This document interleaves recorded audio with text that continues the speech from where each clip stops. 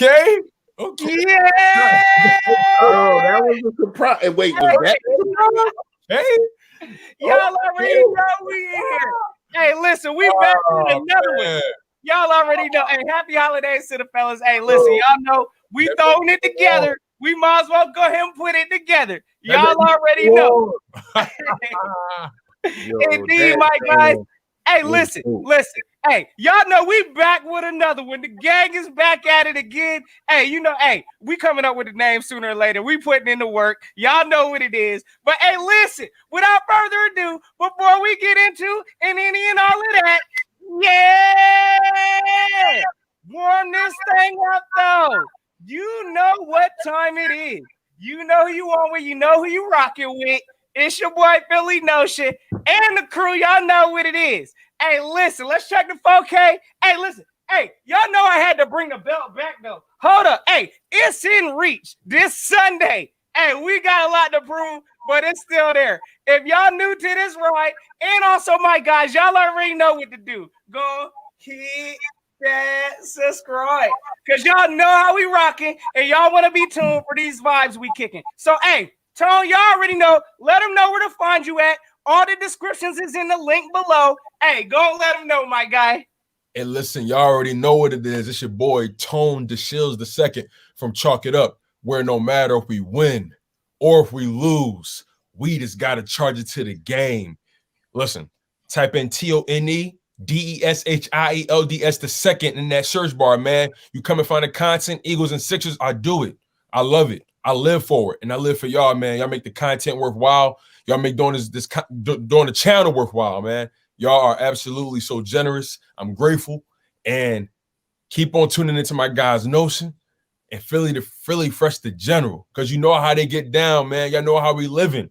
The content, it's in here and it's flowing. Let's dig it. That man, you know who it is, man. Come on now. If you don't know who it is, you living under a rock, man. It's your boy Philly Fresh, aka the General, man. Here reporting for duty. Also, they're not on here today, but I'm still a fool for the Better Bird podcast. But these are my guys. Best believe we got some things in the works for y'all. It ain't gonna be just this calling thing. We got things that we talk about. Yes, we don't just talk on here. We talk off screen also. You know what I mean? We got some things, man. Make sure if you haven't done it, man, make sure you sub up Philly Notion. Make sure you sub up Tone DeShields, man. These dudes is working. They working, and that's why we working together, man. Listen, everybody eats, B. You know what I mean? Everybody eats, B. In the word of Cameron, everybody eats, B. You know what I mean? But seriously, man, thank y'all for being in here, man. Y'all in here. I see all y'all. I see you, Philly J. I see you, Rock the Artist. I see you, Edwin. I see you, Infamous 2K. I see you, Tone Vision. I see you, Kid. I see y'all, man. Yo, that, man. Let's get it, man. What we talking about, Notion? Man, you already know, bro. Hey, listen, we already know what week it is. So, I mean, listen, what needs to be said? It's Beat Dallas week. That's the mission at hand this whole week. So, look, we know we saw a game this past Sunday. Before we go and dive into the Dallas week, y'all know we saw some gems step up. We saw, hey, look, Quez Watkins. Hey, listen, Jalen Hurts continues to do his thing. Listen, the whole Eagles nation right now, we're going through some new changes. Hey, whether some people are in favor of it or not, look, it's happening right before our eyes. So I said we're going to dive into some of these topics. Listen, I mean, first and foremost, of course, let's go talk about what it is. Like, all right, hold on one second. Let me pull up this little intro here real quick. So, all right, Jalen Hurts. Let's talk about him first, because I think he's the most electric part of this talent on this team. So I need to know from you all. First of all, what's your thoughts on Jalen? Tone, kick this off, man. Like, the question's out there. Is Jalen Hurts? Is he the future? Is he the new movement? I mean, what do we do with this delicate situation that we've done with Jalen Hurts so far, my guy? Well, first and foremost, I want to pay respect to Jalen Hurts, because Jalen Hurts had played well. He's played well. He's actually exceeded my expectations, especially in that second game. The second game was definitely a leg up from the last game. And, I want to give him his props. I want to give him his respect, because the brother is balling. and he fighting for that number one spot. So I want to give him his respect because he's playing good football and he's doing what he's doing with this roster and who's coaching it as well. So I just want to give him his respect first and foremost.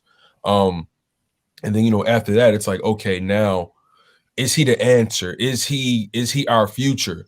What are we going to do with Carson Wentz? Because 9 times out of 10, he's out of Philly. And I highly doubt he'll take another snap for us. And then on top of that, we have all these rumors circulating about Carson Wentz and how he feels about Hurts and how he's been carrying himself throughout the organization, which in my humble opinion, I believe are just baseless and just built on rumor and hearsay. And I think it's just lazy journalism. That's just my humble opinion. It's clickbait. But Jalen Hurts, he's shown that he has a capability to play this game in this league. He's beaten 2 good teams. I'm sorry, he's beaten 1 good team, lost to 1, but played very well. So, there's things to build on. I still believe we haven't seen all of him, and I feel like we need to see him in more dire situations.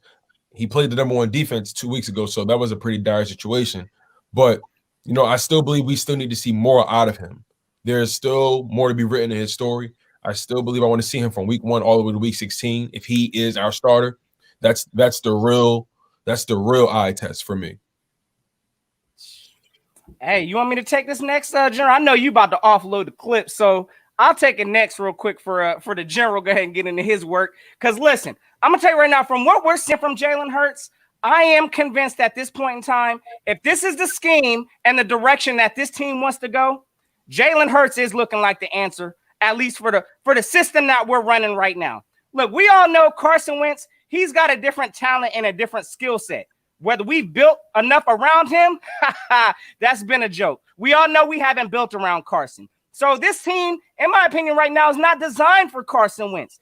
Jalen Hurts shows enough mobility. Listen, from what I've seen, and it's only been 2 games, I understand that. I definitely need to see more. But the things that I've been seeing, listen, yes, that man definitely has a lot of potential. And as long as we continue, if we can build around Jalen, which I'm not confident we're going to do that either, honestly. But at the same time, he fits this scheme and this system to a better mode, in my opinion, than Carson Wentz. So with that being said, listen, these Eagles got a tough decision to make.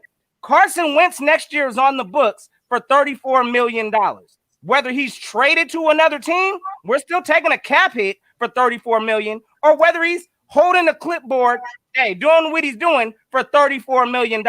We ain't walking around that. But at the same time, Jalen Hurts, the energy he's brought into this team, look, the players evidently are playing for him more. You see the likes of Alshon Jeffrey, making epic plays. You're starting to see sightings of Quez Watkins. Evidently, the coach then figured out how to design a game plan when Jalen Hurts is in the game. So I don't know, honestly, how the Eagles are going to completely handle this situation. But as I'm seeing it right now, I do believe that, it's fractured between Doug and Carson right now. Jalen Hurts is looking like that guy, and I'm not going to be shocked come 2021 if number 2 is leading us at the helm. And that's how I'm going to end it on that note. What you got on that, my guy, the General? Oh man, it's so much to try to dissect and try to, because at this point we're really playing the guessing game. The organization is playing the guessing game. And shout out to Easy last live, he said it the best. This is a 10-year decision. When you really break it down and when you really look at it, is it going to be the guy that had a couple good years? You know what I mean? I still feel as though the organization was failing him. And I felt as though his coach and the organization was failing him this year also. But he's been playing bad. Like, it's no way to try to form it. It's no way to try to act like that didn't happen. What we seen all year for 12, 13 games, 12 and a half games, we seen some good. We seen some good. We have seen some good. I thought he played good in the Pittsburgh game, in the Baltimore game, in the 49ers game. But then when you break it down, man, he has failed more than he has won, and obviously the record shows it. The Cincinnati game, I think he did good. The first half it was like, but then like if I'm gonna push back, I gotta push back a little bit on that Cincinnati game because the first half I'm not gonna, but he turned the ball over in our own territory, I think twice, right? Yeah, he did. He did. He's very dangerous. That's why I said, all right. You did say that, right? So, my thing is, this decision is hard, and I'm not gonna lie. As much as I like Carson Wentz, when you turn on a TV and you see Jalen Hurts, it's like you looking at two different quarterbacks, two different offenses. Sometimes, yeah. And even though we won last week, I thought this week was a better game for him. And the reason that I'm saying that is because they challenged him to run the football, and they were shutting some of that running down, and he threw the ball. And that's what I wanted to see. I just didn't want to see him run and beat a guy to the edge and get a first down. No, because they're going to adjust to that, like the Cardinals did. They adjusted to that. But man, he threw the ball. He threw the ball, and no lie, I like what I seen. Good things he could build on, right?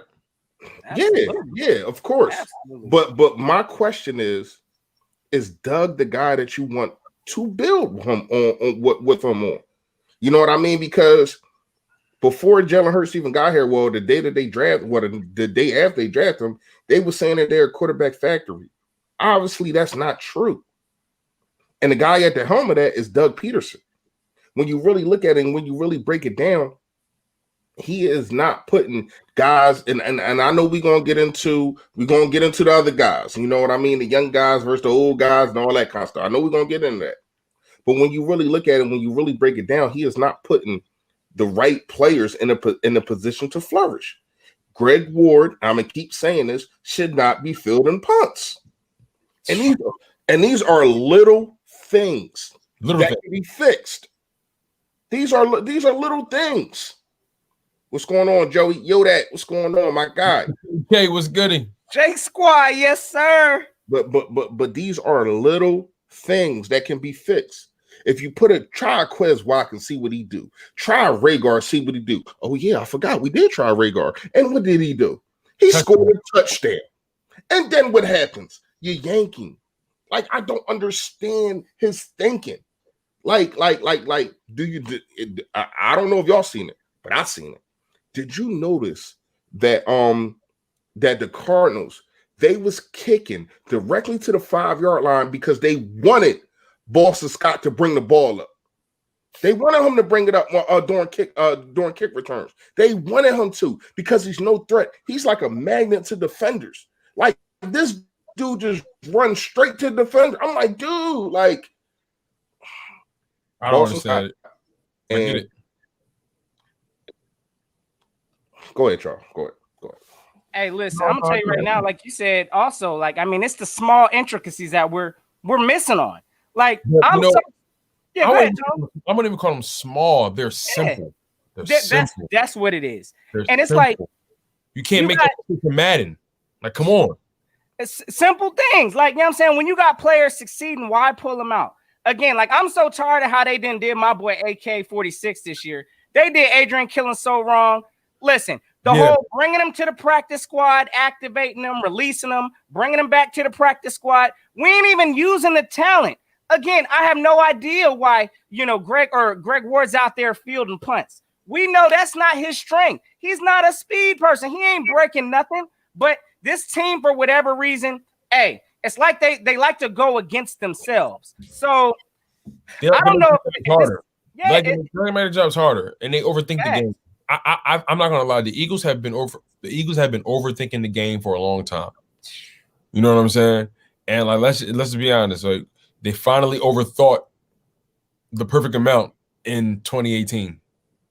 It was they needed to overthink that year, maybe. Like, but it's just there have been so many failures along the way, throughout this organization.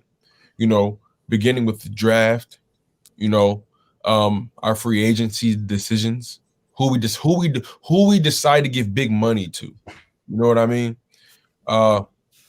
It's really been quite frustrating watching this organization do it to themselves. That's been the worst part. And these are based, in my opinion, if I see it, I look at them as simple football decisions. If someone, for example, at wide receiver, right? And I know we're kind of going on a tangent and we're just going, but we're just talking about this organization as a whole. If you see a wide receiver in the draft who physically and stat wise, he is the man, like athletic, get him. Man, like, and you have a chance to get him, get him.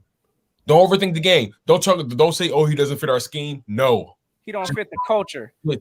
Just get him, because he'll learn the scheme. He'll learn the culture. You know what I'm saying? But my thing is, like, they act like they always overcomplicate football as if it's not just at the end of the day, throw the ball, catch the ball, stop the ball.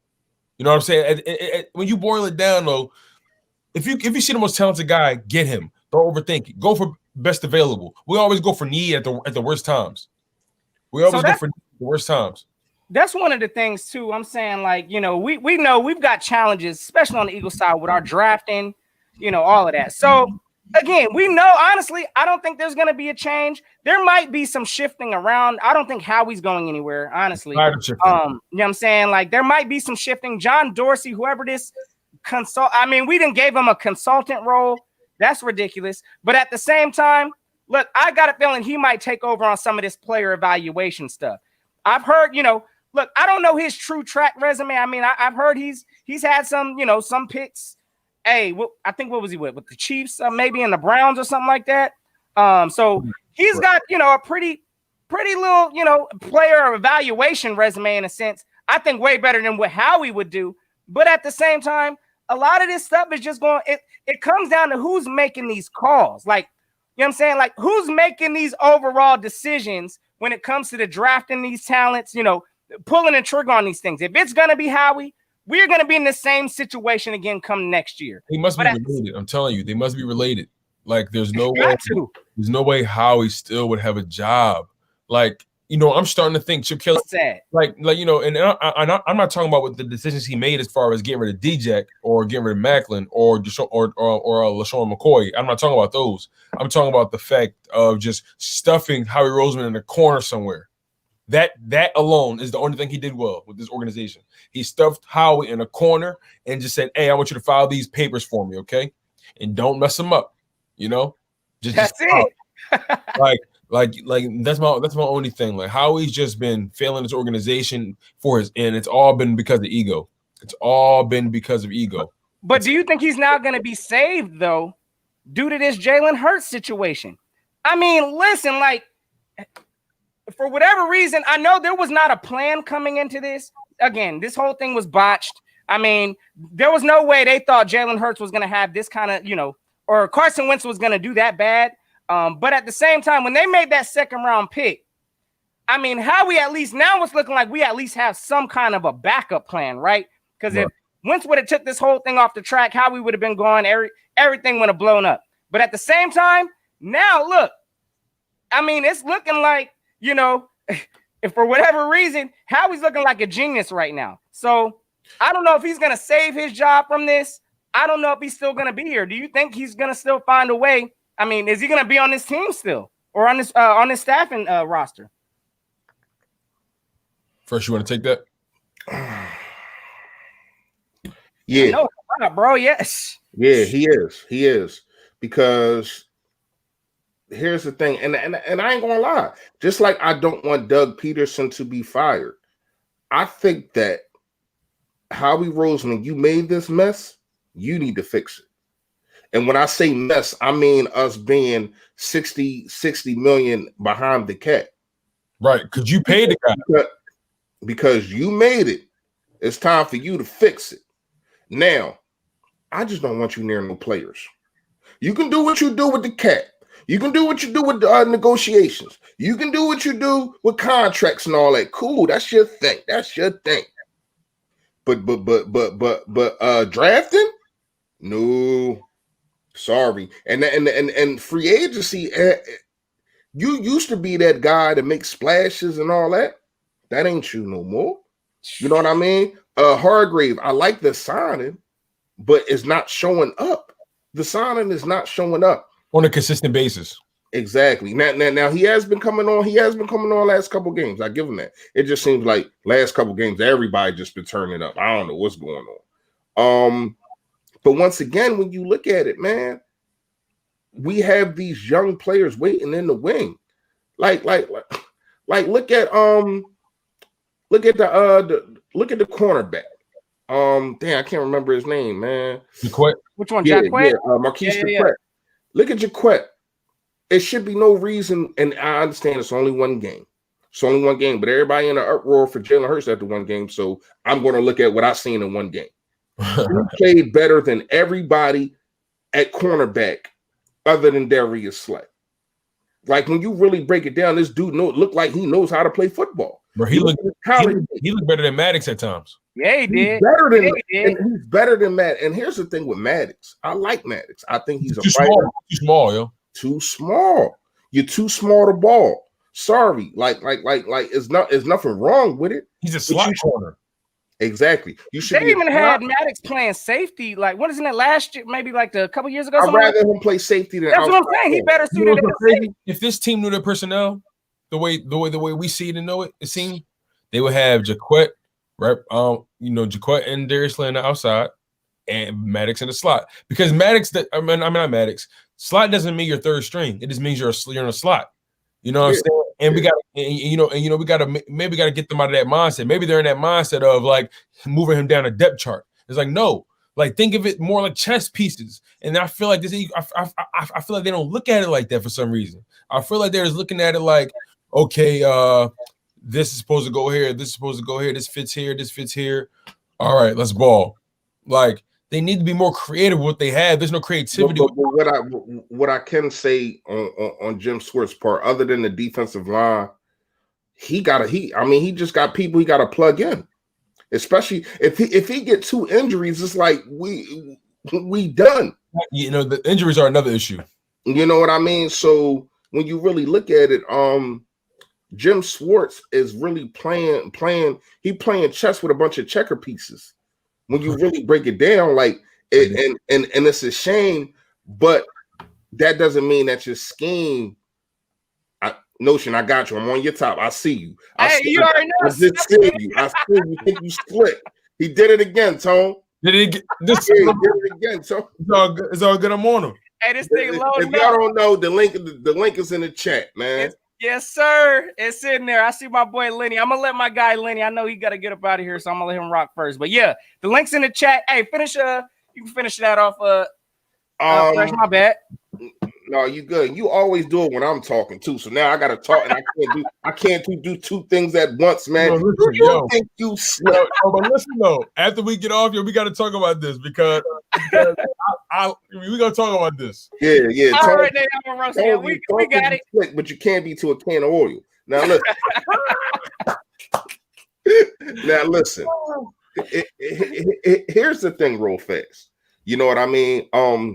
I think Jim Swartz can do a better job.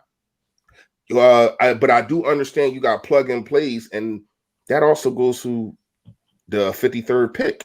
Now I understand we got Jalen Hurts, and everybody's in the, this pick might be. I still don't like the pick. I like the guy. I don't like the pick. It was so many holes that we had, especially at the time it was a bad pick.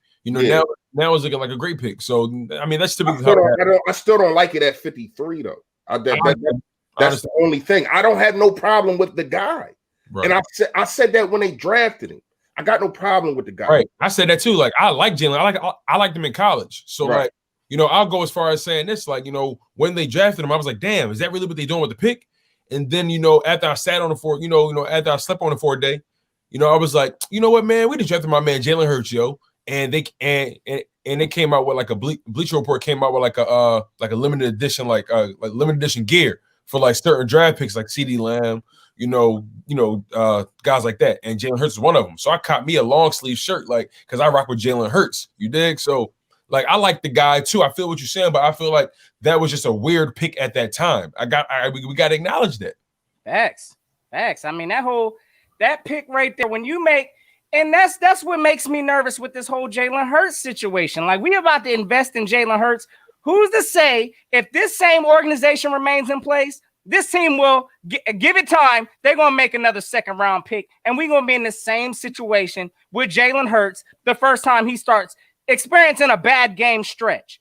It is what it is. We all know Carson this year, worst year of his career, in my opinion. Again, terrible, absolute.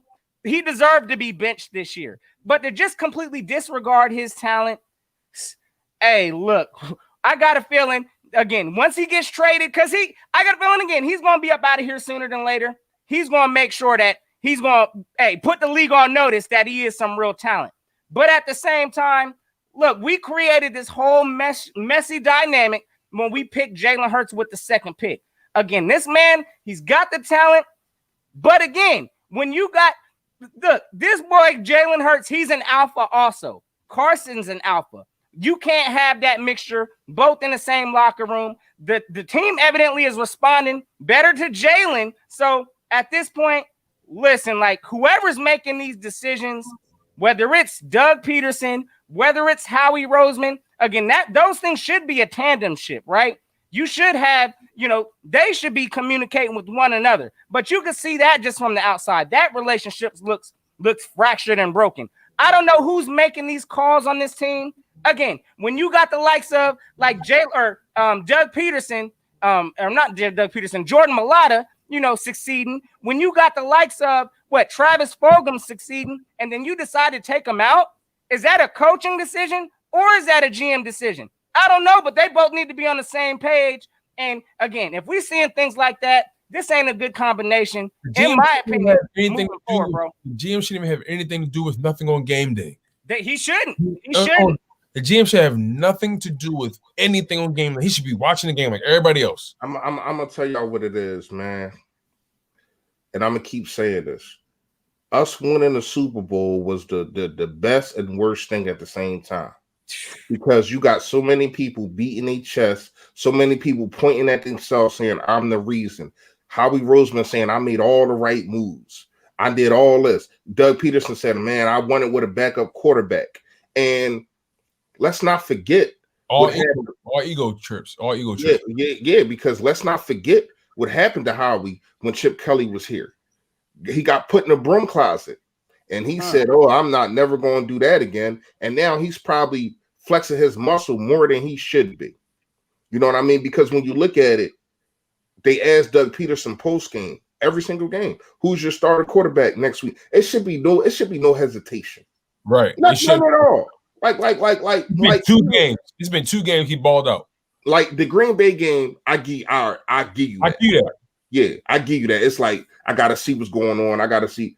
But after the Saints game, it should Jalen's my guy. It should be Jalen's my guy for the rest of the year. Like why? Like, first of all, why in the hell is you even putting it in Carson Wentz's mental that he's gonna play?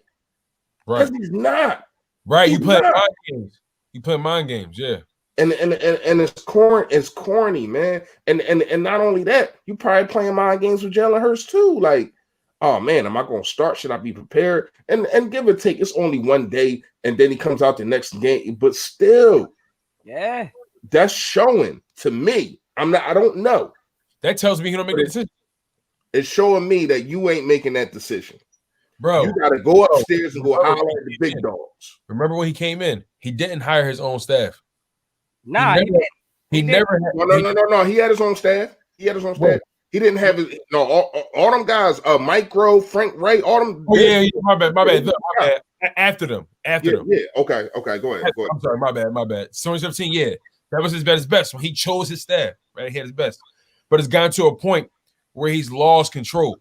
It's gotten to a point where he's lost control of something somewhere, and I don't know what happened or what sparked that. I don't know what dynamic has changed with Howie and Jeffrey, but at some point, Doug Peterson lost control of who he hires or who is on his staff. Like you said, He told his homie Mike Rowe, "Yeah, he gonna be back." 24 hours later, he gone. Step into my office. Why? Because you're fired. Right. but I don't understand it. You feel what I'm saying? And it seems like Howie is removing all these people that shows how great of a coach Doug is. It seems like Howie's trying to pull is Howie turning into a baby Jerry Jones?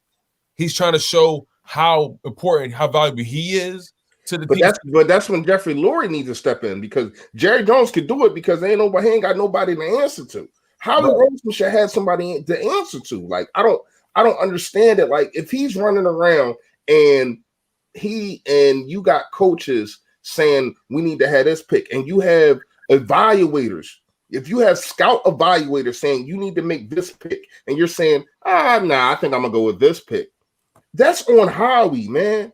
Like you cannot do that, especially when you're failing. You're failing. Now, this draft, I like this draft. I'm not even gonna lie to you. But drafts before. This is a good draft. We had a pretty good draft this year. I'm not gonna lie. It was decent. Yeah, but I just don't think that I don't think that most of the people are being. We could have had a better draft. Right. We could have had a better draft. Like, I mean, yeah, it was decent, but it could have been better. It could have been better, but it was decent. But like Fresh said, I don't think we're utilizing any of these guys properly. The only person we have remotely is Jack Driscoll. Hey, fellas, I'm bringing my guy. I like Kayvon. No, what I'm saying is remotely used well. We've only remotely used well Jack Driscoll. Everybody else, we failed them somehow. Okay. I got you. Hey, I'm gonna bring my guy Lenny D on. I know he said he got to go real quick, so we're gonna start bringing some people on. Yeah. Hey, listen, it look like Joey Shake's trying to get up in here too. This whole thing is full right now, so you definitely gotta bring Joey on this joint. Oh yeah, we're trying to get Joey up in here too. So all right, let me bring my guy Lenny D in this thing. Hey, you already know we're gonna try to. Hey, tell us how you feel. Y'all feel free, ask us any questions, and we're gonna try to keep it rocking as best we can today. So my guy Lenny D. Yes, sir. In this thing, what's going on, my guy? Yo, y'all. Hey, bro, it's Beat Dallas week. So first thing first, we need to handle that. But how you feeling today, my guy? Good. I'm feeling good. You know, I want us to sweep Dallas. Even if we don't win the division, I sure want to sweep Dallas up under the rug so they can stop, doing all this talking and all that. But real quick, about the question you had earlier about is Jalen Hurts the answer. That's remained to be seen, but my biggest fear is, and Tone was in my stream yesterday. Shout out to, Tone for being there. I don't know if he heard what I said, but my biggest fear is us getting Drew Brees. What I mean by that, I mean, like, if y'all remember, Drew Brees wasn't always a Saint. Drew Brees wasn't always a Saint. He was a Charger. People forget. He had that shoulder injury. He had the shoulder injury, and a young hot talent by the name of Phillip Rivers came in and played real good. And then they shipped Drew Brees off to New Orleans. And Drew Brees ended up being a Super Bowl champ, breaking multiple records. And as soon as he retired, he's a bona fide Hall of Famer, of course. So, and they were stuck looking on the outside, looking in at Drew Brees having this, great career. And they were stuck with Phillip Rivers, who done absolutely nothing. You know what I'm saying? He's going to go to the Hall of Fame, too. He's going to go to the Hall of Fame, just to name, off alone. All stats. Yeah. He's gonna. Yeah, but he's gonna go to the Hall of Fame off his name and the stats alone. But in my opinion, but here's what I can't say, Lenny D. He got Drew Brees got put in a better position to win, because if Drew Brees probably is with the Chargers, they probably got the same thing going on. It's not like it was a much of a fall off from Phillip Rivers to Drew Brees. He just got put around a better team with a better coach. Yeah. You know what I mean? Like, he had the same coach since he's been there, basically. You know what I mean? Yeah. And this coach knows how to coach. Even though we already know about the bounty gate and all that. We already know about that. But the dude is still a top 5 coach in the league since he's been coaching. So he got put in a better predicament. And that's what I think is going to be the biggest thing to for Carson Wentz. Is he going to go to a team that's going to have him in a better predicament than he was with the Philadelphia Eagles. A guy that's going to finally have a number one wide receiver. A guy that's going to have a coach that's going to run a football. A guy that's going to tell him, yo, you're doing this wrong. You're doing this wrong. When he comes off the sideline and throws a pick or whatever the case may be, a organization that's going to get behind him, and he don't got to worry about a backup being glorified. You know what I mean? He don't got to worry about them not taking down a statue when he probably, I don't know if he asked, but I damn sure know I would have. Oh, yeah. I damn sure know I would have. That would have been an immediate request. Take that statue out of here, bro. Let's be real. Only a black quarterback would ask. Like, no offense, but like only a black quarterback would ask. No, you think Tom Brady wouldn't ask that? Nah, Brady would have got that. And that's a good point. I'm just saying. So, yo, you right, put that bull crap down, man. Like. But you're right, Lenny. Go ahead. But see, that's another point you made. Like, people forget that I think it was either he was hurt or he got suspended for a couple of games. Tom Brady in the Jimmy G situation. Like, Tom Brady didn't like how Jimmy G was playing, even though he's playing good, but he would feel like, hey, this man trying to take my spotlight. So they shipped him up over there to the 49ers. You know what I'm saying? So, and guess what? They was in the Super Bowl last season. So speaking that you just said ship, and I don't mean to cut you off again, Lenny. You good. But here's something that we really haven't talked about on this live, on this chat. Why is it Carson Wentz, right? He look at, and I'm not saying he's looking at it like this, but if I was Carson Wentz, I would look at it like this. A guy in Russell Wilson, right? Mm-hmm. They broke up the Legion of Boom because dudes was talking about Russell Wilson. They said, you're our guy. We're going to get rid of these dudes. If anybody speaks any illness to you, we got you. They didn't do that with Carson, in my opinion. They didn't get rid of an Alshon. They didn't get rid of a Nelson Aguilar. If those are the two dudes, what it seems like to me, you know what I mean? Anybody that speak ill against Russell Wilson, oh, you're out of here. Yeah, they didn't do that but for your quarterback. That's real quick, because there's a difference, though. He had one. No, that's one of the things that, like, honestly, like the Russell Wilson. You got Russell Wilson, right? But he did, and nobody could deny seeing Russell pretty much put the team on his back. Yeah, he had a defense, right? But he wasn't doing it then. He was a game manager when they went. No. He nowhere near was as good as he was. No. Yeah, he was when they won that Super Bowl. Game manager. He was game manager, bro. I lost money on that Super Bowl because of the Legion of Boom. Yeah. That was the second year, right? Yeah. Something like that. But yeah, no, go ahead, Lenny. Go ahead, bro. Oh no, it's just and it's crazy you speak about that. Like, you know, nobody backing him up, and people always speaking down about like who he is as a person. I watched your video yesterday, Tone, and you better than anybody that I know, and LB too. Like, y'all simplified it the best. Like, people calling him soft because he don't want to be there, instead of, you know, false reports coming out there talking about he's soft. He want to be shipped out if he not the starter by 2021. Like, this guy is the absolute opposite of soft. Like, this man got hit, smashed in the knees, stayed out there for 2 more plays, threw a touchdown, and walked to the back by himself. You know, what I'm saying, like, and that's why I get so kind of like angry because, like, or passionate, rather, because I'm from this city, right? Mm-hmm. Like, you know, me and Fresh from the city, right? And being from the city, we feel the pulse of it. We see it with our own eyes. I've been to games. You know what I'm saying? And it just kills me how they just disparage him. They assassinate his character as if he's just been like this, you know, just this out of control guy. You know, like they're blatantly lying, in my opinion. Because when you look on the television, if you see my video, you'll literally see footage of Carson Wentz going through the motions with Jalen Hurts and going through the film, and, you know, on the iPad and all that, and, you know, after the game was over, like, you know, on the shoulders, like, you know what I'm saying? Like, you see it. Like, I don't understand this narrative, and I'm like, ESPN, like, if you look in my video, I'm like, ESPN, FS1, y'all not here. Y'all don't understand. Y'all late to the party. Y'all just clickbaiting it. You know what I'm saying? Stop it. You're like, just stop. It's not thorough. I just read something talking about Tiki Barber. Yeah, I saw that. I just saw that. Like, I just saw that. I'm Tiki Barber calling him the worst kind of teammate. I'm like, bro, I don't want to hear nothing from Tiki Barber, a man that wear them boots. a man that wear thigh boots. Like, right. I don't want to hear to me, nothing. your twin was the best barber, in my opinion. Your twin was the best barber. Rhonda, yeah.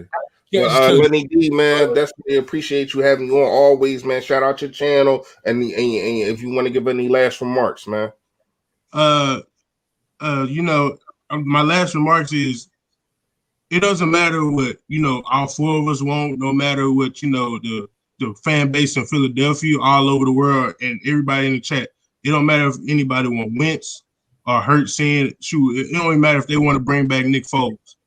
It's just it's the fact that at the end of the day, it's going to be an executive decision on who they roll with in the future. So we all got to get behind it, you know, 100%, whether it's Hurts or Wentz. So some people might not like Wentz coming back next season and being the starter. Some people might not like Hurts being the starter next season.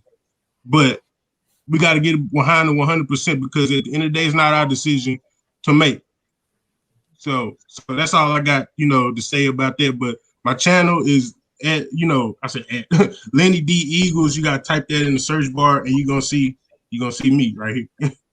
Make sure I go check out Lenny D, man. Real rap. Yes, sir. Go check my man out because he kicking that fire too. So, hey, my guy again, man. I appreciate you for always coming on here, kicking that knowledge, bro. You already know we gonna see you again, Lenny. You got something else, bro?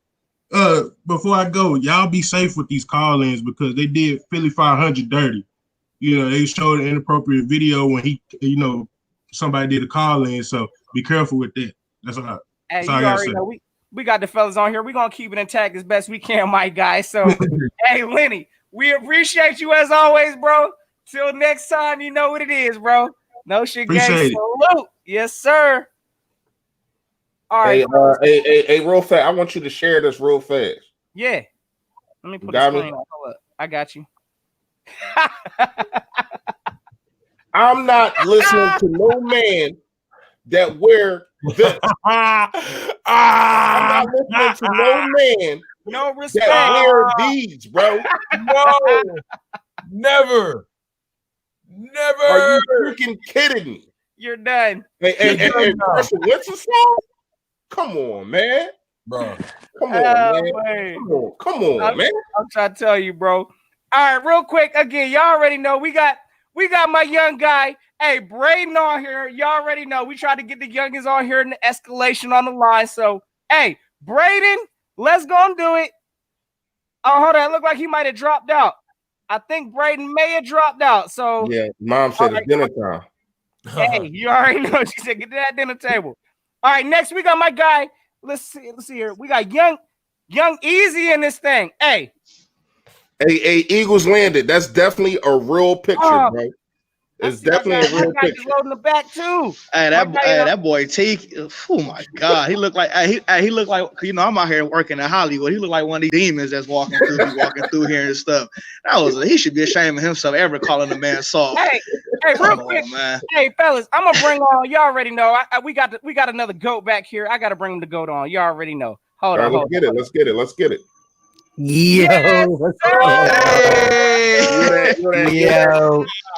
What's good, family? Nothing. I was just about to start. Hey, big salute, bro. Hey, you already know we got to bring young Philly Mike in the building. What's going on, young Easy? I always be in the chat when you just getting off. When I check these videos. I ain't gonna lie, I'm kind of upset at you though, Mike. You forgot to invite me to the fantasy league, and we've talked about that for a minute. What happened? You know, to be honest, look. Hey, Easy. I ain't gonna lie to you. You ain't want to be in this joint. I'm smoking things. You hear me? Like, hey, Fresh, hey, you know what it is, though, bro. You got to catch this drop off this weekend, bro. You know what it is. Yeah, I'm facing you. Yes, sir. Oh, man, come on, man. You already know Easy dub. Yeah, my fantasy league right now, I look bad this year. I won the championship last year. I just played in the 11th place game. That was a damn shame. I didn't even go. I ain't even gonna lie. I wouldn't even play. I wouldn't even sign my line up. No. Because what I did was, so we had a $50 buy-in, and then when the playoffs started, the ones that didn't make the playoffs, I told everybody that didn't make it if they wanted to put $20 up for that little playoff bracket. Yeah. So that's and that made the league, keep being competitive. Hey, East, can I ask you a question? When is y'all championship? Week 16 or 17? It's this week. 16. Yeah, we don't do the 17. Hey, you don't gotta tell me. You don't gotta tell me. I'm just saying, our championship is week 17, bro. 17, because a lot of times in 17 they be sitting them out and stuff. Yeah, I know. Like, so I know. you don't want to be in the championship and have that. Like, you don't want that. I agree. Yeah. Imagine the Titans winning the division and Derrick Henry sitting 17 for you. You're gonna be sick. Exactly. Yeah. So, but I guess you gotta go on that waiver wire kind of heavy. Whoever gonna be in that championship. In my league, I don't do the waiver. I keep it open. You gotta be on. You gotta be up. You gotta be up and be paying attention. None of that sitting back. I'm gonna claim a player. Nah. Yeah. When you see the drop, be on it. There's money on the line. Be on it. But Easy, I got a question for you, man. How you feel about this whole Hurt situation, man? With Carson Wentz and the rumors about Carson, how you feel about that? How you feeling, my guy? It's a done doubt already. They made the decision when they drafted the kid. Like, they did that to themselves. Like I said, we about to be in a mess. I see the comments coming down there. They talking about, Winston failed the team. I don't know, man. A lot of them people, I don't think their IQ is all the way up there. That's just what it is. Like, when you look at us, like, okay, I'll give you an example for the last game. That wasn't Hurts' fault we lost. That was Jim Schwartz's fault. Like, how many number ones gonna beat us? Like, think about, so from DK, we went Adams. Only reason that Michael Thomas didn't kill us because you see his ankles messed up. He out for the rest of the season now. He's still and then Hopkins hit us for $160. And it's like, dude, why do you keep playing all these number ones one-on-one? You got a rookie out there playing dude one-on-one. Like, you can't do that. Like, you just can't. Not against. You'll let a number one receiver destroy us every week if we win against one. Like, thank God we don't got them type of receivers in our division. Can you imagine what they would do to us? Yeah. Like, it's bad with him out there doing that. Remember what Odell used to do to him. That's my point. But yeah, with the win stuff, I didn't came to the conclusion with that. It's like, he's gonna move on, which he should want to move on. They could call him whatever they want to call him because he want to move on, but he should just move on. That's what he should do. Yeah, Go ahead. Let me ask you this question though. So what is your take? Let's keep Wentz out of it because it don't got to be a verse type thing. But what is your take on only the 2-game sample size you saw from Hurts? He been solid out there. I ain't gonna lie, he been solid. But see, my point when it comes to is I read a lot of stuff and I see they talking about we looking different, but to me we scored 7 points and 6 points in the second half for 2 games. I don't know what's so different about that. That's not good. The 20 in the first half. No, we did put the 20 in the first half, but I'm like, that's when you win the game in the second half. We can't put up no like we could have Arizona tried to give us that game. Like, if you really think, they was giving it to us. All them turnovers they had in the red zone, they was fumbling the ball. They was like, here, take it. And we just couldn't take it. Jalen Hurts did enough. No. That's what I'm saying. I'm not blaming him. He did enough for us to win. And like I said, Arizona was trying to give it to us at the same time. But it's crazy. It's crazy. If I say something like that for Jalen Hurts, it's, oh, you right. But if I say something about that for Carson Wentz, is, oh no, he should have did this and he should have. You can only do what you're allowed to do. Yeah, that's just common sense. Like, a lot of them plays, he takes off and runs because he has that ability. Like, we all knew when we drafted Wentz that's not what he was built to do. Like, he don't run like that and do stuff like that. So that's just what it is. But you can still put him in bootleg things though. It ain't like no. I'm talking about I'm not talking about the bootleg. I'm talking about, like, if you know when, like, Hurts, I seen him drop back. Drop back 5. I'm just saying that because I think the coach is still failing. I think the coach. Oh yeah, easy. Yeah. That's facts. Even in the win against the Saints, I didn't like his play calling. I didn't like his situational football. Even in this game, now some of the play calling I did like. Finally, you got Quez the freaking football that I've been screaming for. Man, he got on the field. Not even the football. He was active and he played. That was amazing. That was amazing. It was good to see him out there. Like some of the play calls, like, dude, where was this all year? You know what I mean? But then he goes through these motions where everything goes back to being Manila. And then you run the same 3 plays. That's the thing. When in the second half, that's what I mean with the 7 points and the 6 points. Well, it should have been 7, but the Zach stuff, I don't know what happened with that. 12. But it's like when they adjust to us, they're stopping us. Like Mike said, we put 20 up in the first half. That it was beautiful. Check nice, this out, good Coach. 20. Again, Miles Sanders gets better looks with that read option and RPO from Jalen Hurts. And so you ran 12 times with what I'm saying, he gets better looks because the linebackers got to freeze for.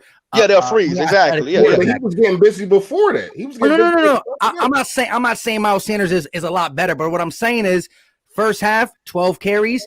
The linebackers are freezing. Is it Miles? Is it Jalen? Is he throwing? And then second half, you go back to more of a traditional drop back, quick passes, which some we hit on, some we didn't. But 12 run attempts in the first for Miles, 5 in the second.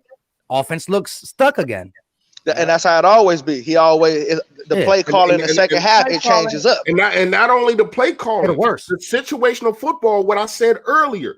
Why in the hell is Boston Scott returning kickoffs? Why Rager should take all the punts. Greg Ward returning punts. Like that's what you draft. Like you didn't draft Rager because he was the best receiver available at that moment. You drafted him because he had specials. Like he could do other things more than a receiver. And then when you see Greg Ward out there catching punts and he's not going nowhere, it's like, dude, why did you should have just drafted Jefferson in? Greg Ward should not what was the point? He should never be who, by the way, is going to the Pro Bowl. That's why I say, like, them type of things we don't want to talk about because, see, we could have had Metcalf on one side, we could have had Jefferson on the other side. So, like, that's 2 Pro Bowl receivers right there. Well, then you could have had me back there and I would have been able to start. You could have been in the slot. You know what I mean? Might catch you some passes. So, but them is dark days. We don't want to think about them days no more because, we got to move on. So now we need to we can't lose to the Cowboys, so we got to win this week. Absolutely. Now, if we lose now, I ain't gonna lie. Like if we go to the finale against Washington, it's for the division. We got to win. Like I forget the draft pick, we got to get the W. But if Washington, if they take care of business against the Panthers, which I think 2 glove Teddy gonna get him. I think because he got to start winning himself. They paid him, and he, too. But see, and that's the thing, with the win stuff, all these quarterbacks playing bad out here. For him to get benched that fast, I know, like that's why I want a lot of fans to like look at like what quarterbacks get benched that quick. Like really, like you got to think about it. Like over the last 10 years, nobody. Like remember, I'm out here in LA. I'm out here. Jared Goff played horrible last year after coming out the Super Bowl. Played horrible all last year. He is the reason that they didn't make the playoffs last year. He still got a starting job. Yeah, but you got Jared Goff. You got you. It's a lot. Ever since the Super Bowl, Matt Ryan, he been cheats. You got Matthew Stafford that really been cheats 10 years. It's a lot. That's why I say it's a lot of QBs that's had bad. Yeah, that had bad seasons. Tom Brady been playing bad this year. Well, he ain't never getting benched. They ain't benching him. I'm just saying, though, bro. People are not called. This is our fan base and other fan bases. People are not calling for them dudes to get benched because they understand. All right, he going through a slump. Hopefully, they got hope that the slump. Like he was supposed to get the whole season. If he was supposed to play all season, he don't get it. Okay, we come in the next season. I would have benched him around like week 8, week 9.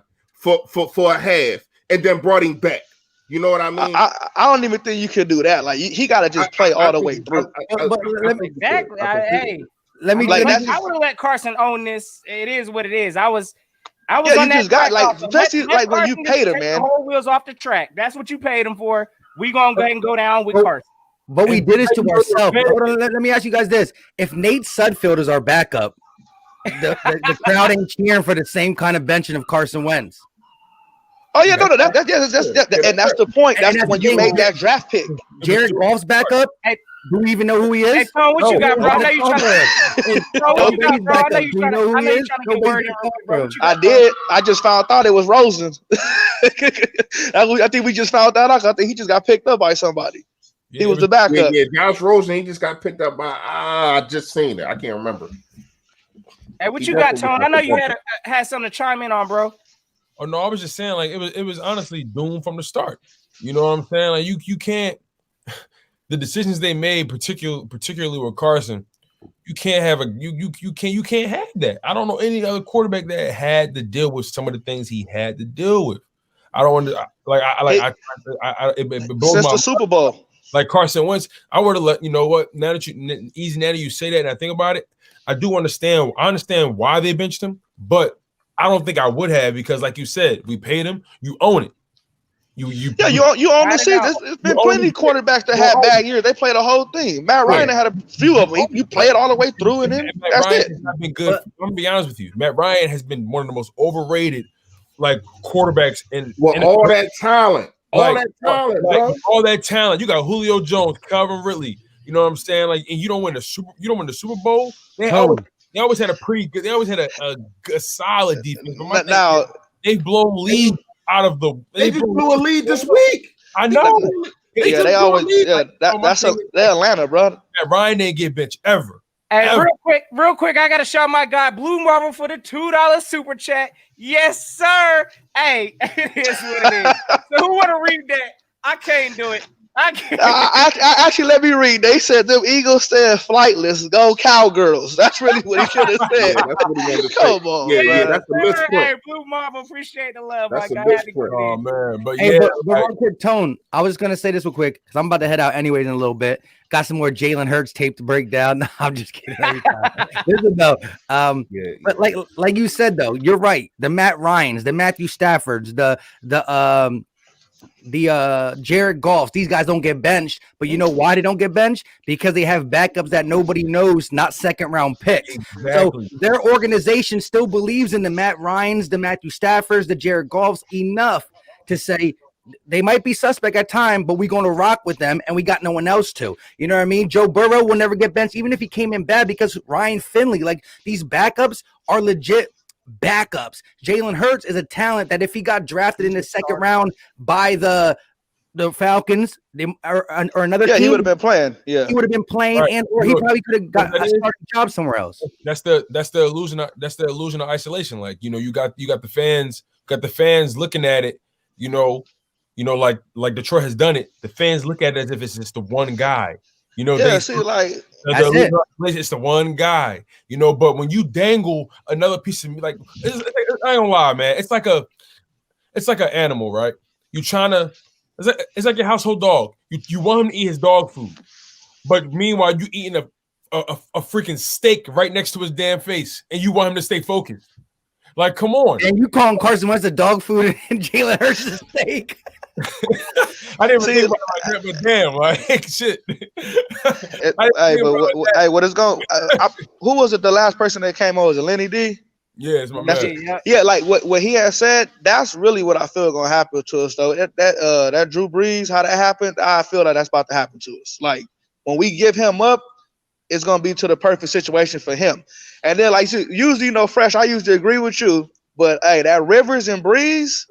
Rivers had talent over there in San Diego when he was there. That year they went 14-2 when they blew it against the Pats. I never said that though, bro. No. But he never could get he only went to be honest, Phillip Rivers don't deserve to be in the Hall of Fame. He don't. But he really don't.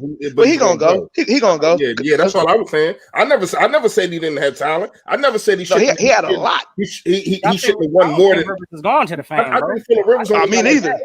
Me neither. I don't believe it. Playoff wins, bro. He ain't got a ring either, right? I mean, yeah, he ring. He only got like 4 playoff bro, wins. they ain't putting McNabb in there. Nah, he ain't going, bro. He only been to one conference championship game. Yeah, nah, he ain't. Bro, how can you be in the AFC for 16, 17 years and never beat Tom Brady once? Bro, McNabb, come on, man. McNabb had a better career than him. That's what I'm saying. They ain't giving McNabb in the fame. So yeah, if McNabb didn't make it, then he definitely shouldn't be making it. But come on, and we know what that's about. Like we not. We know, but that's what I mean. But I just think we need to, we're gonna keep Hurst. So we just got to build the team around him. But we still need to get rid of Jim Schwartz, though. So real fast before y'all go, like we talked about Carson Wentz, we talked about Jalen Hurts. How do y'all feel about Dougie P? If I'm being honest, for me personally, real quick, like it's just I'm gonna keep it short.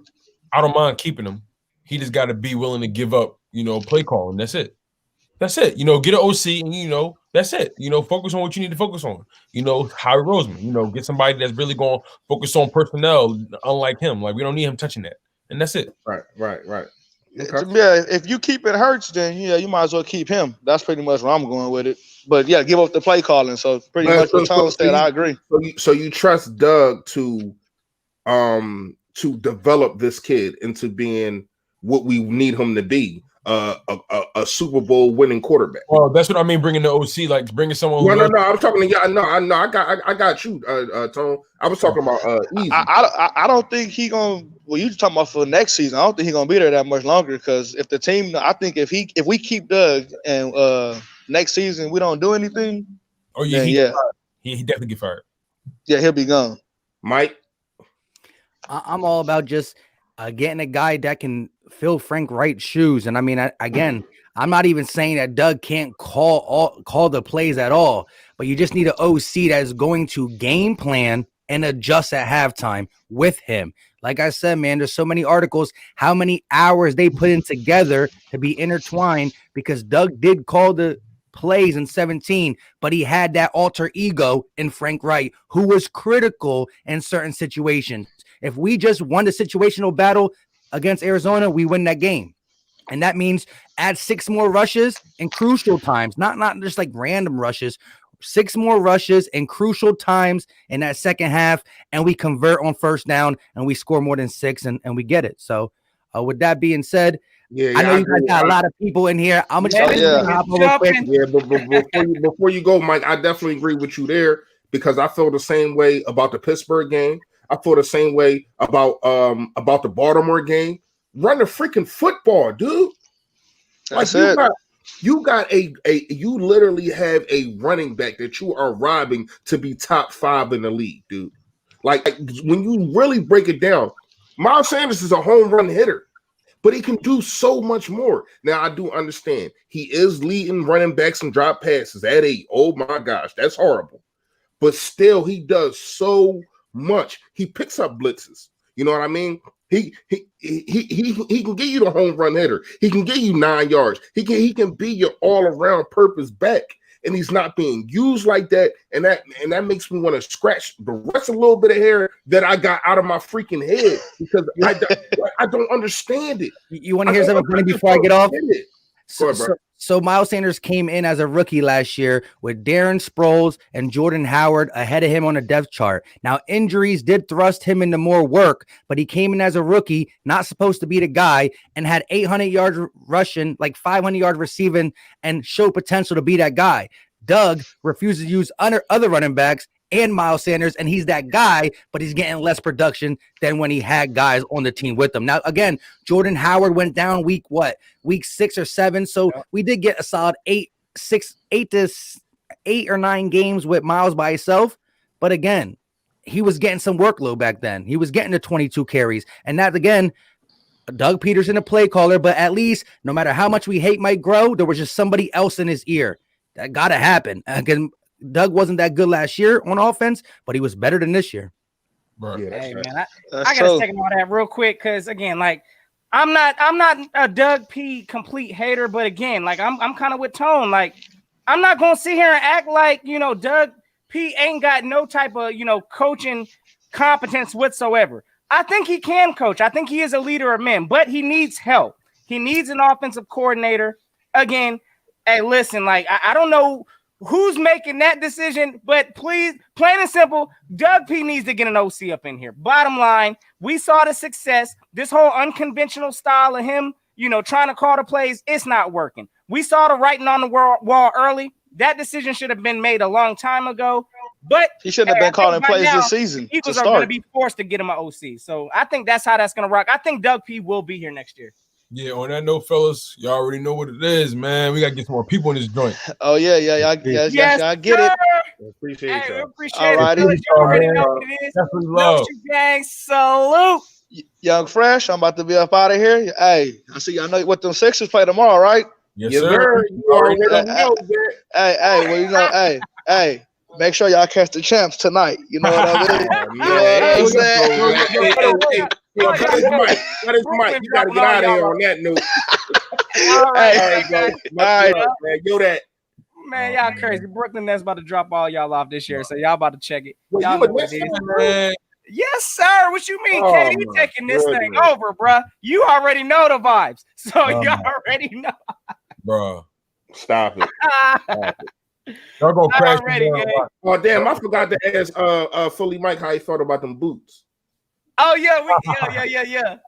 Hey, y'all make sure y'all. Hey, we trying to cook up something potentially too. So y'all just make sure y'all. Hey, again, check out all the channels on here because we try to bring y'all new flavor and new things. Hey, when we can also. So again, we got some things cooking, like my guy Fresh said, this upcoming year. So y'all know what to do. Go check out all the channels. Listen, man, it's gonna be because we coming with it.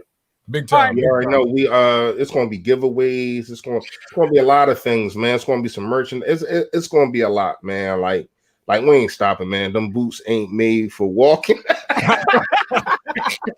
I'm sleep. Hey, Mike, you going crazy, man. You already know. Hey, I'm gonna What we bring got my next, guy Luca? back on real quick. Hey, I already know he up late. My young dude, Braden. Oh. Hey, listen, I know you in this thing, bro. What you got today, What's man? up, You already bro, know. So, it's Dallas week, so we're gonna You know what beat it is. Dallas. Let's go. Dallas stinks. Simple. Trash. Is there any Dallas fans backstage? You know, I don't I see doubt it. any. I don't think they're that brave right now because they know what They're time it scaredy is. Cats. I ain't heard that in a minute. Scaredy cats. Ooh. Yes, indeed. All right. So what you so you know, since it's Dallas week, right? And we're gonna switch things. So what is it that we have to do to beat Dallas? We have to. Our key to victory is we have to run the ball, Mm-hmm. and we have to run the ball a lot. Mm-hmm. We need to still pass it because we can't just not pass the ball. Of course. They'll catch on. That's it. And our defense has to play really good. Jake Elliott has to play. Jake Elliott has to actually play like he wants to be on the field and not just make money. I feel you, man. I understand that. You got to make the field goals. Like, there's no way, in my opinion, at this point in your career. I'm sorry, like you're a Super Bowl champion. You're a Super Bowl champion kicker. You know what I'm saying? You made all your kicks in the Super Bowl. Like, dog, like act like it, okay? Like you still you can still save your job. And on week 3 of 2017, he kicked a 63-yard field goal. Exactly. Yeah. So let me ask you real quick, Braden. Do you think it's going to be a close game? How do you see this game working out? I think this game will be a medium game. I think it will be somewhere in the 27-17 range. Okay. I can dig it. I can see that. I'm assuming we're on the winning side of that, hopefully. Yeah, you know, come on, man. You don't need to answer nothing like that, man. Okay. Anything else you got for us? Yeah, I have a couple more things. So first, I have to say that we have to get Travis Fulgham what I'm trying to say is Travis Fulgham. We gotta use him. Yeah, we have to use Travis. We gotta use him. Fulgham. Exactly. No, bro, Joey, I'm little Hurts, not Carson. Little Hurts, he said. Get it right, Joey. You gave up on Carson too. Hold on. Everybody, hold on. Stop the presses. Stop. Yo, stop the presses. You gave up on Carson too? Yeah. Why? Jalen Hurts Hall of Fame. I'm calling it. Jalen Hurts Hall of Fame. To the fame. Yo, Hey, oh man. my! Yo, listen. He gave me a stamp of approval. Mark my words. Every Sunday, he say it on my channel that Hurts is gonna make it to the Hall of Fame. Every Sunday on the channel. But was you saying that about Carson too before Jalen Hurts was in the picture? No, I said he's gonna go in the dumpster. Come on, little homie. I gotta get you out of here after that. Come on, stop. No, on the real note, once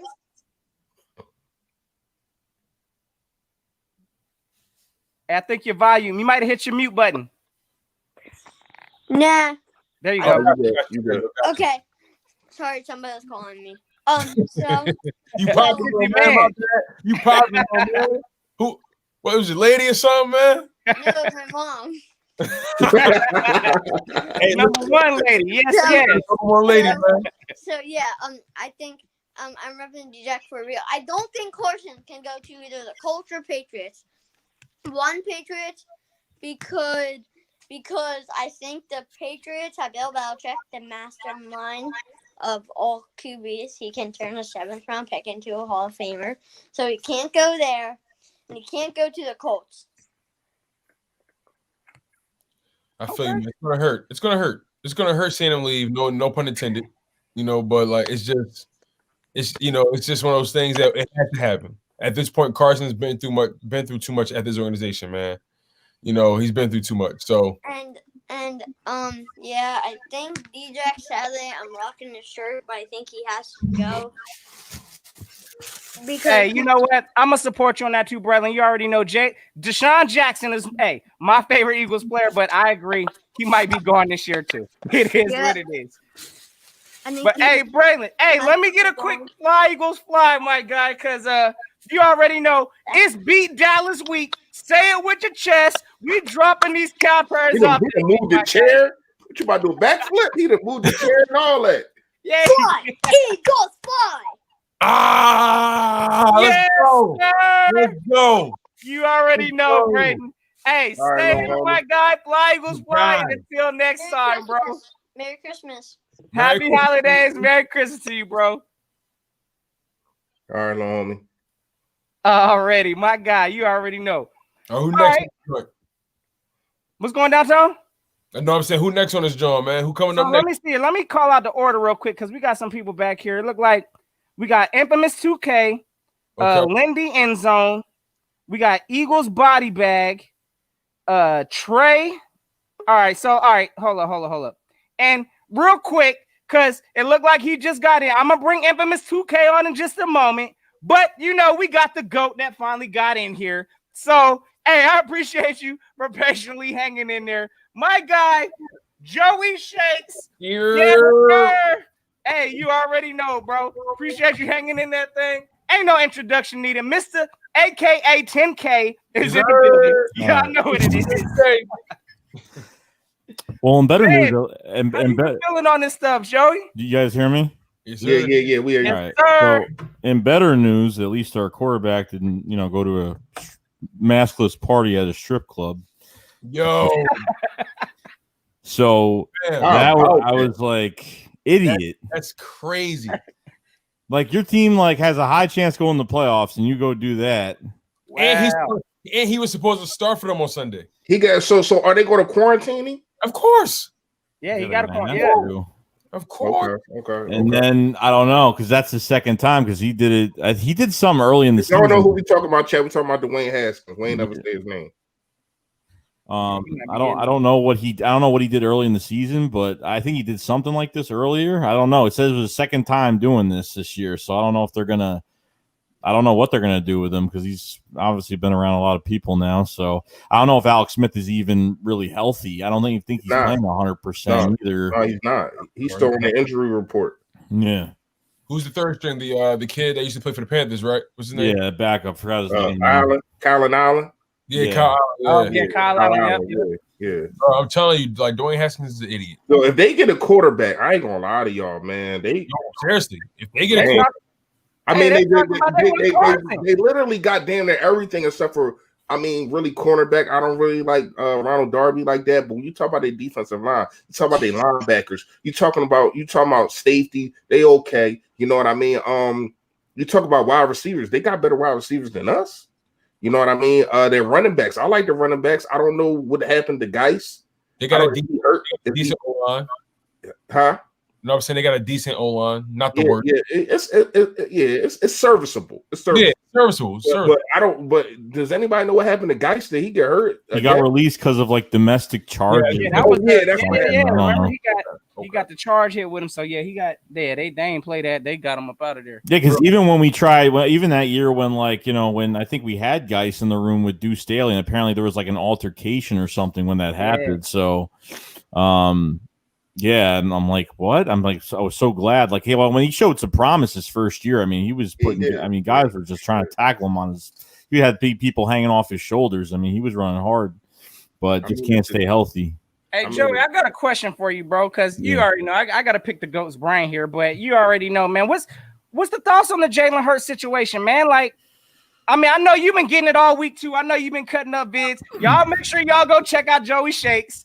No, hey. I know how Joey feels. Shut up.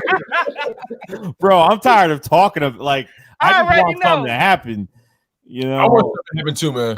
Dude, like I'm looking at just the rest of the games and just see what this is an evaluation period, just gonna see what he does and just see what happens and that's it. Like I don't know what decision they're gonna make. Whatever they want to do is up to them. I mean, my feeling what they're gonna do is I don't think Carson's gonna be here. That's just me. I don't think he's gonna be here. Not that I don't want him to be here, but it's hard. I know it's a small sample. It's a small sample size. 2 games is a very small. Even 4 games is still a small sample size. Just to be like he's just the future of this team. So do you put these guys in a QB competition? Because I was talking to Philly 500 about it. I think before we started streaming a couple of days ago, and he was like, "Well, these guys should probably be in a QB competition." I'm like, "Oh, that's not right. I don't know if that's the right thing to do because it's." It's toxic. It's toxic, but not even just that. But it's embarrassing because you have a guy that's making over $100 million. You know what I mean? Over $100 million. He's in right.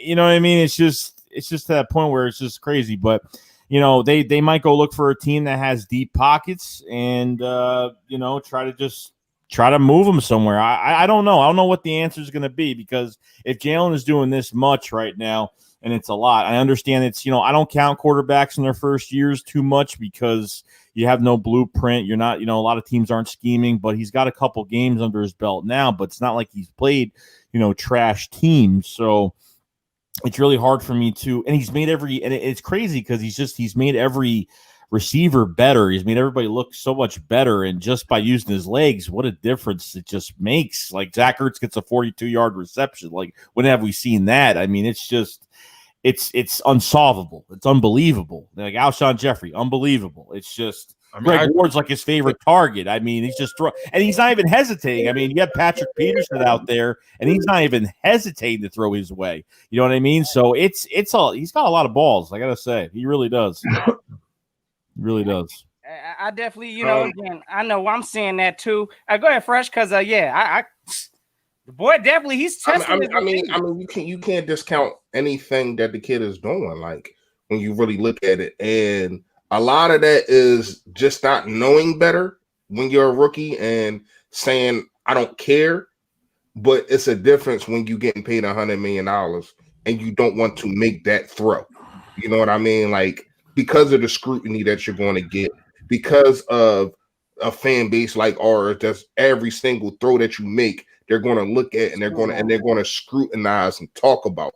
So he got that free will right now. You know what I mean? And once again, I like what the kid is doing. I like it a lot. And Joey, I don't know if you was in the chat when I said this. I actually like this game, the last game, better than I like the New Orleans game because I thought as though he beat them with his legs. But but with the Cardinals, they tried to take that away, and he said, "I can throw the football too. Watch me." And he did his thing. You know what I mean? And I just think that the play calling has been different. I just think that dudes are being used better also.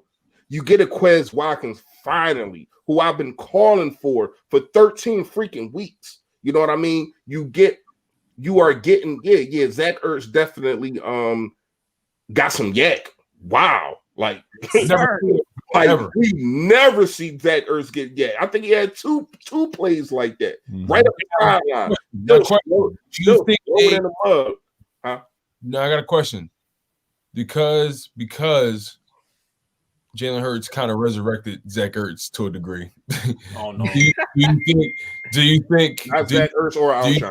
No. I'm gonna answer your question before you even answer it, and then I'll let them go. No, because I want to trade Zach Ertz for the record. I want to trade Zach Ertz. Okay, he's getting value now. This is what I'm talking about. Like here's another speculation type thing here. Like, is Alshon Jeffrey playing because they're trying to get value for him? Is Jalen Hurts playing because they're trying to get value for him? I mean, that's I ain't gonna lie, the Jalen Hurts one, I wouldn't say so. Mm-hmm. The simple fact that if that was the case, if they were yanking our chain that bad, they would not survive the offseason. They would not survive the offseason if they traded Jalen Hurts after the season, based off what they saw from Carson. They would this organization would not survive the offseason. And honestly, I think this is kind of like a double-edged sword because honestly, I mean, yeah, y'all look, I don't think that Zach Ertz's value is rising, period. I mean, it is his value was at the highest at the beginning of this season when I believe we should have, when he got shut down, we should have. I don't think Zach Ertz should have even played anymore, honestly, if you ask me. I think we should have just kept Zach Ertz with his trade values, what it was, and got him up out of here. I think that the league now, they're saying, look, Zach Ertz likes to take plays off, in my opinion. He ain't giving full 100% effort on every single play. I don't know if that's because of the quarterback situation with what's causing them to do that. But at the same time, I don't think Zach Ertz is helping his case right now the last couple or few games of the season trying to ball out. So personally, I already think his trade value's done. I don't even think – I mean, it is what it is. Zach Ertz has some talent. Teams are going to see that. But I don't think he's doing himself any favors right now these last couple games. He's risking injury potentially. I mean, I wouldn't even put Zach Ertz out there at this point if we have, considerations of trading him. But at the same time, look, I don't think he's helping his case. I don't think Alshon's helping his case. Yeah, he scored last game, but everybody can see Alshon is slow. He lost the step. I don't think his trade value is going up either. So I really don't know what this team is doing. I don't understand the logic behind trying to give them, trade value because they look like average players. They want to win now. Like they want to win. Like they really haven't showed that they're looking the next year yet. They want to win this division still. So facts. It's definite. But you don't think you can get a 7 for 6 for an Alshon Jeffrey? You don't think you can get that? I want to just get him out of here for nothing at this point. Like I don't even care. Right now, I take a pack of Newports and I don't even smoke. Like seriously, I don't care at this point. Like I don't care at this point because you know what I think. Like going into next year, like yeah, you go in the first round get a receiver like easily, but I think there's a lot of. I mean, we saw it's just crazy. Like with Carson, it's just weird because we like safety. We need so much, man. Like all everybody was bitching about was Carson not having any. Look, I don't think he has a number one guy still. I don't think so. I still don't think we do. We don't have that guy. Even Rager's been playing, but Aaron Moorhead even said this year, he's been stinted a little bit back because of these 2 injuries that he's had. So maybe he's not, in his groove too much, but he's looked a lot better. But I don't think both these quarterbacks have their number one guy. And I think Rager would be a nice complimentary to that. A compliment to that. And, I think with Dallas Goedert here, like, look, we had trade value I guess we had some type of value for Zach Ertz. We had Green Bay. We had the Ravens have some interest, I guess. But obviously, Ertz was on IR, so you can't trade anybody on IR. So it was totally impossible. So I don't know what they're going to do, but I don't even want to be them. I really don't. Because like you said, it's a double-edged sword notion. Like you said, it's a double-edged sword. Like I think we're going to get fucked regardless. Yeah. Regardless, I think we're going to get screwed. So, I mean, I think I have no answer. I really don't. Like I think Hurts is going to play good the next 2 games. I mean, that's what I think. But if you beat my question. No, go ahead. My question to you, Joey, is it's really the topic of the last 48 hours. Do you think Carson Wentz is soft?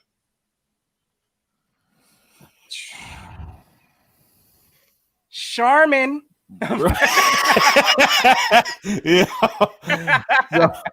So I don't know. Like, you know what? It's from taking what he's done since he's been drafted, and then not only with the Super Bowl and I don't know with torn ACL, with drafting another receiver, not taking it as a challenge, and not for a guy that's pretty much just forgot how to play football and became the worst quarterback in the league. But I don't think it's because of the challenge. I think, and I ain't gonna cut you off, Joey, because I'm gonna kind of rephrase it differently. Mm-hmm. is it more so you think that he's soft, or or has this team is he just mentally beat up? I think he's mentally beat up. I definitely think he's mentally. Yeah. I think he's mentally scarred. I think he's mentally scarred more than beat up because, man, he's just had bad luck. I mean, he just has bad luck. Let me tell you, I was at that Seahawks wild card game, and someone like lift up their phone like, "Yo, Carson got a concussion." I was like, dude, are you kidding me? Like, my heart dropped at that game, and I was so upset. I watched it. I was so mad. And then when you seen it was broke my heart watching it. Like, because I think that if that doesn't happen, that concussion, and I'm just gonna go out and say it. Like, I'm just gonna go out and say it. The way that Seattle wanted to give us that game, and the way that Carson Wentz was playing at the end of that season, I think that he wins that game. So say he wins that game when we go to the divisional round. Win or loss, I don't think that they draft Jalen Hurts. I think him getting the concussion the concussion was the nail in the coffin. Yeah, it was like, damn, we had a chance to win, and then we had to go with a 40-year-old backup who tore his hamstring off the bone. And we had Jalen Hurts right there. See, that's what they was thinking. Exactly. If we had Jalen Hurts right there, then we win that game, and I agree. Drafting Jalen Hurts, they said to themselves, if we draft Jalen Hurts, we have a quarterback that's in here that's got chemistry with the guys. He's here, he's here for 4 years. He's in the same room. We don't have to worry about getting free agent quarterbacks every year. Like, I understand the concept of it, but the way and where how he was drafted was just so wrong, because we already knew this guy really wasn't going to hit the field from the start. And then it's already enough. Our third round pick's not even playing either, with this screwed up offseason with barely any grass time, no rookie minicamp, no OT. We're gonna base our talent from these rookies off of two scrimmages. I mean, it's just like the scrimmages. I don't care. It's like, these players know each other. These receivers and corners know each other. They know how they play. They know how they are. Like, that's why I can't go off of scrimmages. Like, put your draft picks on the field and see what they could do. And they never did. Yeah. Hey, real quick, I just got a shot. Of course, my guy LJ Fields out with the $4.99 super chat. Yes, sir. Hey, listen, I'm over here listening from work. Hopefully, I can call him before y'all end for tonight. Are y'all feeling D-Jax coming back? I'm not. Oh. Hey, you want to take it? Yeah, go ahead. Bye. Yeah, I'm good. I already told you how I feel. Like if you want to know how I feel, and it's crazy that I made the video yesterday, and as soon as I pressed upload, like not only like 30 seconds afterwards, I get the news about DeSean Jackson. I'm like, damn, I missed that one. But I just think that it's time. With these 2 games left, you gotta see, and I understand you want to put trade value out there. Man, the value is going to be the value right now. That's how I look at it. I'm trying to put out my young talent to see what they got. And to me, it looks like when you put them out there, they are doing better. Jordan Mailata, better than Jason Peters. You know what I mean? Seventh best tackle last week. 7th best. Hey, listen. The dude is a problem. Quez Watkins, Hightower, Fulcrum, better than Alshon Jeffrey, who he is stealing from. He's stealing time from them. Oh, he is stealing 35 snaps that can be split up split up with all those other guys. I'm a rebuttal that, actually, because even Zach Ertz. Where in the hell is Richard Rodgers at? He was balling for us. Where the hell is he at? He was hurt. They're not using 3 times. But he's been clear. He's been clear for like 2 weeks now, I think. Hey, I'm gonna rebuttal that for a minute, fellas, because I believe DeSean Jackson got a little more gas in the tank that he could possibly help out with the end of this season. Listen, I'm gonna tell you right now.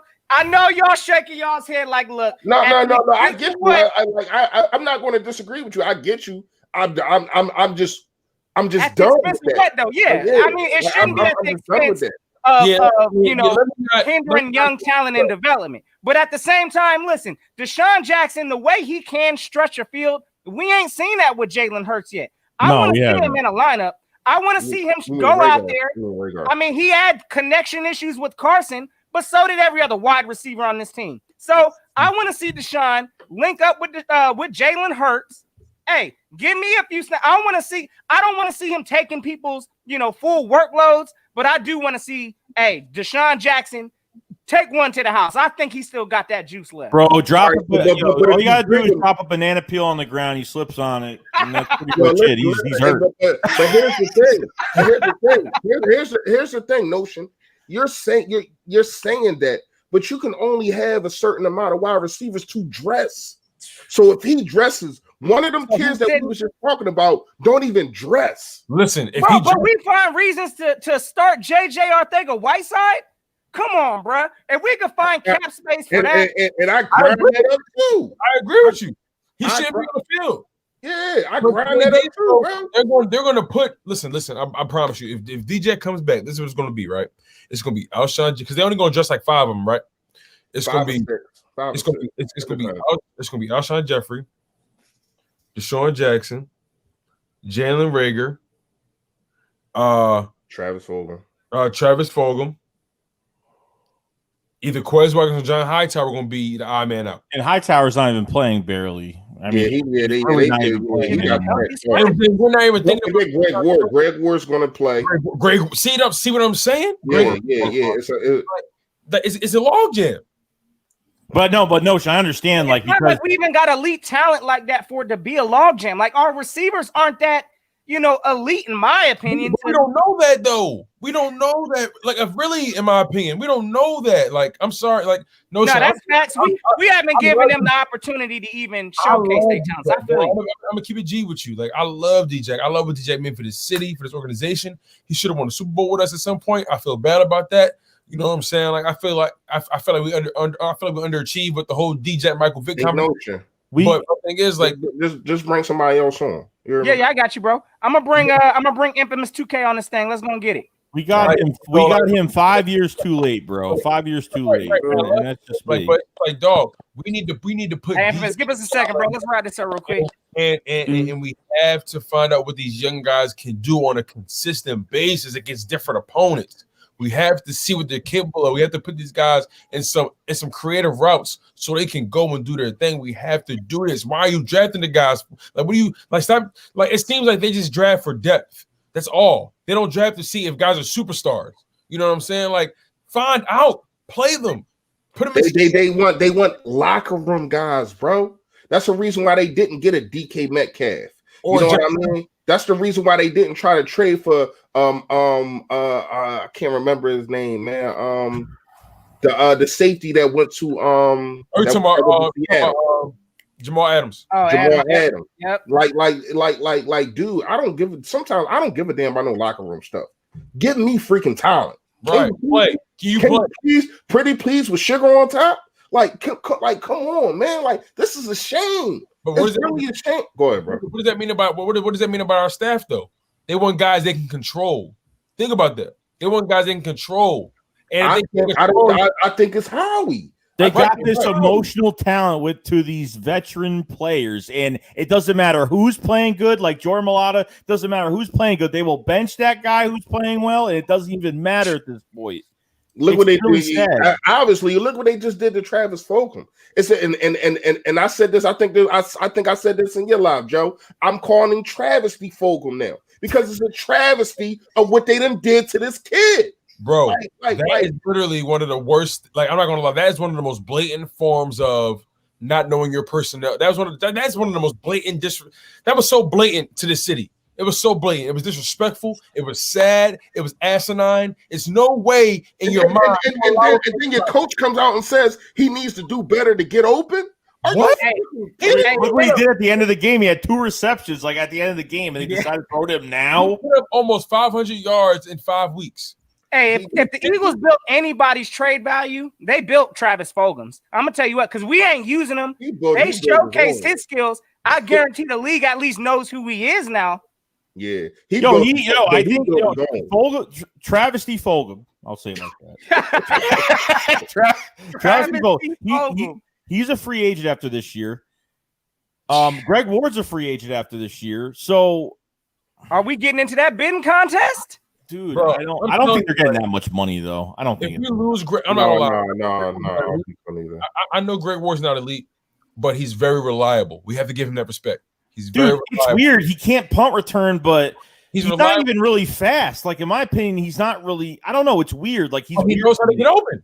Yeah, right. He is the Zach Ertz of wide receivers. Seriously, man. Like we'll get open, we'll catch the football, but you ain't expected to. You know what I think it is, bro? I think it's the fact that he used to be a quarterback, so he knows what the quarterback is looking for. Yeah, he got that niche. He got knows that what niche. the quarterback is looking for in situations. Right. So he's like, okay, this is what I need to do to make my quarterback see me as a target. And I mean, listen, he's Mr. I call him Mr. Reliable for a reason. He's been reliable, and he's gotten better. His footwork has gotten better. We saw that, and you saw that on a touchdown, in the back of the end zone, from Jalen Hurts. His footwork has gotten better. His awareness has gotten better. So I mean, he's still young. He's still raw. He's still learning the position. Who knows what Greg Ward can really? Maybe he can be maybe he grows into a legit slot guy that just goes off. You know what I mean? Like he's growing. He's getting better. He's better. Like a Julian Edelman type. Yeah, he's better. Yeah, he's much better. Just put him in a situation. He's going to catch the ball. Like I feel like Greg Ward is that guy that on the third down when it's all said and done, you need something, he catches it. He just has secure hands. He got them Avante or them Jason. If there's a way that they can keep Deshaun Jackson on the active roster and just have him there, they're going to have to take something, from somewhere else and try to, allocate it, I guess. And then we got so many injuries now. That's what I'm saying. It's crazy. There should be a lot of things open. If he was if they were able to do it and he was like a backup, or if they were able to do it and they could fit him in there, then I'd be fine with it. If someone gets hurt, then there you go. All right, let's get Infamous in here. See what he. Yes, sir. My guy Infamous is on the line. What's going on, bro? Appreciate you hanging in there. Salute. What's going down, my guy? Man, nothing much. I've been chilling. Just taking it day slow. But I heard that, bro. Man, what you got for us today, man? Because you know the vibes right now, man. We kind of just kicking it right now, man. We talking about this whole Jalen Hurts spill. Whatever's on your mind right now, hey, go and put it out there. Let it loose. All right, so here we go. So I was earlier today, I was looking at Frank Wright's older interviews, and what he said was about Wentz. He said, I think about Wentz is he has internal clock, which like he knows when to get rid of the ball. And he said we need an elite O-line to protect him to keep that internal clock going, because once your O-line starts messing up and he starts getting hit, your internal clock gets messed up and type of thing. That's why he kind of like made the point. It was a whole like 15-minute interview. So wow. I feel like Frank Reich is like who did that? Frank Reich. Okay. Right. Okay. Yeah. He was talking about how he has an eternal clock. He knows when to get rid of the ball because the reporters asked him about why Wentz held the ball too long. It was 3 years ago, so 2017, because he held the ball long then too. My biggest problem is doing the same thing he's been doing, man. Go ahead, but just not. He just hasn't been turning the football over like how he has been. Like, and he's just gun shy. He gun shy. I ain't even gonna lie to y'all. He gun shy. Go ahead. My biggest thing is the O-line though. So this year, Carson Wentz averages 2.6 seconds in the pocket, which is the third lowest in the league. So the person behind him is Joe Burrow. No, Joe Burrow is actually in front of him. My fault. I think one of the people behind him is Sam Darnold, and I forget the guy behind Sam Darnold. So his pocket is horrible. But Jalen Hurts the last 2 weeks has averaged above 3 seconds. Now, part of that, as I said earlier, Notions called him. I think it was yesterday, 2 days ago. Part of that is because he's moving out the pocket, so it buys him more time. But my whole thing is, if you're gonna have your guy become a pocket passer guy, then don't like make your old line this bad. We had the wrong personnel out the whole year. Jamon Brown, Jason Peters, Matt Pryor, Nate Herbig was hurt, Lane Johnson was in and out, Jack Driscoll was out for a little bit. So that ain't Doug's fault. That ain't Doug's fault. The injuries is not, but the Jason Peters and Jamon Brown stuff is the not signing Quinn Spain stuff. That's him too. That's all him. Yeah, I get you. So I get you, and Matt Pryor. Matt Pryor was buns last week. Matt Pryor, he should never been in the field. But anyway, go ahead. But Matt Pryor had to be on there because who are they going to put at right tackle? I the way he's playing, I would have tried out Prince Tega. Prince Tega. At this point, right? Yeah. I think we're just going through the line like this line. I feel like here's the biggest thing, and I was just scrolling through Instagram, and this is like a thing that just like made me really realize the last time we seen Carson Wentz with a healthy, functional team and with like a good coaching staff, he was MVP that year, right? So that's my biggest thing. I'm not gonna be scared to come here if he goes somewhere else where he gets everything he needs and becomes a bust and he becomes a bust. But personally, I don't believe that.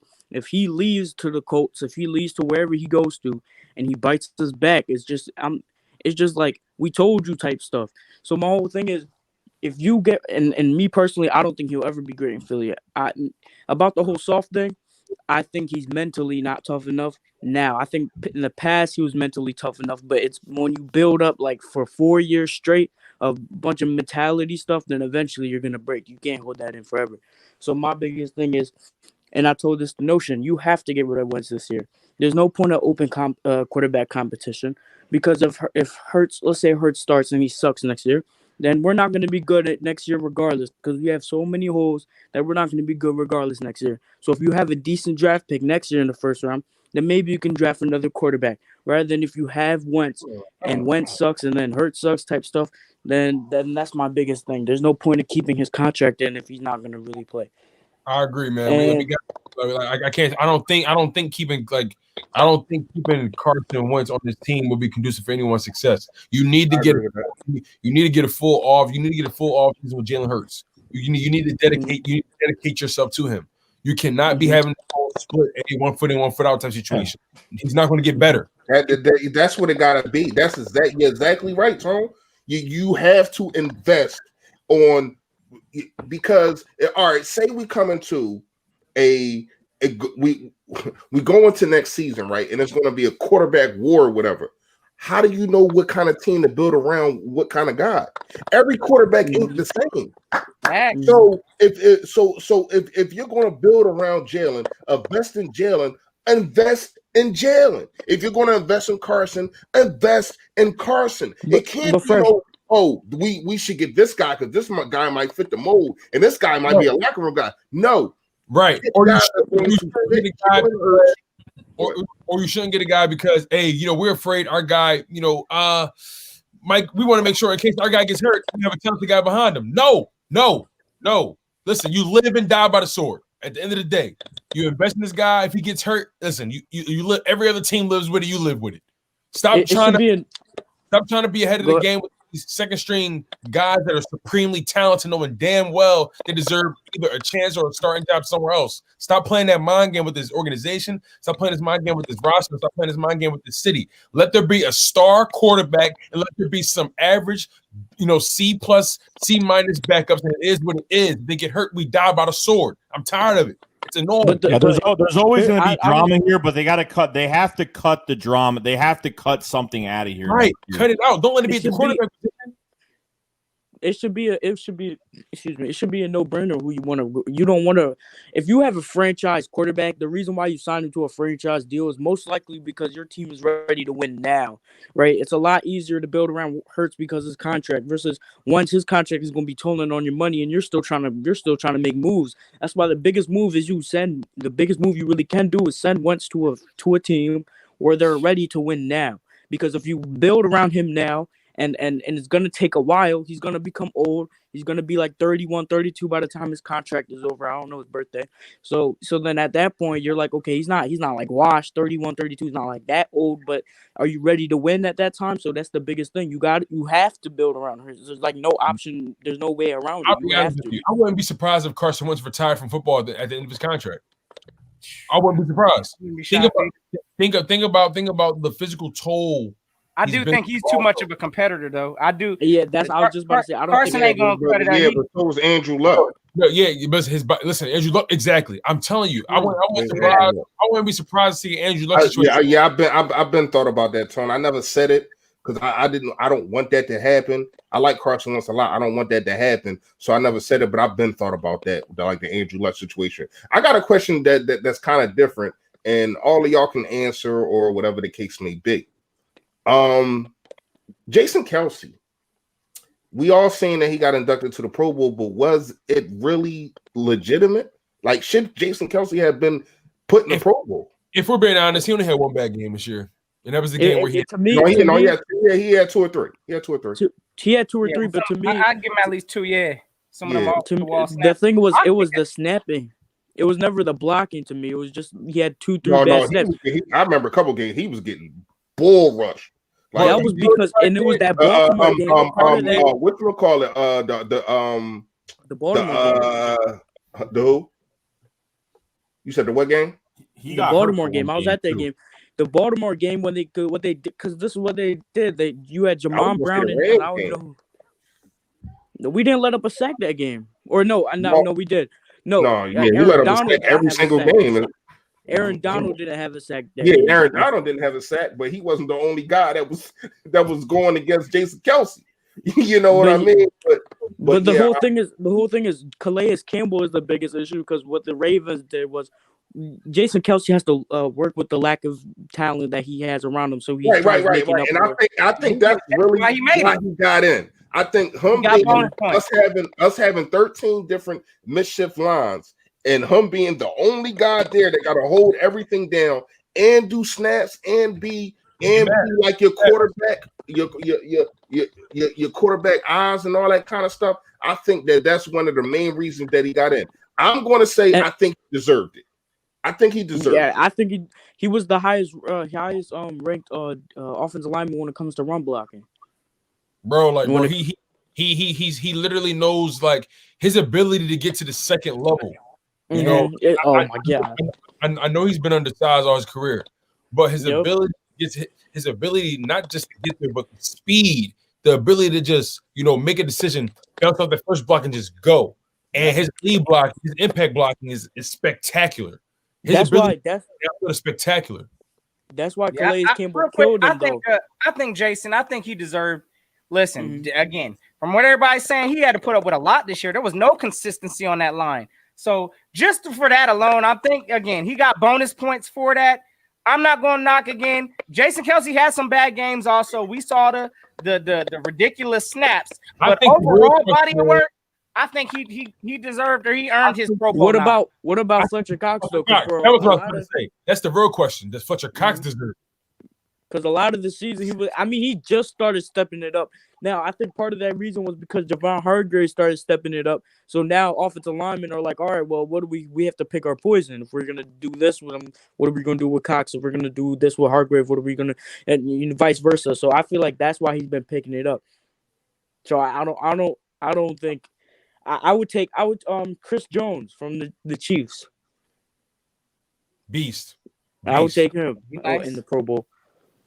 Hey, I'd put Fletcher in there too. I mean, if you put in Fletcher, of course, Brandon Graham had better have been in there. So I'm not knocking out of those 2 picks. I think those were our whole Brandon Graham story is beautiful, man. Absolutely. When that story, man, about how some of the coaches got choked up when he made his Pro Bowl, man. Like that was. And you know what's crazy? What I said in my just in my last video. It's crazy that the fan base gave up on Brandon Graham, bro. Yeah, I don't know how. Around year they 5, labeled him a bust. When they had him in the 3-4 defense, and they had him playing linebacker, they said this dude is a number 1 first round bust. So many fans were saying that. Now look at this dude, man, having the best. That's my biggest thing. Year 11, having the best year, Pro Bowl in a Pro Bowl. You know what I mean? And he actually been balling since like 2016. And who was to say the 3-4 didn't send him back? Who was to say the whole 3-4 didn't send him back? Hold on, Tone, real quick. You can even ask Notion and Philly podcast. When I was in their calling, I talked about the schematics. Schematics is one of the biggest things in football. Javon Hargrave was trash until he got used to the scheme. Jamal Adams was really bad until he got used to that scheme. It's all schematic. Nick Foles is horrible without the Eagles scheme. Everything in football is scheme. If they don't match your scheme, they don't play well in your scheme, then they're not going to perform well in your scheme. And that's the biggest problem with Carson Wentz. I don't think he fits our scheme anymore. I think he fits Frank Wright's scheme, not Doug Peterson. And that's why I think Jalen Hurts is the quarterback, because he fits our scheme. And it makes sense. And it's not an indictment on anybody, because it's an indictment on the coaches more than the players. And I've said this many of times. How many young talent players from defensive side of the football who come here and have their work. Namdi Aswa, he was one of the best corners of that year. We got him and he was horrible. Now part of that is because of coaching. A lot of it is coaching. Ronald Darby is the second in terms of cornerback. There's a point in time when he was, I think, the third ranked best corner that week. A lot of it is schematics and Jim Schwartz, and part of it, and I talked about how Nicole Roby-Coleman didn't turn around to take that ball away, but that's Jim Schwartz telling him not to take the ball, turn around. Exactly. Darius Slay already said. Darius Slay having one of the worst games of his career the last 5-6 years. Like he's been to the pros with Jim Schwartz. If you get and everybody's saying it's because of his age, no, it's because of the scheme. They are like Darius Slay said it the best. We are not being coached to play the ball. We are being coached to play the player. What kind of scheme is that? They playing reactive. Exactly. But that's so dumb. That's dumb. Dumb. It is. But when Slay makes his plays. When Slay makes his plays, it's when he turns around the ball. And that's and I said this last time, that's the difference between the money that he makes and the money that Michael Jaquette and Nicole Roby-Coleman makes. That's the difference. He goes out the scripts and make a play, and then right then and there, Jim Schwartz should be like, all right, well, look at these guys. And tell me if I'm wrong. I have never seen a young talent. Even Will Parks is doing pretty decent at Denver. We could really use him right now. Every player. Yeah, he leave us first game. Yep. We just turn right up. Mm-hmm. So and they keep saying, "Oh, this guy doesn't fit the scheme." Hargrave, he wasn't balling because he doesn't fit the scheme. Will Parks doesn't fit. Well, who the hell fits the scheme then? Can you riddle me that? But 2K, man, what you got before we let you go? Man, got a lot of people in the backstage, bro. Yes, sir. So before I'm about to touch up on the Dallas game, I don't care. I want to lose. Just wait. The reason why I want to lose is because I want the draft pick. If we beat the Dallas Cowboys, no matter if it was 50-0, we all know what we're gonna hear. If Dak was playing, we would have blown you guys out. I don't care what they want. I don't care. I don't care what they listen. Just hear me out. No. Let's lose the game. La. And let's beat them while they have Dak. No, man, I ain't trying. No, let's beat them while they ain't got them, and let's beat them if they get Dak back. You know what I mean? All right, then I'll talk to y'all later. I got somewhere to go. So already, bro. Wait, real quick. Hey, y'all! It's Infamous birthday, man. Wish you a happy birthday. Yes, sir. Appreciate it.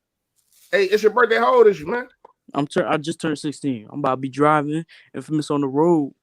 Okay, yes, sir. Yo, you got a lot of knowledge to be 16, man. Shout out to you. Appreciate it. Before I head out, one more thing. I told this to Tone. So my uncle has like a whole deal with the Eagles. I get boxies to the Eagles game. Listen, y'all can hit me up on the DMs. I can try to see if I can get you tickets to the boxies Eagles game home opener next year because Corona and all that. So just let me know. Yeah, I would, but I don't know what DM. I don't. You can ask Tone. Tone will give it to you. I got you. I'm gonna share. All right. No problem. Just appreciate it. You ain't had to do it, man, but I definitely appreciate it. Of course. Have a good one, y'all. All right, man. Happy holidays, bro. Yes, sir. Oh man, Simon in the Sky Box. Y'all know nothing about that. That's Martin, man. Already. All right. So, next we got Lindy End Zone, and then it looked like we got Trey. And then Let's Go Birds, and then we got Cool Eagle.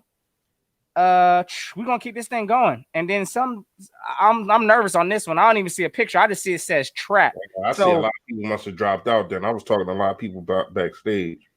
Already, let's see here. We're gonna bring Lindy End Zone in this thing. Big salute, guy. Hey, that's right. Thank you for holding on back there. You know we getting to it, man. Hey, what's your thoughts, man? I know you getting the Jalen Hurts vibes. I don't know if you on the Carson vibes. Where you at with this team right now? Talk to us. Let us know how you feel, bro. I'm in between, but no, it's no big deal. I mean, you guys got content to push out. You really bringing the heat up here with Joey and all of them. I was just on with Tone and Infamous a couple of days ago. He had a really good pregame going on. So yeah, man, that was good to reminisce. But yeah, man, I'm all over the place with so how a lot of the guys in the fan base with right now, and just this whole thing between Jalen and Carson. It's real fast, Blendy, real fast, man. Prayers go out to you, Lucas. Seriously, man.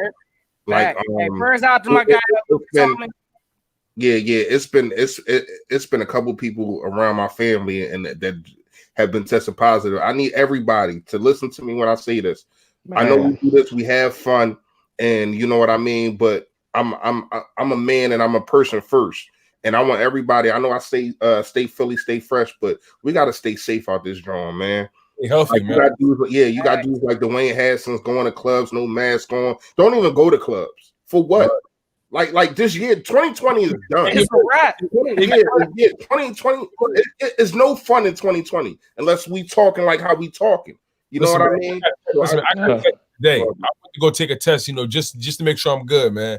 Right. And I'm still waiting on the results, but I've been healthy, pretty much all the way through and through. I ain't come across nobody that had it. I don't know nobody personally that had it.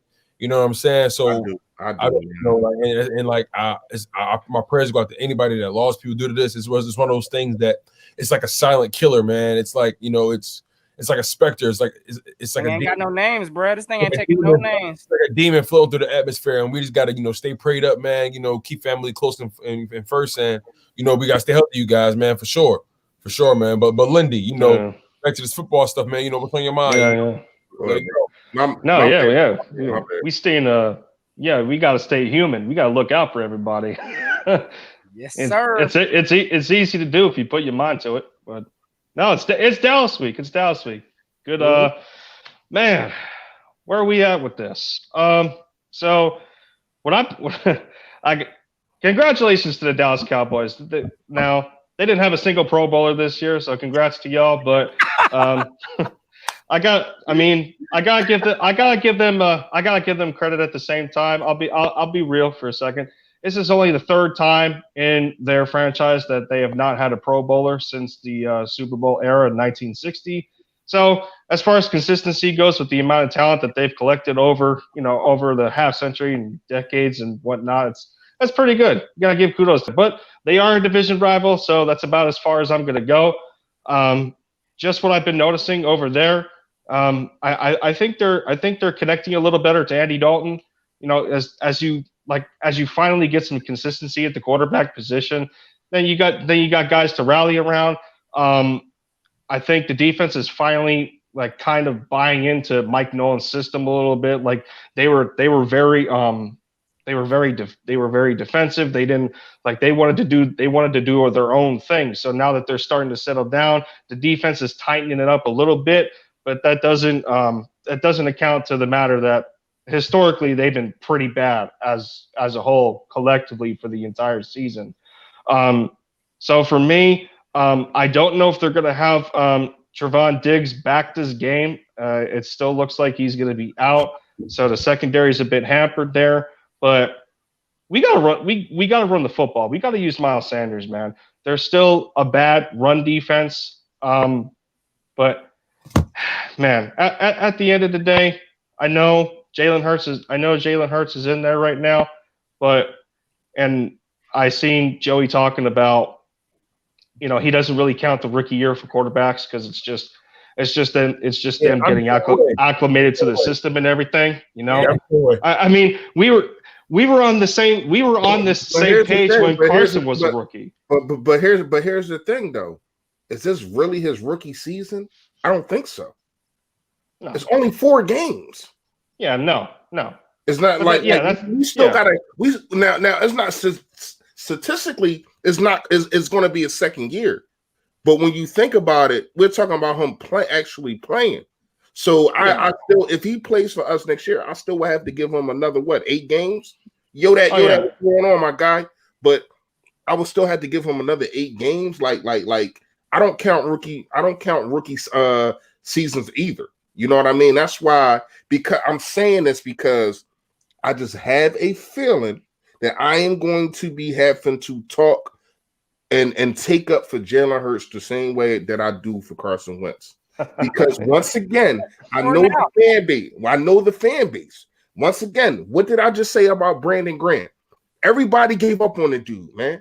About 7 years ago. This dude is a number 1 bust, it was so many people saying this, bro. Now look at the man. Now everybody is Brandon Graham, that's my guy. When you was just bashing him. And to me, I feel as though that makes us a strong fan base. But at the same time, some of the negative things that people say about us are true. We give up so fast on people because if Jalen Hurts comes out here and stinks it up next year, what are we going to be doing? We're going to be throwing picket fences for him to get out of here. Like, that's exactly. Go ahead, bro. That's exactly what I was getting to. I wasn't about to count 4 games as a rookie season for Jalen. Obviously, he needs to go into 2021, and you gotta see how he does with a full season under his belt, just like how it was with Carson Wentz as a rookie. Nobody was exactly sold yet. Like, we wanted to see how he was going to do his sophomore year, with the rookie season under his belt, make the necessary changes to the roster, and go from there. And that's where people lose me. Let's just pump the brakes a little bit on Jalen Hurts. I understand that exciting. This could have been avoided at the same time had we not have drafted him. But them Lincoln Riley quarterbacks are kind of hard to resist. So, but I mean, regardless of what the mindset of the front office was with the draft and everything, I still gotta support Jalen. I still gotta support Jalen Hurts because he's here, because he's an Eagle. Just exactly the same way that Carson Wentz is supporting him on the sideline. I mean, you seen it in the Cardinals game. Every chance he got, he was over there helping him out. Still he's soft and he's broken and all that. Like Tone, really, shout out to you because I definitely watched that video and I seen them. I mean, it's the same clip over and over again. But you see Carson Wentz over there talking to this dude. You see him giving them pound. You see him giving them that. And once again, Jalen Hurts got so many people in his ear now. Carson Wentz had none of that. He had Nate freaking Sudfeld talking to him on the sideline. Now, it's no dispersions on what Jalen Hurts got. I like that. But these are the different things that we're seeing. We're seeing different play calling. We are seeing dudes over there talking to him. Even the coach, he take times out his busy schedule to say, you know what, Jalen, let me come holler at you real fast. Carson Wentz goes to the sideline. That dude is in his playbook while the defense is playing. That's why I think this team that's why I think this coaching staff and this team has something called Wentz fatigue. I think they were just fatigued by his presence. You know what I'm saying? I think Wentz was fatigued by everything he's been through. You know what I'm saying? There was just a fatigue on both sides. And then, it could have been avoided if, this season started differently. But, this season was what it was. It is what it is. And, it got to a point where the team kind of was just like on autopilot at this point. Then you inject a new quarterback all of a sudden who's quick on his feet. Now everyone woke up all of a sudden. It's like a shot of Red Bull. Like it just. But to me, and I hate, and I don't use that word a lot, but I hate when people say this dude galvanized the team and all that kind of stuff. My thing is, all y'all getting paid, ain't y'all? You should be out there balling no matter what the situation is, no matter who is under center. The defense should be balling no matter what. And you know what? Fresh. So crazy? Unfortunately, that's an old school mindset. Unfortunately, like you got to think about it. Like let's think about basketball, right? It's a buddy league. Everybody partnering up with everybody, right? In the NFL, oh yeah, that's my guy. Or you see other players swapping jerseys more often than ever, taking pictures after the games more often than ever. It's a buddy league for real. These guys are friends for real. So it's like, some of them went to college together. So when you see a guy that you probably knew in college or you probably played like, Pop Warner coming up, you know what I'm saying? Like whatever it is, you got a relationship with these guys. And sometimes, when it's the cool kid at school, the cool kid that everybody want to be around or be like, people respond to it. You know what I'm saying? Like, it's almost like, a teacher, he teaching math and he be teaching it the same born way he been teaching it. But you bring in the young, cool teacher that's teaching you the exact same stuff and the kids responding. You know what I'm saying? They responding. Yeah, I get that, but they're not getting paid. That's my only thing. I get everything that you said. Right. They're not getting paid. Right. I don't give a damn who it is. And that's the problem. Like they're getting paid, and like the money's bigger. The money's bigger. I don't never think Carson Wentz in any of these games that he's been bad. I don't think in any of them he just gave up and didn't play it to his potential. It's just some things he couldn't do. Maybe he tried to do too much in a lot of them games, but he never said, "You know what, man? I'm just going to shut it down." You know what I mean? I never felt like, that's one thing I never felt. I never felt Carson. Carson's always been he gave up. I never felt he melted in ever. Yeah, man. Listen, like Carson, we can't look. Carson's stuck in there. Carson is a fighter. That's one thing I can't knock. Again, he fully displayed that. Hey, listen, getting your ACL torn, you standing up, coming in the next play. They pretty much, had to drag Carson off the field to get out the game for that. I mean, it is what it is. So this whole situation, pretty much, with Carson Wentz, the team, as Tones kind of alluded to it, I think that has a lot to do with it. You get a lot of these young, these young receivers, these young playmakers on the offensive and defensive side. And whenever you got a young new quarterback that they probably played with during their time in college, you see the response is different. I see these players, they look like they're putting in more effort at times, which it shouldn't be like that because, again, these players are getting paid. But at the same time, listen, I just think that's a natural element that you kind of see whenever you got a young quarterback. You got to agree with this. Like, when Jalen Hurts came into that game, for the Saints, he played with a swagger. He played with a swagger. That unfortunately Carson Wentz hasn't had in a long time. It's just I mean, it's just the. I wouldn't say that. I wouldn't say that he hasn't had it in a long time. I think I've seen it once again. I think I seen it in a Baltimore game when he just said, "F this, I'm going to try to put it on my back." You're right. I give you in the Pittsburgh game. I think that I've seen it in the first half of the Washington football game. You know what I mean? When we came out there and we went up 17-0, and Carson Wentz looked like he was about to be going for MVP that first half. You know what I mean? I just think that, number one, getting hit so many times, it takes a toll. And not only that, coming off a concussion also. Like we just act like, all right, just because they're not out multiple weeks, a concussion ain't serious. A concussion is very, very serious. And this is not an excuse. This is the real deal. Like, concussions can mess with your brain. So I don't know if he's seeing things, if he's seeing ghosts, like they was grinding Sam Darnold up out there, grinding him up because he said he was out there saying ghosts and all that. But I don't know if Carson Wentz is seeing ghosts. I don't know what's going on in upstairs. But my thing is, I just thought that you could have did more to try to help this kid out. I agree. You know what I mean? But the deed is done. We now we see what Jalen Hurts got. I want to see what the rest of these young kids got, and we go forward, man. We go forward because at the end of the day, it's Dallas week. We all Eagles fans, and no matter if it's me, you, Tone, Lindy, if it's you throwing that football behind center, all of us should be rooting for. You know what I mean? And I am rooting for Jalen Hurts. That's just facts. You know what I mean? I know what I've seen. The biggest thing with Jalen that I've noticed is not only the fact that he comes in and he blankets the deficiencies that Carson has shown throughout this year, but he's blanketing the deficiencies of the offense as well. I mean, you're putting a faster quarterback behind an offensive line that doesn't have a similar protection to when Carson was back there.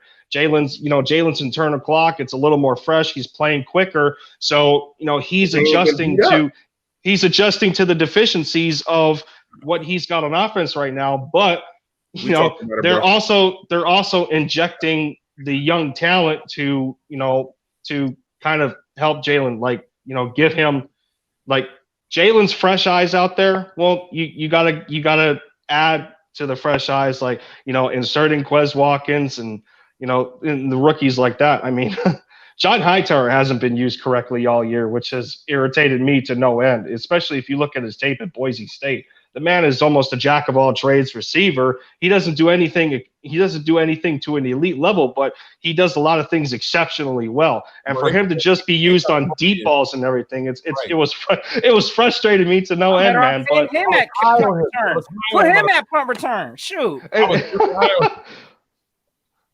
I know, man. Like, and my thing is, if you don't want to put Rager out there, like you said, Notion, put Hightower out there. I mean, something like again, we mismanaging this talent on this team.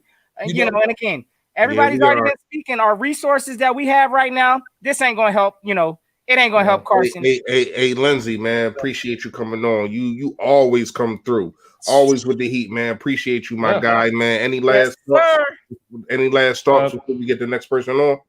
Oh, no, of course. I mean, I always appreciate the opportunity I've been given to hang out with other Eagles content creators, man. Y'all are great at what you do. But to me, it's so difficult talking about Carson because this is a quarterback, you know, since 2016. I've grown up, you know, like I've grown into football, love watching him and how he plays as a quarterback, and to give up on this guy, trying to say that he's garbage and washed after realistically one bad season. It's just so unrealistic. I just said the same thing about Brandon Graham, bro, and I'm gonna keep saying. I got no words. Said the same thing about Brandon Graham, bro. That's what they said. Hey, I appreciate you, bro. Seriously, man. I mean, yeah. I mean, really, when you look at it, the only issues that Carson has had is, I mean, he's just had a fumbling problem of being available on the field. He's not injury prone because he's only missed like 5 games. So if you clean up the fumbles and, you know, if he continues to get healthier, which obviously he's still in his prime, if he's only going to be 28 years old this month, it's not like he can't run anymore. It's just that the offense was changed to create him more as a pocket passer because we've seen it almost the last 2 years. You gotta let him play. You gotta let him play the game naturally to how he's grown into the NFL to do it in the first place. But it looks to me that, and I hate it so much, but it looks to me that there's a chance that he's not going to be here next year, which I really don't want to happen. But it's the reality, bro. It is what it is, man. I'd be heartbroken. I'd be heartbroken. Foregone conclusion, man. But thank you so much for coming on to the live. Right on, Lindy. Yeah, y'all go check my man Lindy out. He got his channel too, so y'all go check my man's out. Hey, till next time, Lindy. Lindy got a channel. Salute. Yeah. I ain't know. Yeah, he got his channel too. All right, I'm gonna check you out. You get a sub from you get a sub from your boy. All right, bro. Already, man. I didn't know he had a channel. Neither did I. Hey, I'm trying to tell y'all, man. See what you didn't birth all this stuff. You know what I'm saying? No, but he come on here all the time. He never say nothing. Like a closed mouth don't get fed. You got to say something. You know what I mean? Probably real humble, man. I ain't got no problem. Summing you up. He's probably real humble, man. Already, man. Yeah, go check my man out. All right. He probably he seemed real humble. You know? Yeah. He seemed like that, but you still gotta push yourself out. No, especially when we give you, you know, the chance to. You know, ain't no dispersion on him. He kick it how he kick it. You know what I mean? But man, I didn't know if I chat knew. You know what I mean? You know, who knows how many people you missed out on you know, watching your channel just because you ain't just say 3 words. I got a channel. You know what I mean? So the general kicking that knowledge for y'all. Y'all got the channel. Announce it. Y'all got the platform for it. So hey, y'all know it's all fun on here. Listen, I'm gonna try something different. I don't know. This one says trap, so I don't know what this is about. I don't see a picture, but general, we gonna go ahead and introduce him in. So hey, listen, we got the trap in this thing. Hey, what's going on? How y'all doing tonight, man? Hey, we chilling, man. Salute. Appreciate you for coming through.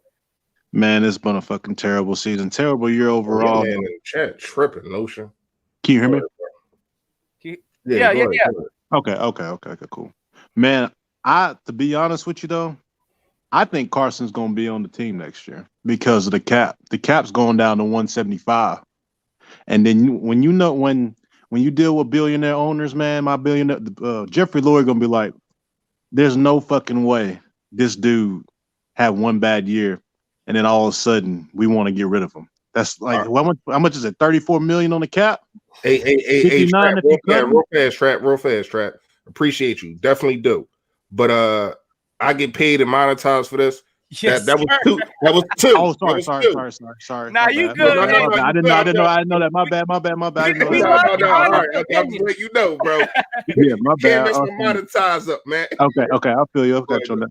Go ahead, But bro. Go ahead. if you cut him, it's 59 million. If you trade him, it's 34. And the cap's going down. It's the first time the cap's going down in like 10, 15 years. So there's no way you're getting rid of him. So either you change the play caller, you get rid of the head coach, you get rid of Howie. I think Howie might be gone anyway because John Dorsey's a good general manager. Because John Dorsey, he drafted Tyreek Hill, he drafted Travis Kelce, he drafted Baker, he drafted who else is it? Who else did he draft? Kareem Hunt. He drafted Nick Chubb. The reason why he got fired in Cleveland is because he hired Freddie Kitchens. You hear me? Yeah. And I'm glad that you said that because I was wondering if this dude drafted all these guys. He drafted Mahomes, and we all know that was really Andy Reid work. But you drafted Kareem Hunt. You traded for Odell Beckham. You drafted Nick Chubb. You drafted Baker Mayfield. You got name after name. You said what, bro? Did he get Miles too? Miles Garrett? Yeah, I think so. Yeah, he did draft Miles Garrett. So, yep. so you, I mean but that was a no-brainer. Come on now. Oh yeah. But your resume is like, wow. Why in the hell didn't he have a job? Because he hired Freddie Kitchens. Okay, and that's what I'm saying. I didn't know that. Well, I knew that he hired it, but I didn't know why in the hell is this dude on the streets? You know what I mean? I do think, and here's what I can say. I'm gonna get at both your points. First, I'm gonna get at the Howie Roseman thing. I do think Howie Roseman will be back. I just think that he got to deal with contracts. You done made your bed, now you got to lay in it. You know what I mean? You got to fix this stuff. I just think that. Go ahead, bro. Oh no! I just want to let my guy know real quick. Dallas Cowboys for life. Hey, real quick, my guy. The studio is full, so I ain't blocking nobody out. So unfortunately, we got over 10 people in the backstage. So you unfortunately just got to keep. Once this thing opens, we trying to get everybody in as we possibly can. So no shade. I ain't blocking you out. If you got some smoke, you want to get off about these Eagles, you already know. Hey, once you get in, we're gonna get to you. So hey, my fault, my guy. No, you good. He tripping. But but what I was saying was, when you look at it, I think you got to clean up your mess. If I'm Jeffrey Lurie, I'm saying, how you got to clean this up. We 60, 70 million behind the cap. You got to clean this up. But I do not want you drafting anymore. I don't even want you even looking at players. You just look at these black dots on these contracts. You look at the fine print on these contracts. That's what I want you to do. And for your first point that you brought up, if I'm Carson Wentz and he feels, if this is true and he's feeling how he's feeling, I would actually go to Howie Roseman and say, if you really want out of here, reconstruct my contract. But look at it, though. Reconstruct my contract and trade me so that it's better for all of us. What player likes Howie Roseman, though? You got all these players. You got all these players. You got all these players that came out against dude. Who's Zach Ertz went against him. You got who else went against him? Even though he's a weasel, Orlando Skadrick, his snitch self. He went against him. Who else went against? Will Parks. A lot of Howie's got a real bad reputation. Yeah. I don't see how you bring him back. Because you can have the credit on drafting Hurts, but when you pay a guy $100-some million and then you bench him, that's on the GM. I don't care what anybody says. So I was gonna say that's a good point, but our situation is, listen, our owner, look, like they so close. At the end of the day, I don't think he's gonna fire Howie. I think if anything, he's just gonna reposition him. He's going to strip him of that duty of being a GM and just move him to an office or something. But I don't see how we getting up out of here, man. Like I just think their relationship. You pay somebody $100 million and he's on the bench. Somebody got to answer for that. I don't care who it is. Yeah, that's not going to happen. They're not going to pay $100 million paperweight. I mean, $100 million. Exactly. Somebody got to pay for that. Yeah, that's not going to happen. They're going to try their best, and it's going to be. You don't think It's so hard to come across franchise quarterbacks. And when when you see one and you get one, you don't think it's going to be people trying to get this dude? All right, so Peyton Manning, his 4th year, he had 23 picks and he had a couple fumbles. Carson only had how many? Only like 17, 18 turnovers. And now, man, I believe we live in everything's just so glorified these days. Like, media's everywhere. People think they break down all this tape on Twitter and stuff. They think they know everything. And it's everything. Everything's Carson Wentz's fault. Oh, let me give an example. The offensive line getting blown off is Carson Wentz's fault. The deep, you got receivers not getting open, it's Carson Wentz's fault.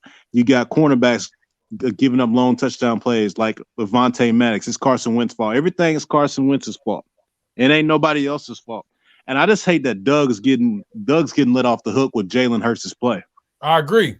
Thank you. Yep, I agree with that. Bro, he's saving his job with this Jalen Hurts stuff. I'm telling you, like, because that's I honestly believe he's calling a different game.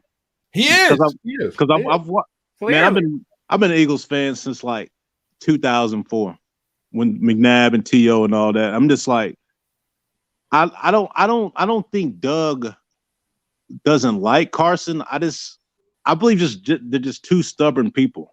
Maybe they need to be split up. I don't know. I think they do. I agree with you. Is it Carson saying, "Yo, I can't run that. I'm not good at doing that. I need to do this."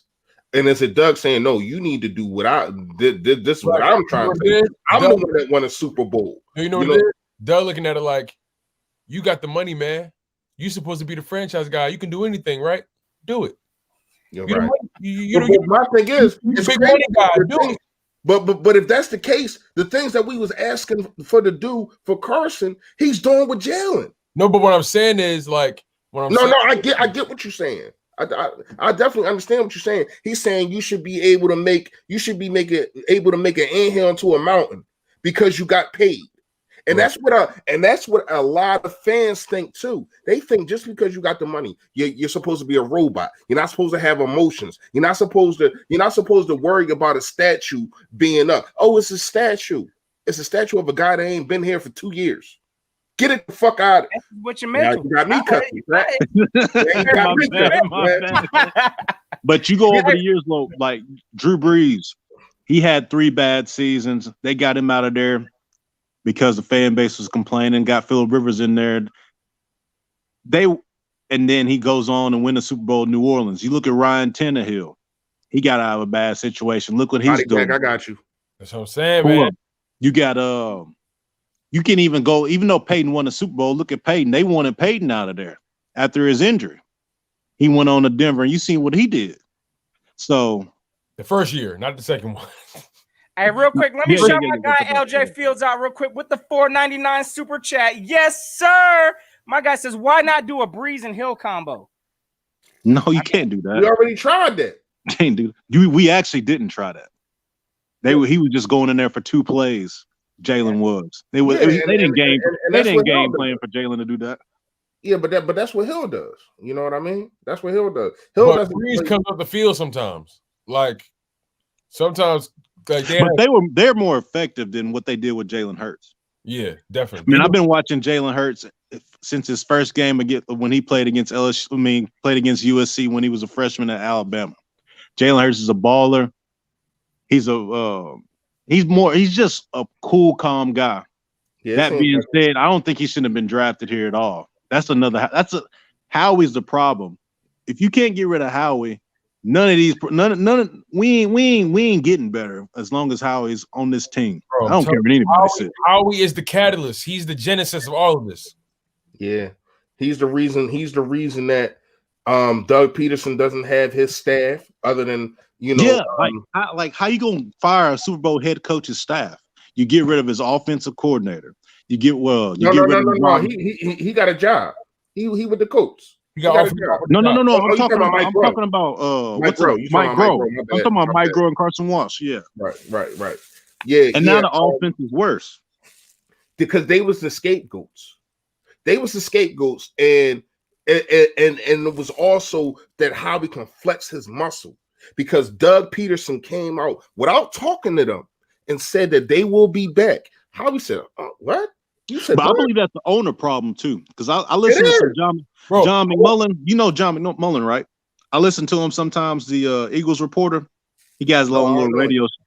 He's one of the main reporters who asks questions basically in press conferences. Named John McMullen. I know you're talking about. Okay, so he thinks it's like a Dallas situation, like Jeffrey Lurie's meddling as well, because he said Jeffrey Lurie wanted more innovation in the offense. That's why they brought in Richie Rich, because Richie Rich was around Kyle Shanahan. And they also brought Marty Morningwig, because he was around Lamar Jackson in Baltimore. But here's my thing about that, right? We don't have a Lamar Jackson quarterback. Like, I mean, at that time. I agree with you. I'm just saying this is the owner meddling. Right. The owner wanted innovation, and instead of having innovation, he just ruined it. Go ahead. Hey, Trap, before you get out of here, we already know it's Dallas week. I've been saying this. I've been trying to sprinkle it into the chat. I know the Carson and Hurts and the Doug Peterson and the Howie thing. I know that's heated. That's what it's about right now. But we also facing our arch rivals. You know what I mean? We facing our op. I want to know from you how and if we can win this game coming up. Man, to be honest with you, I don't even want to win the game. I'm so done with this season. I've been so mad with this season. I have higher standards than I have such higher standards. I get it. I get it. Been beating Dallas this week. I get why y'all want to beat Dallas. My best friends are Dallas Cowboys fan. It's just I'd rather just get Jamar Chase in the draft and then rock it out next year. But if Howie there, he might screw that up too. He might draft a kicker in the first round. It's gonna be a long off season. A long off season. We're right. Hey, Trap, appreciate you coming on, man. Seriously, man. I'm sorry about the. No. You good, man. You good. Yeah, I mean, I had to apologize to my damn self. You know what I mean? But I definitely like sometimes, bro. And we appreciate you coming on. Y'all stay safe out here, man. 2020 been rough for all. Happy holidays, my brother. Yes, sir. Happy holidays, man. Salute. Yo, that. Already another phone call, and I see one right now. Hey, listen, since we're talking about the op, quick. Hey, if Body Bag come back in, can you get him on? He been in here. Absolutely. He's been in here since minute one when we did this drawing. He kind of been in and out, you know what I mean? But he been hitting me, and I've been seeing him, you know what I mean? So I got you, my guy. So I'm gonna bring in Body Bag. See if you can get in there real quick. I'm about to bring on. Hey, we got a member of the op in the building. I'm gonna go ahead and bring him in real quick, and then we're gonna move it next. And then look like I got Let's Go Birds. HD, hey, get ready next, my guy, because you coming in next. So, hey, listen, we got the op. Hey, it's this man. It's your boy Sid. Your boy Sid in the building. Yo, what's up, fellas? What's up, fellas? Hey, Dallas Cowboys in the building. What's up, bro? Listen, she-girls, calm down. Calm down, she-girls, because, okay, no. I'm going to keep it real. I'm going to keep it real with you guys. Listen, I can't believe I'm about to say this because I'm starting to watch the Eagles and I'm starting to follow them because I'm trying to see the controversy. Play. We need to get you a jersey. We'll calm down with that right now. We'll calm down with that right now because who got the W over the weekend? Who got the W over the weekend and who got the L's? All right, so let me just say my piece. Let me say my piece. I ain't gonna say nothing. I'm actually I'm gonna pause my. All right, so let's look at it this way. I hear a lot of people defending Wentz, okay, and I don't understand why. Because Wentz has been trash all season. He's leading in fumbles. He's leading in INTs. He's leading in sacks. And there's no excuses for what's going on with Wentz. I'm sorry to say it, guys. How does a quarterback lead in sacks? That makes no sense. Bro, he's been sacked the most. And that's not on him. You can't lead that Okay, so he has the same offensive line that Hurts has. No, he hasn't. No. Yes, he does. If you They've follow, even No, see, you're not following. you're not following. If you follow the Eagles, you would know that we had 13 different offensive lines. 13 every game. Every game. Okay. I'll give you guys that. But do you guys think that Wentz? Do you think that Wentz is a top QB that should be getting paid the money that he's getting paid to be sitting on a bench right now? Please tell me. Well, I'm I'm gonna be. Well, I'm trying to understand your question, but I'm gonna be honest with you. Yeah, I ain't understand it. The money. I'm asking you. Do you think that Wentz deserved the money that he got? Okay. Yeah. Okay. And do you think that with what he did this year, he should be on the bench? Yeah, I'll say yeah for both of those. Yeah, I do believe at that time he played, when he was playing, when we paid him, yeah, he deserved that contract. He earned it. But what we saw this year, absolutely, he deserves to be benched right now also. I'm going to say the same thing that y'all been saying about Dak. Wentz is not with the Eagles next year. Not after the rant that he just went on, sobbing like a big baby, saying, "I don't want to be a backup." How do you know that that's true? Like, how do you even know that that's true? Yeah, how do you who went on a rant? Like, I didn't see a press conference. I didn't see. Like, I'm trying to understand. It's a locker room issue, guys. Let's be honest. What goes on in the locker room comes out eventually, and it's a sad thing to say, but it shouldn't come out. But it came out. There's shit that's happened in the Dallas Cowboys locker room that's come out. So let me ask. Let's keep it real. Now, going into this weekend's game, do I want to win against you guys? Hell no. All right. So let me ask this, since you want to talk about what comes out in the light and all that. Ezekiel Elliott and Dak Prescott got dildo water guns. Water guns, yeah. So is that coming to the light? No. Okay. See, here's the thing.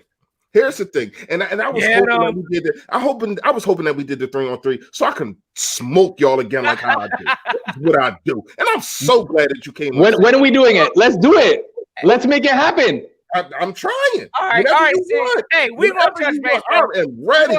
Yo, I am ready. Holler at me, holler at J Tuck, and holler at Cowboys fans. Holler, this ain't 1995, man. You saying holler? Don't nobody say that, man. But here's the thing, right? Dallas. Are you dissing my age, bro? Are you calling me old? I'm old. I am old. I'm 47.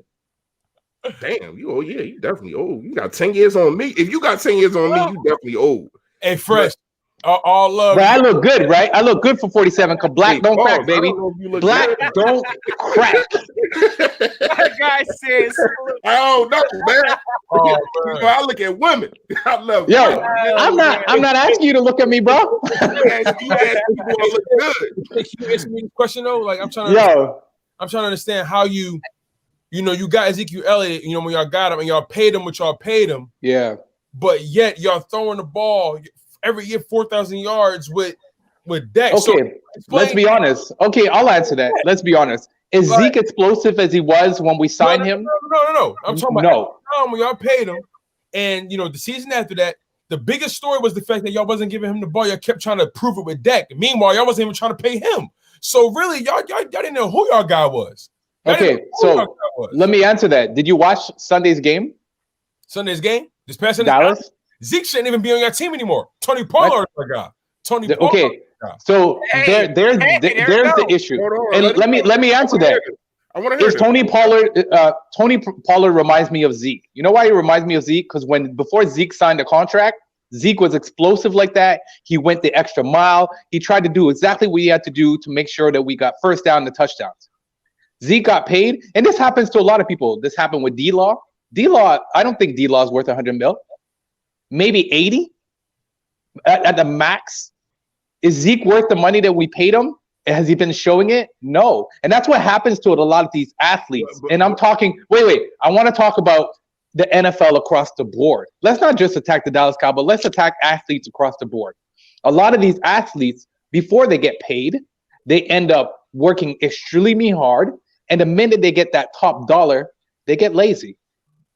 And I think that the NFL needs to change the incentive that they give these players to make them keep that hunger. You know what? Instead of giving them that $100 million contract, let's say, okay, you know what? We're going to give you $60 million. The other $40 million will come with as incentives. You got to do get a certain amount of touchdowns, get So a certain amount of yards. So pretty much what you're saying is, you do know that's how contracts work, right? So hold on, wait. Well, it's not. Real quick. So pretty much what you're saying is we need less guaranteed contracts. Yes. I disagree. I disagree totally, because if you look at the NBA, that like they're like 80% of their contract is guaranteed from the rip. Okay, so let's use Wentz as an example. You guys just paid Wentz all that money. What did he do for you this year? See, here's the thing. That's 1 year. Here's the thing. No, listen. Here's the thing. But that's the same thing with Zeke. It's 1 year. No, but listen. Here's the thing. Yeah, though. I didn't say nothing about Zeke. That was me. That was me. Oh, all right, go ahead. But my main point about bringing up Zeke was the simple fact that y'all paid a guy. Yeah. That y'all blatantly did not use, and then and then on top of that, the guy y'all was using, y'all couldn't even pay him. And if he's supposed to be better than Wentz, it should have been a no-brainer to pay him. Okay, we're not going to get into the topic because obviously Dak is way better than Wentz. I don't. We won't even touch that. Not true. You know what? Dak had way better weapons. Dak had way better weapons since he's been in the league. And that's facts. Dak ain't even gonna be wearing a Cowboys uniform next year, bro. Yeah, he will. Yeah, he will. And the only reason why Wentz will be with the Eagles next year is because of the fact that nobody's gonna want him, especially not with that contract. First of all, your team would want Carson Wentz. So I'm like, no, we do. Oh, no way. There's no way Wentz is coming this way. There's no way. Listen, I wouldn't. Okay, I came on here to actually support y'all. I came on here to actually support y'all and show you guys some respect for Hurts because you know I came on here to support y'all, and I was going to tell you that Hurts is your guy. You need to keep Wentz on the bench because Jalen Hurts is looking mighty nice right now, and that helps you how? See, you know what? I'm worried about him. I'm worried about him going into Sunday's game. I'm worried about him going into Sunday's game. You know why? I'm saying that? That I had this conversation with, and y'all want to grind Carson Wentz up so much because that's what you came on here to do. You didn't come on here to big us up. You came on here. Yes, I did. I'm telling you right now. Jalen Hurts is your dude. Jalen Hurts is your dude. You came on here to talk about Carson Wentz and say how Jalen Hurts is better than Carson Wentz and all that. Right now, he is. How does that help you? I'm telling you right now. I'm fine with it. If that's what it is, I'm fine with it. They can't run from the broom that's coming. Okay, you know what? I'll be honest with you guys. Going into Sunday's game, I'm worried about Hurts because of his run. Dallas right now has the worst run stoppage one of the worst. We can't stop the run. We cannot. So I'm afraid about when Hurts gets his legs going, we're not going to be able to stop it. That's what's going to kill us going into this game, to be honest with you. It's not your weapons, because our secondary is kind of like improved. Our defense is finally stepping up, but we won't be able to stop the run. So if what's going to kill us is the run. So I'll say it right now. I see it being a close game, but I see – who said not even? Yeah, not even a little bit. I did. Not even a little bit. You don't think it's going to be a close game? No, not even a little bit. Yeah, it will. Yeah. Listen, it'll be max a touchdown. I'm gonna tell you something. Andy Dalton had a flash in the pan game. Your offensive line can't do nothing with our defensive line. He is going to get ate for breakfast, lunch, and dinner, and snacked on. Like seriously. You know what? It depends. It depends who's in the lineup. I'll be honest with you. And I'm looking forward to seeing what our offensive line could do going into this game. Listen, we've gotten a little bit of stride going. How many? You can't do nothing with my Pro Bowl guy Brandon Graham and Fletcher Cox. I'm worried about Cox. How many Cox is mighty nice. Did he get injured on Sunday, Cox? Did he get hurt? Pro Bowlers y'all got? None. We got 0 going into the Pro Bowl this year. Zero. Do you guys have any going into the Pro Bowl? Huh? Do you guys have any going into the Pro Bowl? Oh, yes, sir. Yes, sir. Yeah, we got three. Yeah, we got some. Respect. Hats off to you guys, man. Listen. I appreciate it, man. Thank you. Listen, I'm one of the cool guys. Yo, I'll keep it realistic. When you guys are doing good, I will tell you. On the down, huh? on the down year. 3 Pro Bowls on the down year. You dig? Whatever. Yo, I'm looking forward to Sunday's game. Let's do this 3-on-3. Let's set it up. Hey, we try to set up to the vibe, Hurts, bro. So, hey, check out your Twitter. Hold up. Oh, my fault. Hey, is my mic muted? No, it ain't. Okay, no. Check out your Twitter, my guy, because we want to be in contact. You know something getting set up. We got a big weekend coming up, so we in the works. We're putting something together, my guy. Yo, we got to, man. It's gonna be a big weekend. This is what's gonna determine who is winning the East. So you think Washington is just out? You think they just done? You know what? I'm not gonna count Washington out because I already said it. If anybody's gonna win the East this year, they ain't got no quarterback. But their defense is amazing, guys. Yeah, their defense is on point. Like coming, Sid, they're coming. Yeah. Yo, fact. You know what? I'm telling you right now, if Washington gets a QB, I've been saying this. I've been saying this all day. It's a wrap. They're no longer gonna be called the Washington No Team. They're gonna be Washington Star, and we're going to Super Bowl team. Yeah, especially if they get Carson. Oh man, I can't believe you even said that. Yo, bro, there is a market for Carson Wentz. I don't think you understand. Like, there are so many people around the league saying, "Bro, they're screwing up in Philly. Come over here, my man." Yo, but you guys don't believe that Wentz actually said he doesn't want to be with the Eagles next year? No, it's not what I said. No. No, but I'm asking you. You don't think he said it? No, I believe. I don't know. I don't know. I don't know that for a fact, but this is what I believe. I believe that at the end of the day, there's a thing called Wentz fatigue, and I think he's been put to. I think at this point in his career with this organization, he's mentally done. He's been through so much in this organization when it comes. Guys, I said it at the beginning of the year. The Eagles made a mistake drafting Hurts. What that does, I agree. What that does to a QB's mentality, you went after a first-round draft pick as a QB after he carried. Yeah, a franchise to the playoffs the year before. Like not even 3 months before. I put the team on my back and said, you know what, everybody get on. Yeah, it's a free ride. If we don't draft Hurts, I'll be honest. For some reason, I feel like Wentz has a better year. Because of course. Come on. Yo, I said this, Philly. I said this when we did our first interview together. I said, guys, that's gonna play with his head, man. You know what? That's gonna be always sitting in the back of it. Yo, there's a first round QB right behind me coming from my job. Bro, right? Yeah. Think about you know. I agree. I can't even argue that. I mean, the dynamic was great when that happened. One more thing, man. Sid, one more thing. Think about this. Like, what the heck is that? A Red Bull? What the? I said, this man got a Dallas Cowboy Red Bull. He dedicated, man.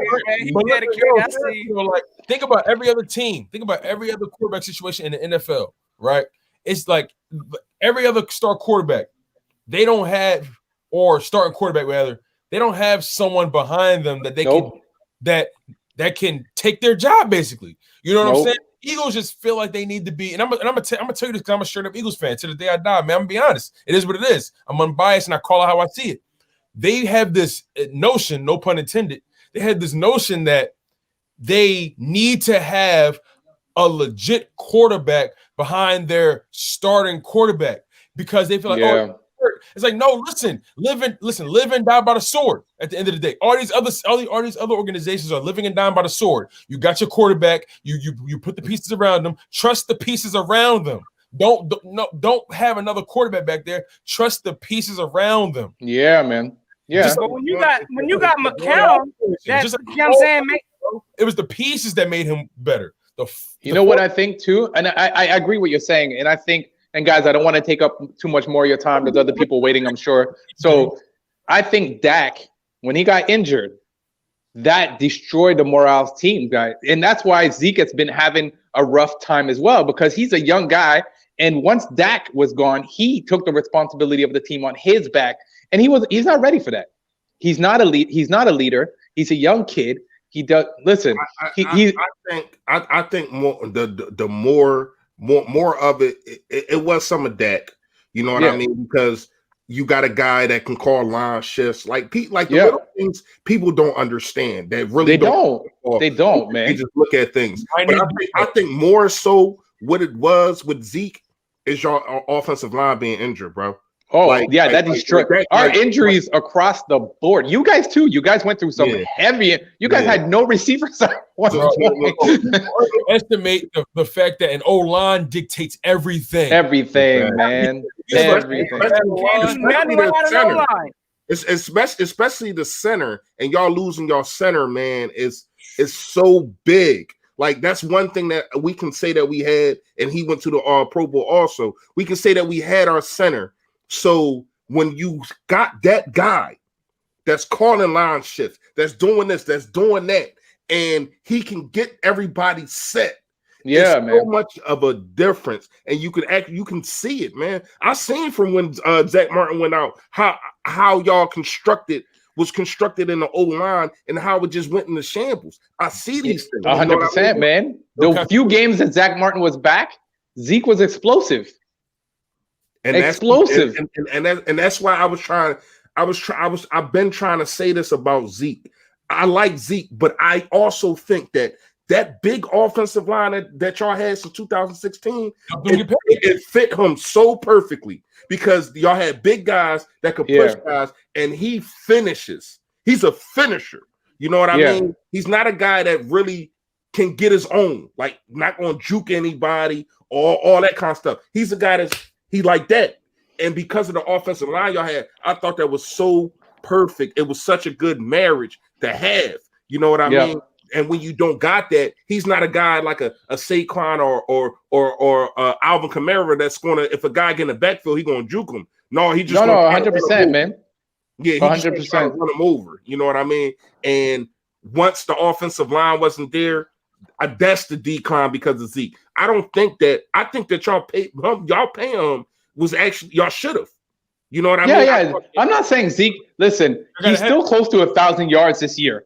I think he's like shy of like 150. So he's still going to give 1,000 yards this year. He's still like, these are things that people are just, yes, he fumbles sometimes. And yes, he's not having a great year, but that coming back next year, the offensive line getting back into motion, getting healthy. I think next year is going to be, even for you guys, I think you guys will have if you guys keep Hurts, So I got a question for you real quick. This is like a serious question. Like, what do you think, the Cowboys are going to do with the Dak situation? Because, let's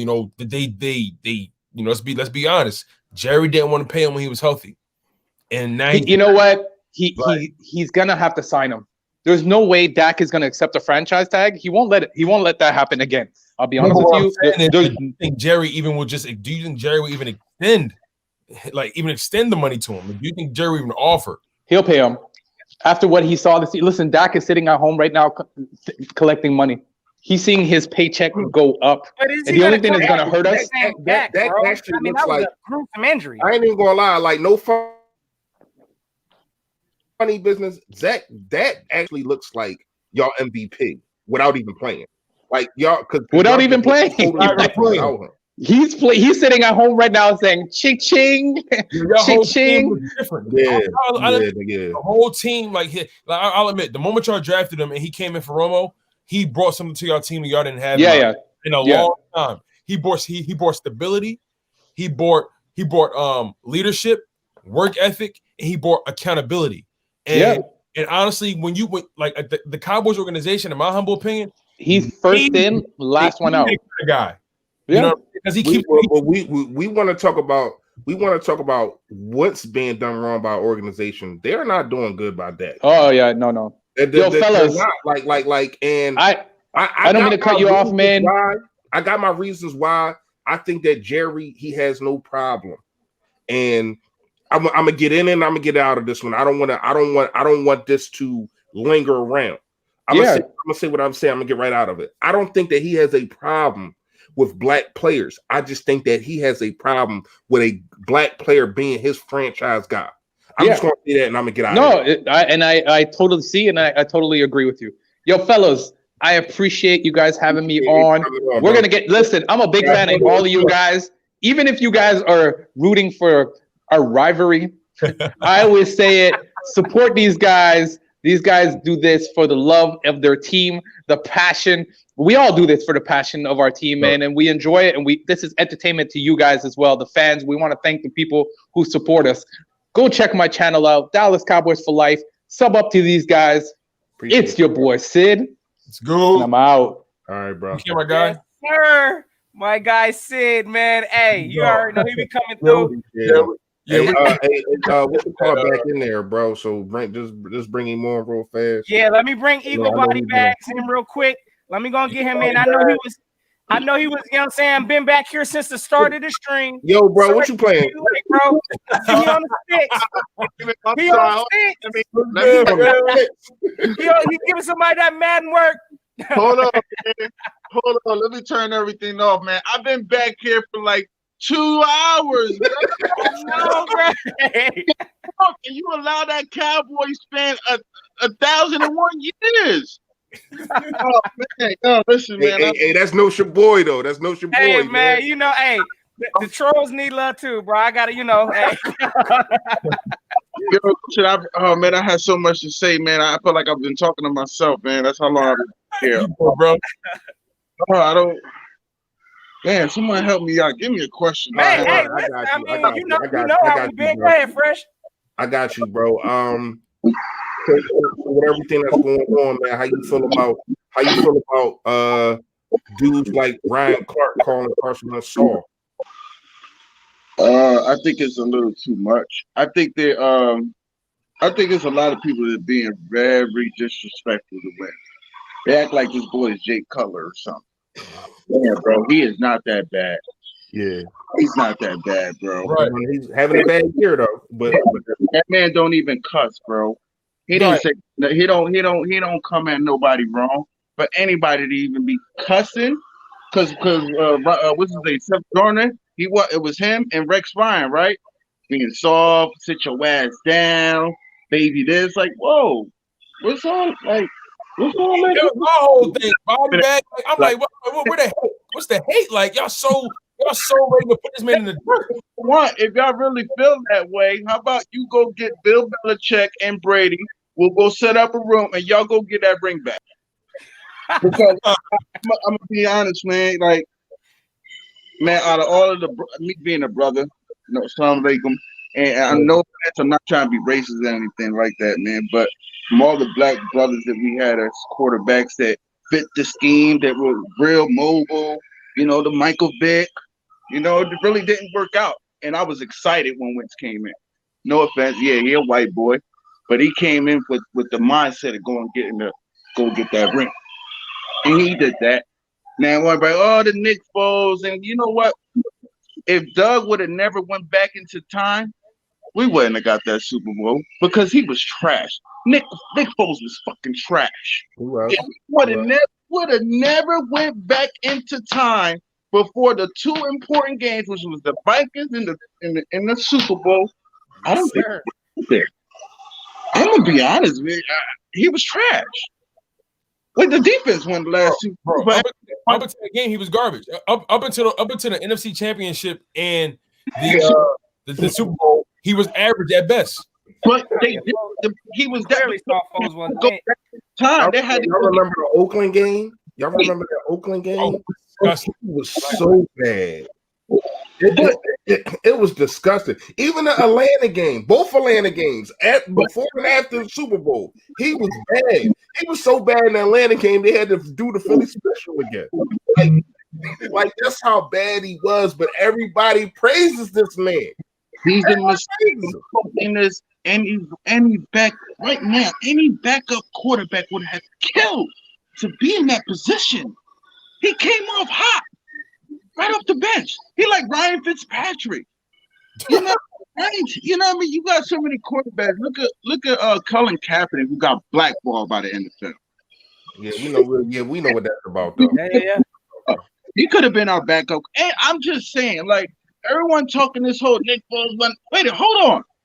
He's benched for Mitchell freaking Trubisky. He's trash. He got benched for Gardner Minshew. Gardner Minshew. That's all I'm gonna say. Gardner beat him out. Well, Carson got benched for a rookie too. Gardner Minshew fucking trash. You want cry and tell me, oh, Wentz ain't do shit. He didn't win the Super Bowl. Go take the Super Bowl. Go get the ring, get the trophy. Go get Bill Belichick and Brady.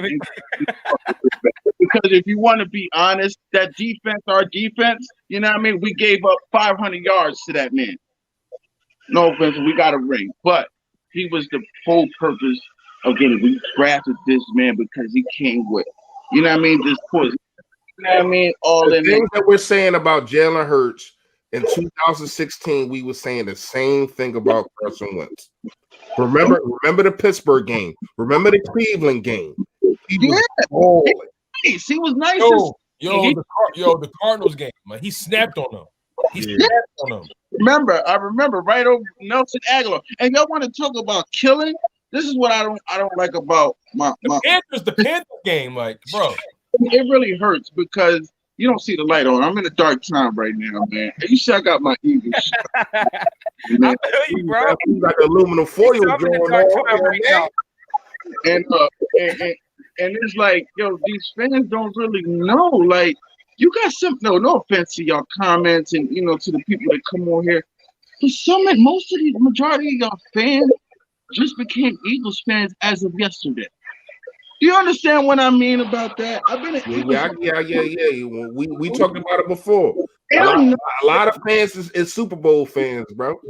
Yeah, but a lot of fans are Super Bowl fans. They don't know what it's like. They don't know what it's like going to NFC Championship after NFC Championship and just losing, and you pulling your hair out, and you cussing out Andy Reid because he don't know how to call timeouts. You know what I mean? They don't know what that's like, man. Yeah, but they don't know what it's like. They don't know what it's like in what was that 92, 93 when Randall Cunningham broke his leg game one, and you swore we was going to the Super Bowl because we had that defense. We had that Gang Green defense. We had Steph Joyner. We had Eric Allen. You know what I mean? Listen, man, I can take it back, bro. Look how long I've been doing this. You know what I mean? And you ask right, man. A lot of these fans are guys that, you know what I mean? Even Trent, got out the track. He said he became a fan when we went to the Super Bowl. The first time. Yeah, but he been here. He been here. But before we got to the Super Bowl, we went through 4 years of just turmoil of damn. Yeah, we did make it to the playoffs, and we were so happy. But it's like NFC Championship at the NFC Championship. It's like, damn, can we finally get over the hump? And you know what got us over the hump? Finally getting the number one freaking wide receiver. How about that? Yeah. How about that? Can you do that? Can you do that for a quarterback? Like, I don't understand it. Andy Reid goes to he goes to Kansas City, and now he's just a wide receiver factory. Yes, and we don't give him nothing. We don't give him nothing here. Yeah. We have steady coach. No, matter of fact, we haven't had a steady quarterback and a steady coaching staff, meaning the full coaching staff, including the coach, since Andy Reid. And McNabb, yeah. Yeah. We didn't have. We don't have that. Now, here's what I can say about Andy Reid. He started doing it over here after drafting. He's seen the formula because remember he drafted D-Jack. Remember he drafted Macklin. Remember he drafted McCoy. He just put that system over there in Kansas Go it was a little bit too little, a little too little, too late for us, but it worked perfectly over there. Go ahead, chalk it up. Go ahead. No, I was just saying, like he said it was too late for us, but it was right on time for Kansas City. Because if you look at how Kansas City built as far as like their players and they skill position guys, they kind of built similar to like you said, Macklin, D-Jack, and having tight end. That is sad. Listen, let me tell you, boy. Straight. This is why I said the fans don't know. I hear you about going to the NFC Championship. I mean, to the NFC Championship, going to playoffs, but I'm talking about the frustration of the losses, of the inside talk, the snitching, the dry snitching. The Andy Reid, not his fault, but his two kids. They put so much frustration. If y'all don't know about that. I was at Graterford with the one that died. This is why we had to restart because it was too much going on the outside that had Reid not focused. Bro, ran Reid up out of here. Yeah. Hell, Like, rest in peace. So we went through different coaches. We wound up going through different quarterbacks. And look, listen, I see it. Mobility, I see the kid. But, listen, I've been through this rule. I'm not confident anymore. I'm sorry. He's good. Listen, it was a good show. I'm not confident in him. I don't think he could take me to a Super Bowl. Too soon for you? Too soon for you? Listen, he's another Michael Vick. You don't think that these teams are going to adjust soon? What happens once he starts getting hurt? We don't know if he's injury prone. We don't know if he's Iron Man. Yeah, I ain't gonna lie, but to me, I ain't gonna lie, body bag. Hold on, real fast. He almost got hurt in the play that we just played in the Cardinals. I seen that play. That boy was. Yeah, he definitely got folded up.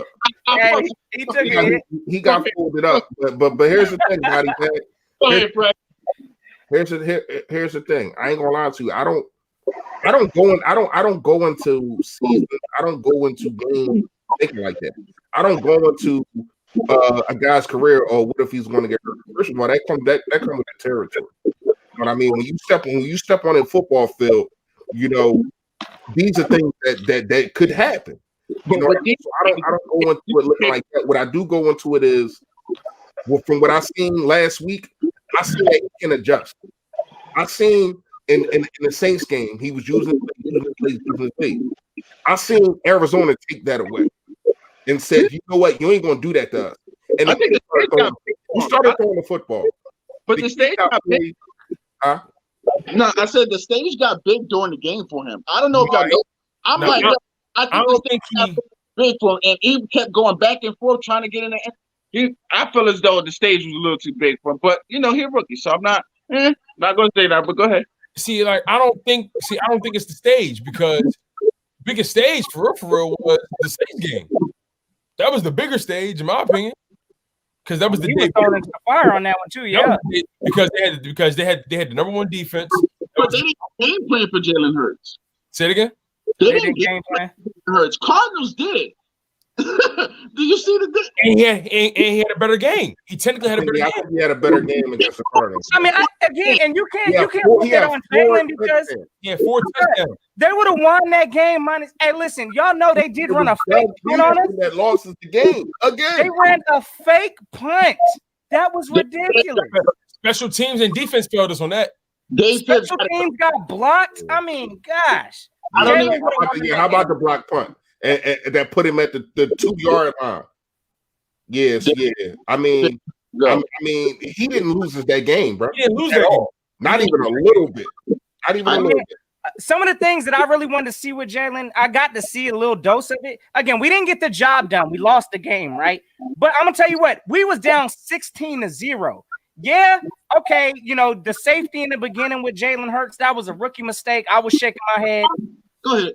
No. But yeah, I mean, he did display a little bit of that clutch in his DNA. Yeah, he didn't. Again, I think our defense, of course, everybody is in agreements.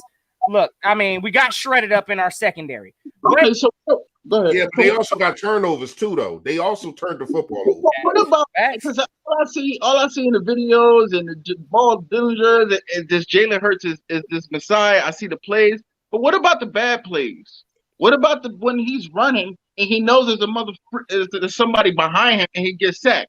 Wasn't he supposed? Ain't he supposed to be the guy, right? Because Carson getting sacked much, right? Well, I will admit this. I will admit, there were times in the Cardinals game where he definitely let that sack happen.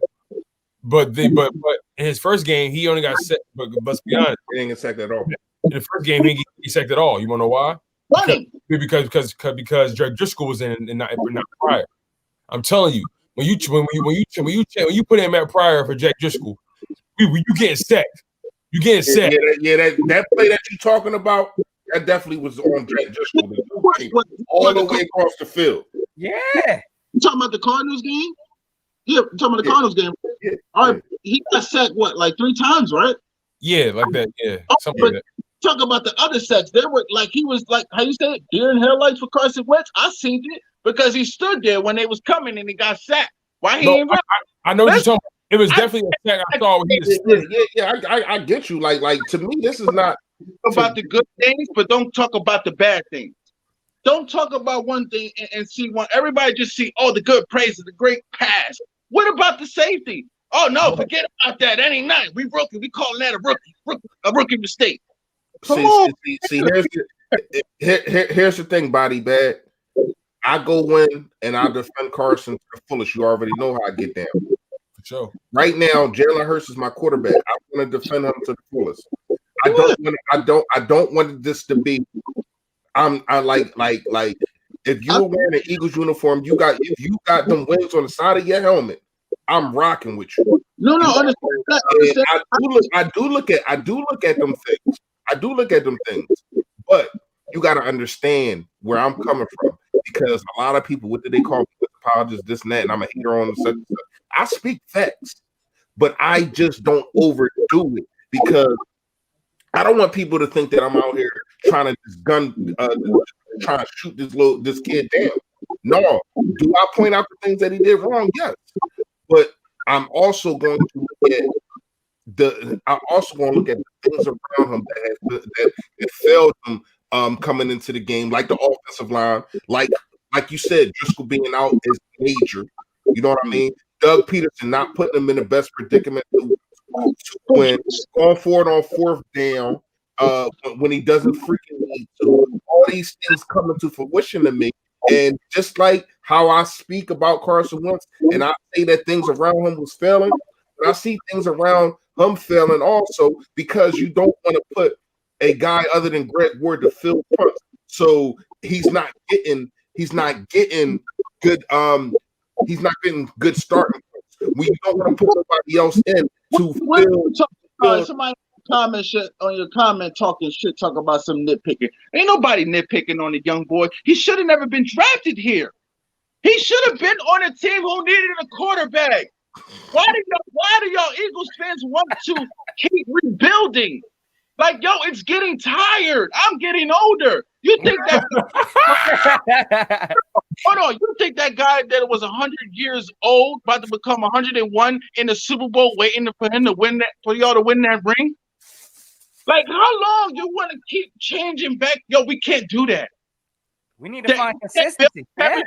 That right, you can't keep giving up on a quarterback the moment he have a bad game. Just a quarterback. You cannot do that. You can't.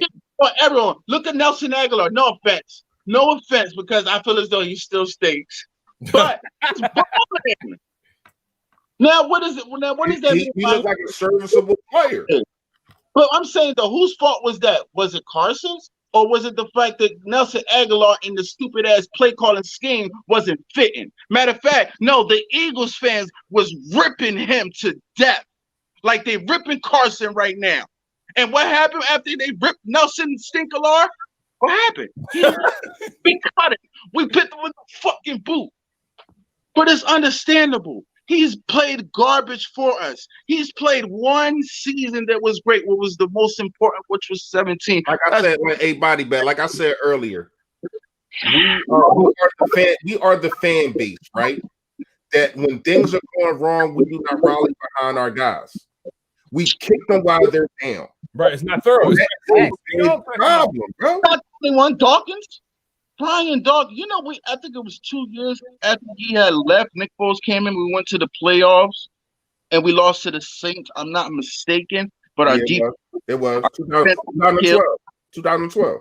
Yeah, and you know what's so crazy? I think Dawkins retired a year after, or that same year, and it's like, damn, when we had Dawkins, our defense was still legit. Rest in peace, Jim Johnson. And it's like, if you would have just paid the man, maybe he made the Pro Bowl with the Broncos. Maybe in 2009, when we went to the playoffs, we would have beat the Saints. You know what's our problem? We're too cheap. We can't coach talent. We don't draft right. Even in free agency, we don't pick up the right pieces. I really think that them last three things you just said just hit it on the head right there. Straight up. I'm being honest, bro. I don't know. We the wrong guys. And now I feel why EDP put up most of this shit. Bro, it really does, man. It really doesn't. No. Some of the stuff I don't agree with, but that last joint that he just ran on when you team, bro. We were trying to find discounts. Listen, man, I just don't want the fans to get overhyped. We did this with Michael Vick. It was beautiful. We went on a run under the Chip Kelly. I said the same thing. I don't. But my thing is, I don't want y'all to get overhyped, and then when a guy has a bad couple games, y'all just shit on him. Right. That's what I don't want. I want it's coming. It's coming. You're going to get rid of a 4,000 yards quarterback. They got you. They paved the way for you to get a Super Bowl ring. Do you know coming into this season?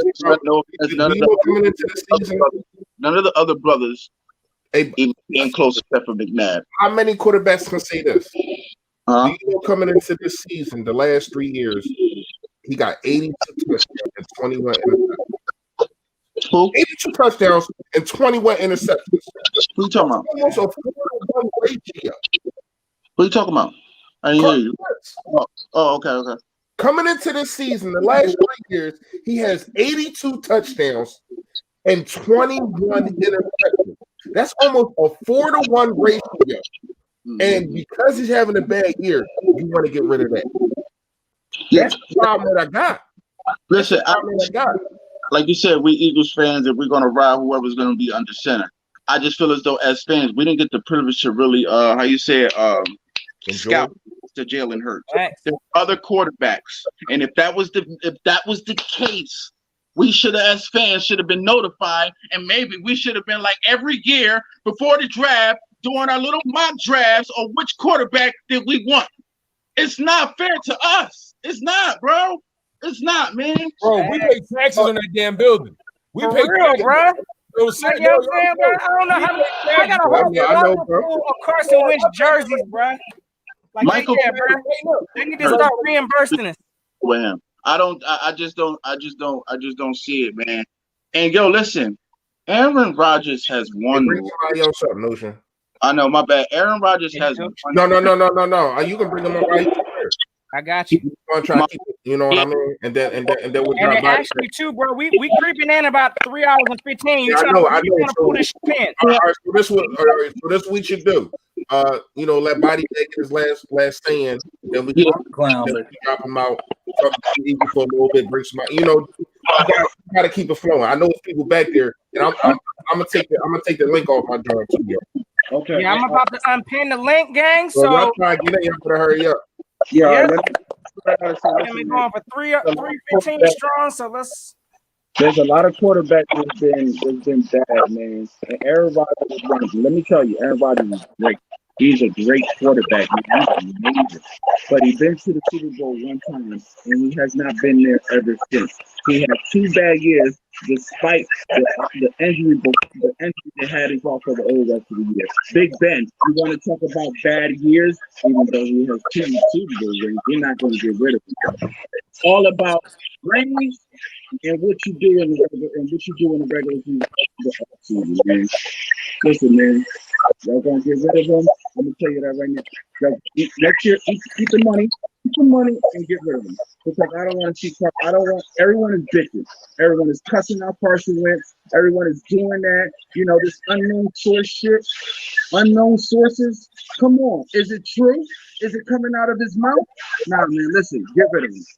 Eat the money. Stop complaining. Get rid of them. Go with Jalen Hurts, and I'll bet $100 he would never go to the Super Bowl with him. Thank you. Have a nice day, man. All right, Body Bag. You already know how you feel, man. Salute, bro. Hey, appreciate you coming through, kicking that fire, bro. Hey, hold on. Next, we already know I got my guy, Cool Eagle, in this thing. Yo. What's going on, bro? Hey, appreciate you for hanging in there, bro. What's going on, bro? Oh man, I'm gonna text it to you, bro. Cowboy fans in the comments, man. Giants fan, man. Like just whatever he is, man. Like talking nonsense. Have to settle down with my boy. Let's go Birds, man. But happy to talk to you guys, man. Seriously, man. Y'all go to what y'all do. Seriously. Appreciate you, man. Appreciate already, bro. Appreciate it. How you feel? How you feel about the whole Jalen Hurts, car situation? How you feel about this season in general? I am sold on Jalen Hurts.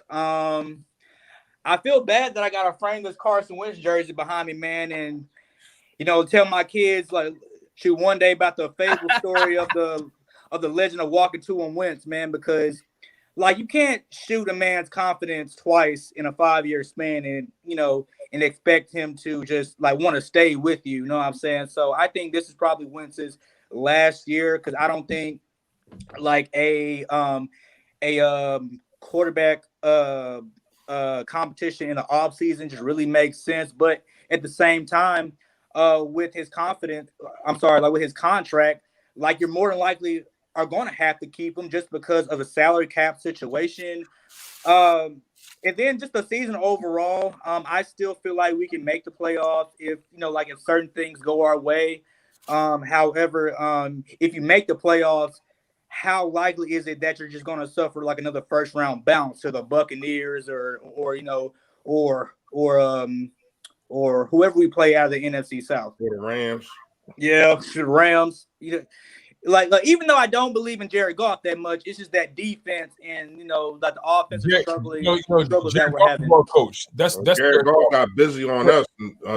Jared Goff is just well coached. He's very well coached. Oh yeah, for sure. Sean McVay. Yeah, definitely. That's all it is because Jeff Fisher's offense, he couldn't do a damn thing. Oh, no. I'd like to know real quick. I wish we could take a little stroll back down memory lane because I was completely wrong. I had Doug Peterson as being like one of the top coaches in this league. I was pooping on Sean McVay. I was pooping on like pretty much poo-pooing all of them people. But at the end of the day, listen, Doug Peterson ain't looking like the way he started this season off. That looked like a complete joke. So I got to give McVay credit. Like he turned corners from what I had him as at the beginning of the season. I mean, but you also got to look at organizational structure of the LA Rams. Would you rather have the general manager of the LA Rams, or would you have, or just would you rather just keep Howie Roseman? Because for me, I feel like the Rams organization is much more structurally sound. Sean McVay definitely has more power than Doug Peterson does on the Eagles team, so therefore he's able to make more. Yeah, you're right. So like he's able to make more of the decisions a head coach is supposed to make. That relationship between the head coach and the GM is much more sound than it is on Philadelphia because you do have like those multiple reports of that fractured relationship between Howie and Doug Peterson. Like just because Howie has kind of stripped Doug Peterson of the powers that a head coach is supposed to have. So really, when you look at the LA Rams, they have more of a good organizational structure than Philadelphia Eagles, which explains their consistent success over the past few years. That sounds good, bro. Hey, real quick, Fresh, you got my man's contacts, bro? If you want to get at him real quick, you know what I'm saying? I don't know if he got another, you know what I'm saying? But yeah, I don't think I got him on Twitter or nothing. I can't send him the link right now, so. Yeah.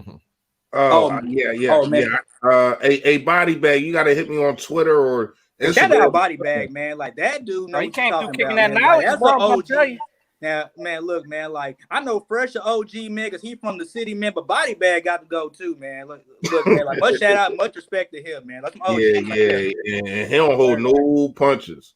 I like Body Bag a lot, man. I see a lot of our similarities, you know what I mean? Oh yeah, from the city. It's just that me being on a platform, I gotta turn down. You're right. He don't give a damn. You know what I mean? He don't give a damn. He don't give a damn about being demonetized. He don't give a damn about none of that. I mean, he gonna come up in. He gonna they be like EDP. Kind of remind me of EDP, man, because EDP don't care either, man. But definitely, man, like, much respect to him. Got 2 million subscribers. He don't need to be monetized. That dude can literally go live and pay his rent. Oh yeah, like serious. Like not even trying to be funny. Right. Like I see just hit the live and just walk away, bro. So they're gonna donate. Oh yeah, for sure, man. Yeah. I love EDP, man. Like, shoot, man, love him to death. Hey, Kobe, I'd like to know from you though, bro. Because can I ask you a question? Yeah.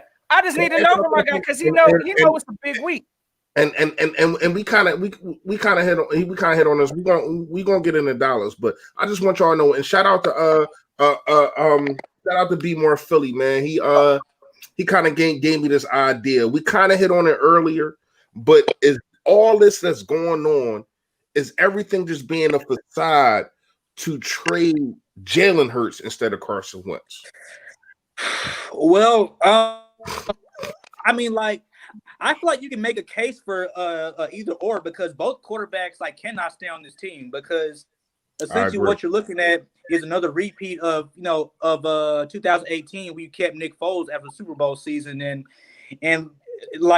again, like, those reports came out about Carson's confidence, and like Nick Foles, he's off the bench again, like taking this team to the playoffs, which was probably like another shot at had Carson's confidence, and just like leading into this year, if Jalen Hurts is somehow able to win out this season, like, I just don't see how Carson Wentz, as a man first, is able to be like, wait, so like y'all paid me $107.8 million, but y'all still drafted this man to take my job, even though my stats, my numbers say that I am well qualified for the job, but you still draft the man anyway. So, I mean, like, in my eyes, like, you can make a case for either or, trading Jalen Hurts for a few picks, or you can trade Carson Wentz, get that contract out the way, and free up some cap space. If I'm being honest, man, like, this would have been way easy. Like, in my mind, bro, I would much prefer to just live and die by Carson Wentz. Oh, yeah, for sure. Like you paid him. All that money. You paid him. You made the bed. You lie in it. 5 years. Hey, listen. Like, rock out with your, you know what I mean? Like, rock out, because at the end of the day, we have created, but one man has created all of this. Mm-hmm. All of it. If we didn't have Jalen Hurts back there, we would just say, you know what, bad season, you guys. Chalk it up. No pun intended. We're literally like, yo, chalk it up. Like, hey, bad season. But because there's a guy back there, you're giving the fans, you're giving us, cause to pause. You're giving us something to talk about. Mm-hmm. And from the very beginning, when we drafted him, we questioned, yo. Got you. From the very beginning, when we drafted him, our first question was, hold on, wait, whoa. We just paid Carson Wentz. Like, is he a guy? So, like, yeah. Like, you just you opened up a whole slew of questions. Exactly. You know what I'm saying? And hey, hold tight real quick, Ed. When I'm gonna bring you on in a second, bro. Hold on, I'm gonna let them get these off real quick. Yeah, just muting real fast. Yeah. Just so but like, it's not even the fact that you picked him with the 53rd pick, because I remember back in the day when the Eagles picked what's his name, Kevin Cobb, with I think the 36th pick, like back of Don McNabb, and it wasn't this bad. But just the fact that it's Jalen Hurts, he was a Heisman standout. Well, he was a Heisman candidate with the stats he had, and then you had to justify that pick. I think this is why. But McNabb was also in his 9th year. Oh yeah, for sure. For sure, he was old. Yeah, that's what I'm saying. Like, Carson Wentz is in his 5th. Yeah, and it's that early, and he just put the team on his back. I think it's on his back. Going down a 4-game stretch, throwing like for 7 or 8 touchdowns, 0 interceptions. Remember the Miami game? He balled out. We put up 30. We just got out. Our defense was trash, and the special team was trash. Like we shouldn't have lost that Miami loss. Carson Wentz did nothing wrong in that game. Nothing wrong. Exactly. I mean, that's true. Like that kind of reminds me of 2018 when we played Carolina and Carson played pretty well, and the Carolina gave up a 17-0 lead. Carolina, Dallas, the Titans, 17-point leads. Gave them all up. Now I will say, defense gave up those points. Offense got to put up more points, on top of that. But I give you that. Look at it though. But you shouldn't give up that lead in the fourth quarter. It was 17-0 in the fourth quarter. You cannot. That's defense all day. Oh yeah, man. Like, and that's why I was kind of like on debate of who's going to be the fall guy after this season. Is it going to be Doug or Jim? Because one of them have to go. Because Jim and his inconsistent defenses, and Doug and him having these stale offenses since 2017 when he had the 7th-ranked offense, and then back-to-back years he had like the 14th and 15th ranked offenses. Man, like, you can't win a playoff game. You can't win a Super Bowl that way. Like, neither one of them. So, like, one of them got to go. Somebody has to go. And it's not going to be Howie, because he's literally golden boy. So, bro, that is like death. Like we need, like, Like we are suffering ego death by we are this city is suffering an ego death by 1,000 cuts. Yeah. And it's like they don't care. It's like they don't care. They Bro. don't. They're just so cheap, man. Like they've been cheap for years, man. Like after they drafted Riley Cooper, I was like, okay. So something's really suspect with this drafting process. I ain't to see who's in charge of this, and lo and behold, Howie Roseman has had his hand in it. So I'm like, okay. So when you draft JJ Arcega-Whiteside, and hey, my guy, I'm gonna mute you real quick. I know you back there. Hold on, just hold tight, my guy. Whiteside, and you see a physical specimen like DK Metcalf. It's like, how do you? How? Make it make sense.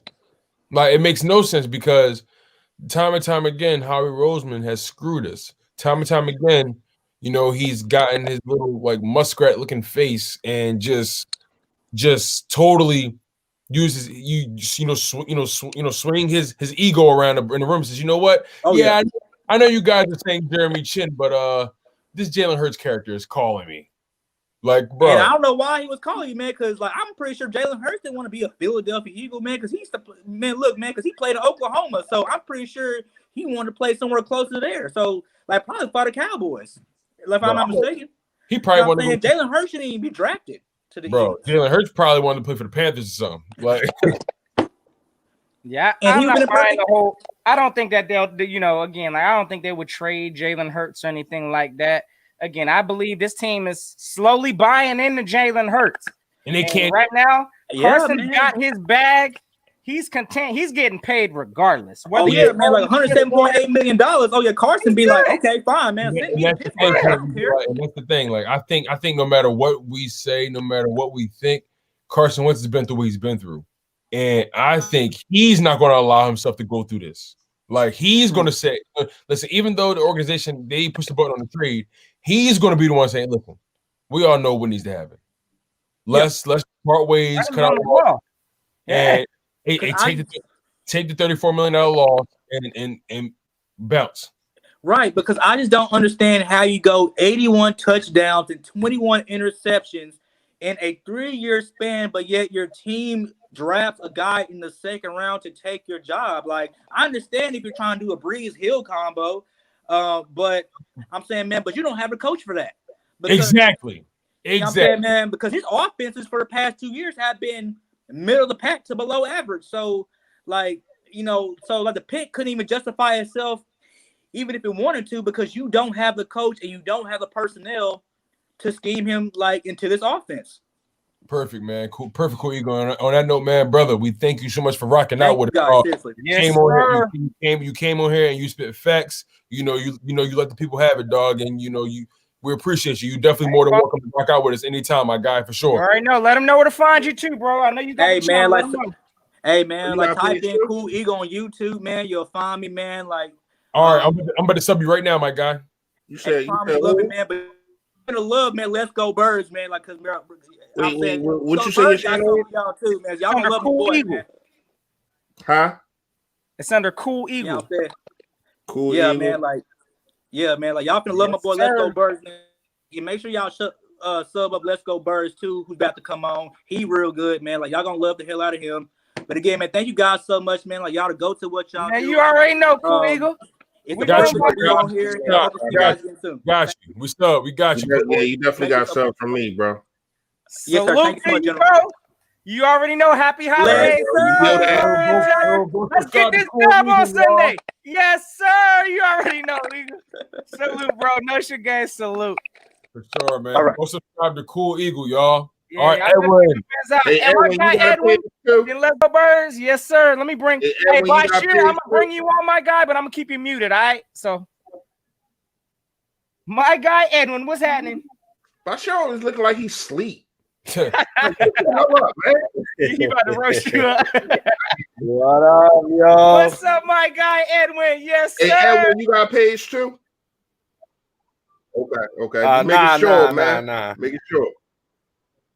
Nah, I just enjoy your content, and I've been with you, Philip Fresh, on everything that you said. I agree with you. And I think the common denominator is Doug Peterson, to be honest. I think they gotta ask him if he doesn't want to change his philosophy that he's gone. Like, we need to run the ball, because if we keep doing what Jalen Hurts is doing, rushing 11 times, 18 times, double-digit times, when you could give it to Scott, or you could give it to Howard, you could give it to Elijah, or my boy Killins, who they won't use. That's for Philly Motion. That's for Philly Motion right there. Start that, Yeah, man. you already know, bro. That's for my boy Everybody Philly. knows it's irritating. No, I'm just saying, if he don't run the ball with these three guys, or who, I think he's gonna get Jalen Hurts hurt. You can't. This is 29 times that he ran the ball in 2 games, and that's not the way, and that's not.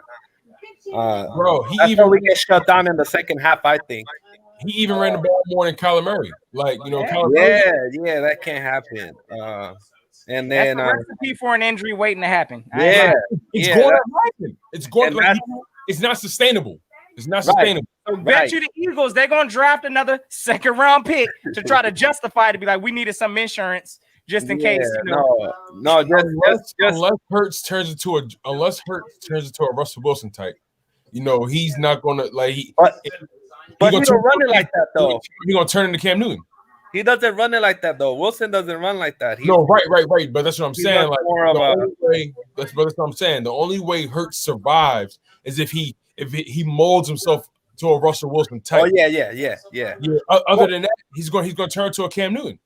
Yeah, or he starts sliding. Like, he gotta start sliding for sure. But I'd be interested in seeing Cam Newton as a backup to Jalen Hurts. I'm just saying, I'm putting that idea out there now. Hey, look, if we getting rid of Carson, I'm just gonna say it right now. Listen, go ahead and make that phone call. Cam Newton, come back up Jalen Hurts. Let's get it. That's all I'm saying. That'd be a ugly quarterback. Oh. Nah, but and then the other one too. We gotta go young, man. And you know what's funny? And that's gonna take away snaps from other guys. DeShaun Jackson's coming back, bro. And they're gonna if they give him snaps, it's gonna be annoying. So I just want the young players to play. I just want Quest to play more. I just want Hightower to play more. And man, I've been saying that since week 1 for Quest. And I know you guys been. I've been saying this since we drafted him. I'm like, yo, bro, he's gonna be a dynamo. Just give the ball in his hand. Just put it in his hand. Just put the ball in his hand. He's gonna be a beast. And you saw what happened after his first touch in that game a few days ago. You saw what he did. If you keep feeding these young guys, their confidence is going to get higher. If the confidence gets higher, it don't matter what team or who's in front of them. They're going to ball out. Most of these young guys, when they come across these NFL type bodies now, they kind of seize up a little bit. When you keep subbing in, Hightower, and then you take him out, like, he can't build confidence that way. He can't build, rapport with the quarterback that way. You know what I'm saying? How can he believe in himself? He's barely on the field. At that point, if my coach don't believe in me, how can I? Right. And and defense too. I want Devin Taylor, and I think Taylor's hurt, but I want Sean Bradley's a beast, bro. I don't know what the Schwartz is seeing. I don't know, but he's a beast, bro. He has the swag too. I see him on his Instagram and everything, bro. I think dude look like he got swag, bro. dude look like a star, bro. I don't know what they see, but we wait into the end.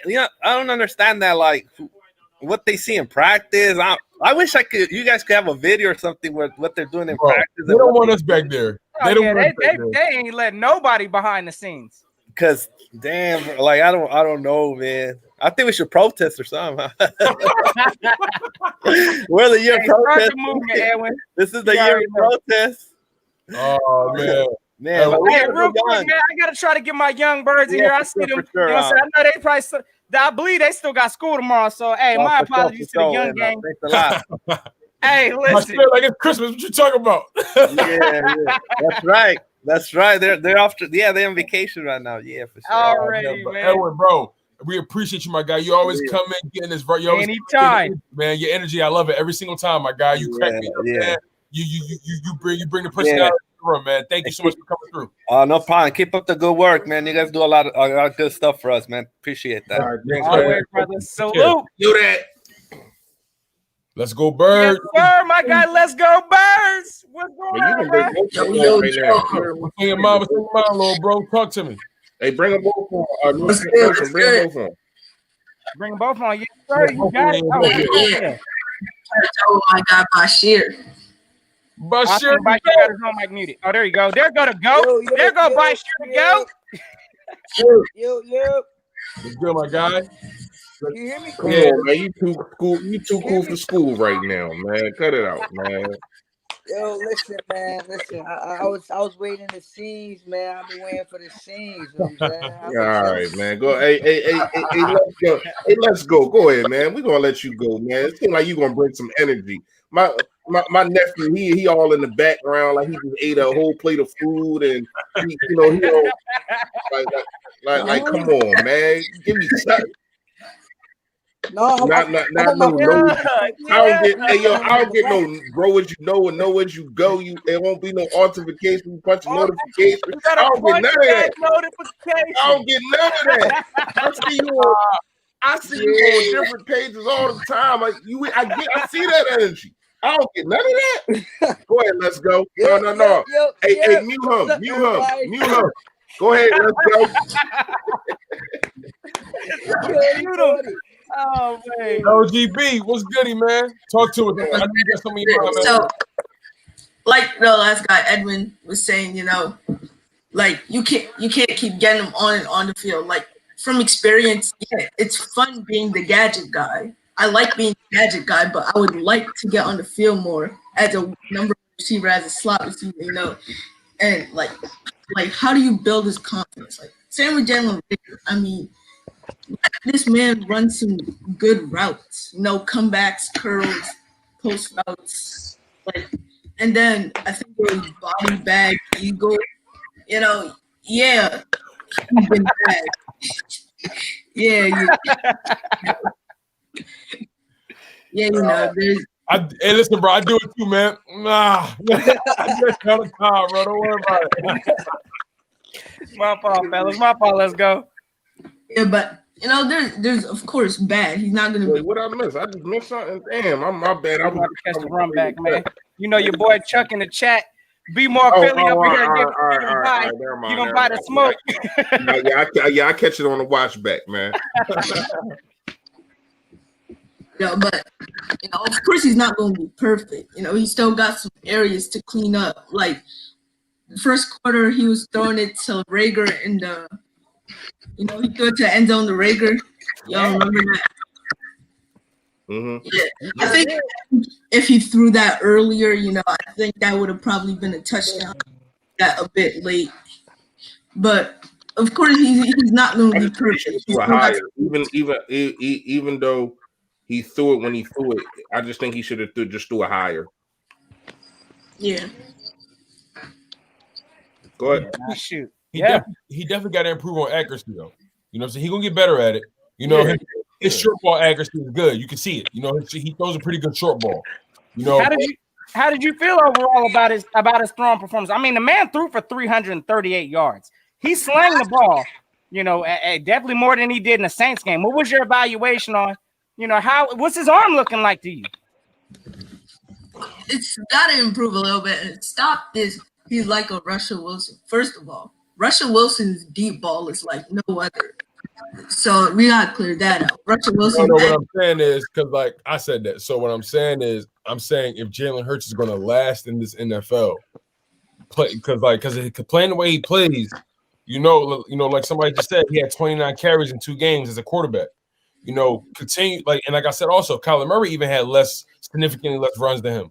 So my thing is, if you're gonna keep running him like this, you cannot expect him to play a full 16-game stretch. I'm sorry, you can't expect it. But Jalen Hurts, just based off of what he's done in college and the player I see him to be mentally, I believe if he can mold his game after, because he has all the intangibles, he has all the intangibles, all the skills, all the tools. If he can mold his game after a Russell Wilson, being, using his speed and elusiveness when he really, really needs to get out of trouble and getting better at placement, because I don't think Russell Wilson is the most accurate, but I think his ball placement is bar none. bar none. So at that point, like if he can mold his game after a Russell Wilson type, then I firmly believe that he can last in the NFL. But running the way he's running, like 'cause he's physical. He's physical. He's Naturally. like a short Kim. He's physical.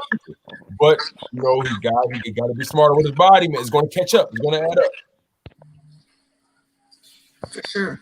Hey, real quick, let's go Birds, man. You already know, beat Dallas week, brother. Who you got handling this week, and what's it going to be looking like, my guy? If Devin Hurts can beat the #1 defense in the league, you could argue the Steelers, but it's the Saints. If he could beat the #1 defense, of course he's going to beat the worst defense in the league. I got the Eagles, man. Unless Jalen Mills could hold up Amari Cooper. We're going to see, too. I don't even feel confident with that. I got a feeling Cooper might get some yards this game. But, hey, you already know, brother. You got any questions for my fellas real quick? Do y'all think y'all want the Eagles to make the playoffs this year? Listen, I'm never for tanking. I'm a competitive guy. I watch the Eagles to see them win. So I don't care what the dynamic is. You make the bed, you lay in it. You live by the sword, you die by the sword.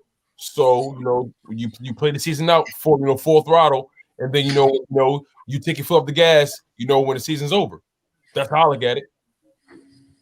Hey, you already know if we got an opportunity to make it, you darn straight. We better try to win it and try to get to it. Because again, once you make it to the playoffs, anything can happen. Yeah, I know our team is sorry, but again, hey, look, if we can make it and somehow sneak in there, and we keep this same energy that we done found right now, anything is possible. So I believe we got a chance. And hey, it is what it is. Like you're absolutely right. I want to make the playoffs. As sorry as we are.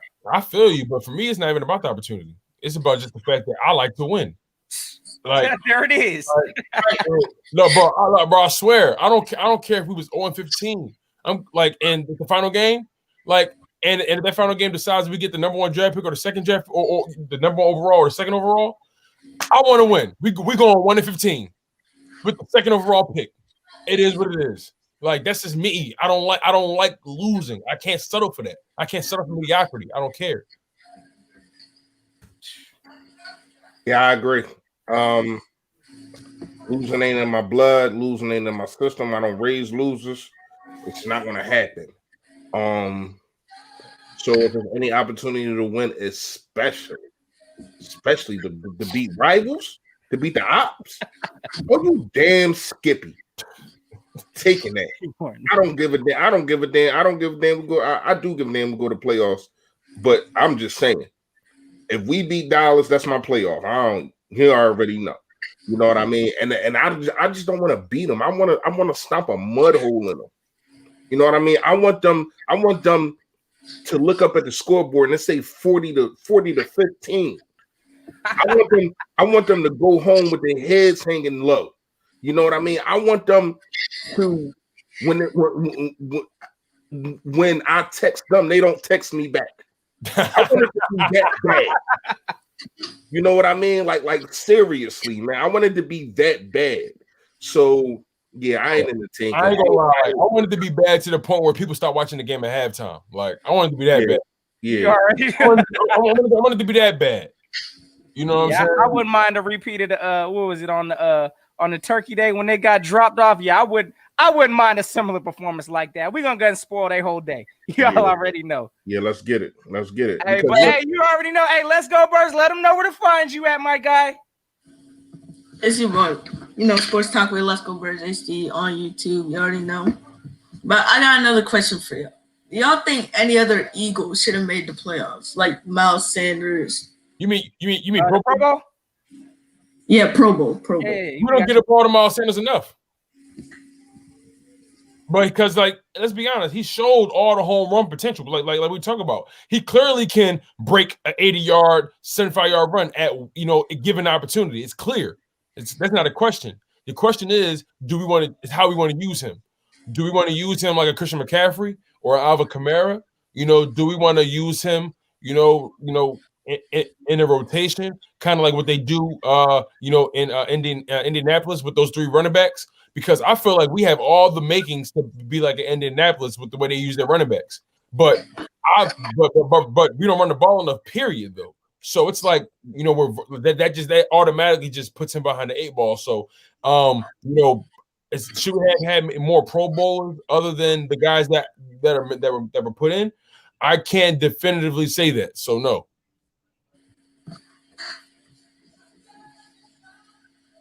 What about you, Fresh? My man, what was the question? The question was, do you know of any Eagles, or do you believe there are any other Philadelphia Eagles on the roster that should have been named to the Pro Bowl other than the 3 we got in there? No, I was actually surprised Kelsey got in. So I was surprised. And you know what's crazy? I think if Josh Sweat played more, I think he could have got in. You know what I mean? We got him on the snap count. That would have been a sneak one, yeah. Yeah.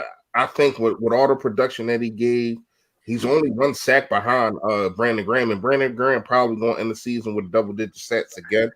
But just to see him getting a Pro Bowl, man, it's amazing to me. Because once again, I'm gonna say this once again. It's probably the last time I'm gonna say it tonight.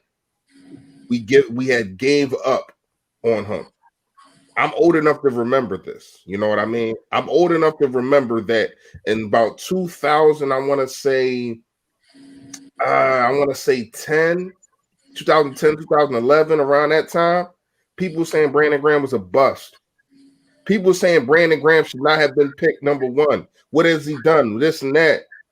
And they gave up on him, just like they give up on so many other players so fast, just like that.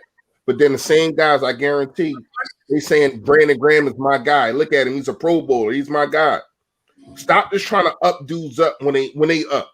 You know what I mean? I like dudes. If I'm down, they still got my back. Bro, be loyal. It's simple. Just be loyal. Like, there's too much revisionist loyalty in the city. Like, people pick and choose when they want to be loyal. Then you get loyalty's uncommon. They players. So people liable to have a bad game, a bad season. Like, this is not Madden. Like, it's not Madden. Like, listen, I know we make jokes about certain Madden, but this is not Madden. You know what I'm saying? I know we make jokes, but it's not Madden. These guys can have a bad year. If I'm being honest, let's keep it totally real. If you want to talk about Carson Wentz and it being a bad year, yeah, I know he's been bad. We're not going to talk about the obvious. He's been bad, but let's just talk about all the nuances surrounding his life. He just got married. He just had a newborn baby. You know what I'm saying? Jalen Hurts got drafted behind him. He coming off a concussion. Like, his debut playoff game. Like, it's just like, he walked past his statue every damn day, reminding him that of what he not. It's like, and then on top of that, when things are going bad or when he's struggling, the coaching doesn't necessarily help the situation. So yeah, you can call it excuses, but those are just simply facts. Hey, completely understood, man. And again, man, we're gonna let Bryce Sugar and rock this thing. Let's go, Birds, bro. You already know. Happy holidays. I hope we get this W this Sunday. You already know we're gonna be in touch, my guy. So hey, you know what it is. Till next time, my guy. My young blood. Yes, sir. Y'all go make sure y'all check him out. Hey, my man's on that journey. He's trying to get to that. Well, I already know what you like right around the corner from 100. So, hey, y'all already know. Let's get my man there. Go check my man's channel out. He's putting in that work. So, keep up your good stuff, bro. Happy holidays. Notion gang. Salute. Salute. Yes, sir. Bye, you're the goat in this thing. What's up, bro? And let me go and I'm gonna bring somebody else on just to hold tight. It looks like I got LJ Fields, and then I'm bringing Trey on, and then it looks like last we finishing up with Eminem. So I'm gonna bring LJ Fields, and let me make sure he's muted. All right, cool. What's up, Bart? Sharing this thing. What's up, bro? Yo. What's up, everybody? It's your boy Bashir Randall back at it again. And you girls, you know you grow. Listen, bro. You want to chill, want to vibe, be sure to hit that subscribe, know what I'm saying? There'll be no altercation if you punch that notification. There, you happy? Listen. No, I'm not. I'm not. I'm playing. Yo, you the worst, bro. I swear. Yo, you the worst. Yo, Yo, listen. First of all, bro, I was watching the show and I seen y'all was talking about Hurts and Carson and all that stuff like that, bro. Listen, like Fresh said, bro, I represent the Eagle, bro. You know what I'm saying? I don't represent the Eagle when we had Sam Bradford, Mark Sanchez, and all them dudes. You know what I'm saying? So why wouldn't I support Jalen Hurts? You know what I'm saying? But I'm not going to sit here and act like the organization didn't do Carson Wentz dirty. I just can't. You know what I'm saying? 2 straight years, didn't have a receiver with 500 yards. You know what I'm saying? They did Carson Wentz dirty. You know what I'm saying? Then even the free agency, like you said, didn't give him no wide receiver help. All the skill positions, linebacker, defensive end, corner, wide receiver, we lacklustered in. You know what I'm saying? Either because we're cheap or because the position just sucked. You know what I'm saying? Look at wide receivers. We have a bunch of rookies, old Alshon, old Deshaun Jackson, and who else? JJ Arcega-Whiteside. Please don't. No, I'm saying, bro. So I'm just saying, bro, like, the Philadelphia Eagles, they let down Carson Wentz, but if you ask me, you know what I'm saying, I got to rock with Jalen Hurts. I got to, you know what I'm saying? I just got to, for the simple fact that we can't keep thinking about the past, you know what I'm saying? I'm not saying Carson is bad news or he's buns, but the future's here. Future's here. Now, Jalen Hurts got a lot of work to do, whether it's his arm, his accuracy, like some of y'all said. But from what I've seen, he looked like a pretty good quarterback. You know what I'm For saying? sure. You know what I'm saying? So he looked like a pretty good quarterback.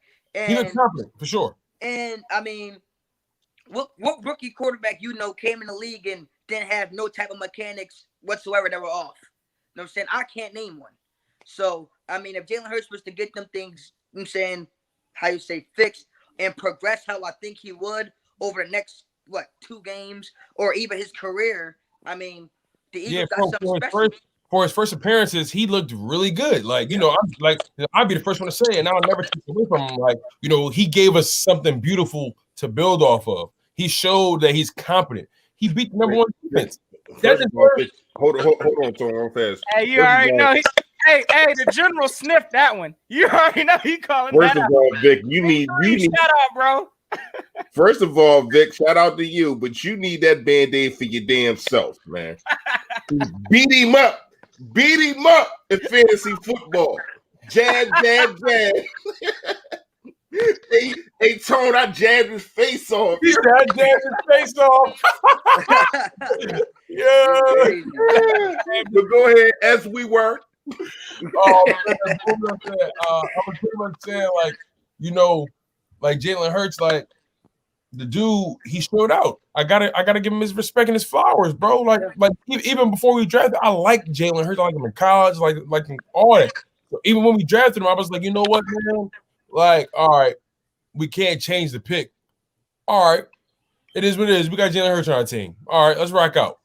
It is what it is. It is what it is, right? Right. And it's just been total mismanagement. Even if we did, I know drafting Jalen Hurts was the catalyst in all this, but even if we did, right, this season still could have been handled very differently. It was just mishandled. It was mishandled. Yeah. It was totally mishandled. Yeah. You could have literally stopped the bird. You could have literally put the fire out before it got to the building. So all I was asking was, this is my whole thing. When we drafted Jalen Hurts, everybody said, I don't want to say the organization said, but it felt as though they were saying we were going to use him like Taysom Hill. Then why didn't you never implement him in the offense? What never. Was that? You had a whole. It's like you were waiting for Carson to fail. That's why I say you let him down. He is a scapegoat because Howie Roseman, and that's my biggest fear too, bro. Like, I know y'all say y'all hate losing. I hate losing too. You know what I'm saying? I'm not saying we should tank or lose out, but if we get eliminated, bro, you know what I'm saying? Or if we make the playoffs, my biggest fear is they're going to retain Howie, they're going to retain Doug, they're going to retain Jim Schwartz, Dave Flip, all those dudes that's supposed to go.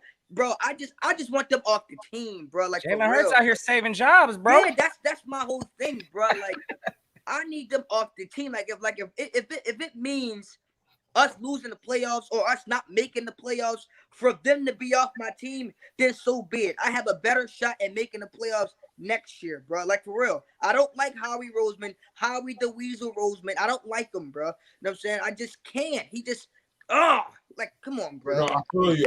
I feel your pain, Brody. Like, it's like not even. It's honestly, it's it's mind-boggling. Like I ain't gonna lie, it keep me up at night sometimes. Like I be thinking to myself, like, damn, like I really talk about these Eagles every day, and I ain't gonna lie, it's like running against a wall because we know what the problem is. We know what the problem is, and we can't change it. We can't do nothing but watch it. Right. Yeah. Hey, real fast, y'all. Bobby Murphy, you got to be more specific. I don't know what you're talking about. What do you say? Why is no one addressing more anonymous veteran teammates ripping off Carson to reporters? He talked about Alshon Jeffrey, I believe. That was like 2 years ago or last No, year. but he said more. He said more like something new just happened. I didn't hear anything. I didn't hear anything either. I mean, but that's another thing. I think he being All right, sarcastic. so how about we address if you still paid that man $100 million, just like Seattle did with Russell Wilson, you get them dudes the hell out of there. You want to come at my franchise quarterback, go ahead, beat your feet, especially if it's Alshon. You ain't doing shit anyway. Yeah, thank you. Like you want to make all these anonymous reports. Who has done more for this franchise? Alshon Jeffrey or Carson Wentz? Come on, man. It's not even a question. Thank you. Stop it, man. Thank you. And all this media, bro. This is media manipulation, bro. I did a project on this, bro. Come on. I just did a project. Like all this Carson Wentz not a bad teammate. You got Tiki Barber, his old ass talk about Carson not a good teammate. Bro, that's what I'm saying. Like it's literally clickbait, bro. They are literally masterminding his demise. They're trying to. Like come on, bro. It's the narrative they're pushing right now. You bringing in John Dorsey and all that kind of stuff, bro, for talk about some, this is the new face. Come on, bro. Like, come on. If you don't want Carson on your team, just say it, bro. Like, all I'm saying is, if you don't want him on the team, so be it. I'm cool either way because I rep the Birds. You know what I'm saying? I'm not going to sit here and say, because you give up Carson Wentz, I'm not an Eagles fan. When I was Eagles fans, when we was 9-7, and we got snubbed from the playoffs that year, I remember that. You know what I'm saying? My dad was hot. So, you know what I'm saying? So, I was like, come on, bro. Like, bro, the fan base is at war, bro. So I can't really, you know what I'm saying? I'm in between both wars. I'm gonna be honest. Yeah, we are at war. We are, and it's like all I'm gonna say is about what you just said, real fast, Bashir, and yeah, bring it back up. I'm not listening to no man that wears that. What? I can't see. Oh, I'm not listening to no man that wears that. That's all I'm saying. You can't take nothing. Barber, bro. You can't take nothing to heart when you see that. How am I supposed to be serious when I'm talking to a guy that wears this? Hold up. Look at these jokes. Hold up. What?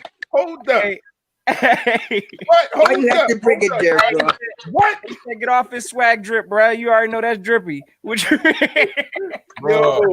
All right, I'm done, man. I'm done, man. Go ahead. I'm done, man. That looks so bad. That's That looks hilarious. so Well, bad. listen, let me ask you a question, though, bro, real quick. So, for John Dorsey being here, bro, you know what I'm saying? For one thing, well, that means one of two things. One, I'm happy because either that means how we might be going, or, you know what I'm saying, he's looking at a different John to where we might need him for help with drafting because, you know what I'm saying, I'm just saying, bro, like, it's just No, I ain't laughing at you. I'm laughing at the comment. Because listen, how we can't draft, we already knew that. And John Dorsey know what top tier talent looked like. He drafted Myles Garrett. He drafted Denzel Ward, Nick Chubb. People don't know this, but he was on the coaching staff with Kansas City when they drafted Patrick Mahomes. Now, he wound up getting fired, but ultimately he had a hand in doing that, bro. So, with that being said, what do y'all think his actual role is going to be come the offseason? Because, listen, like I said, I don't plan on going no damn playoffs. We don't deserve it, in my opinion. You know what I'm saying? We showed no grit all season, nothing. So, what do y'all think his role would be this offseason?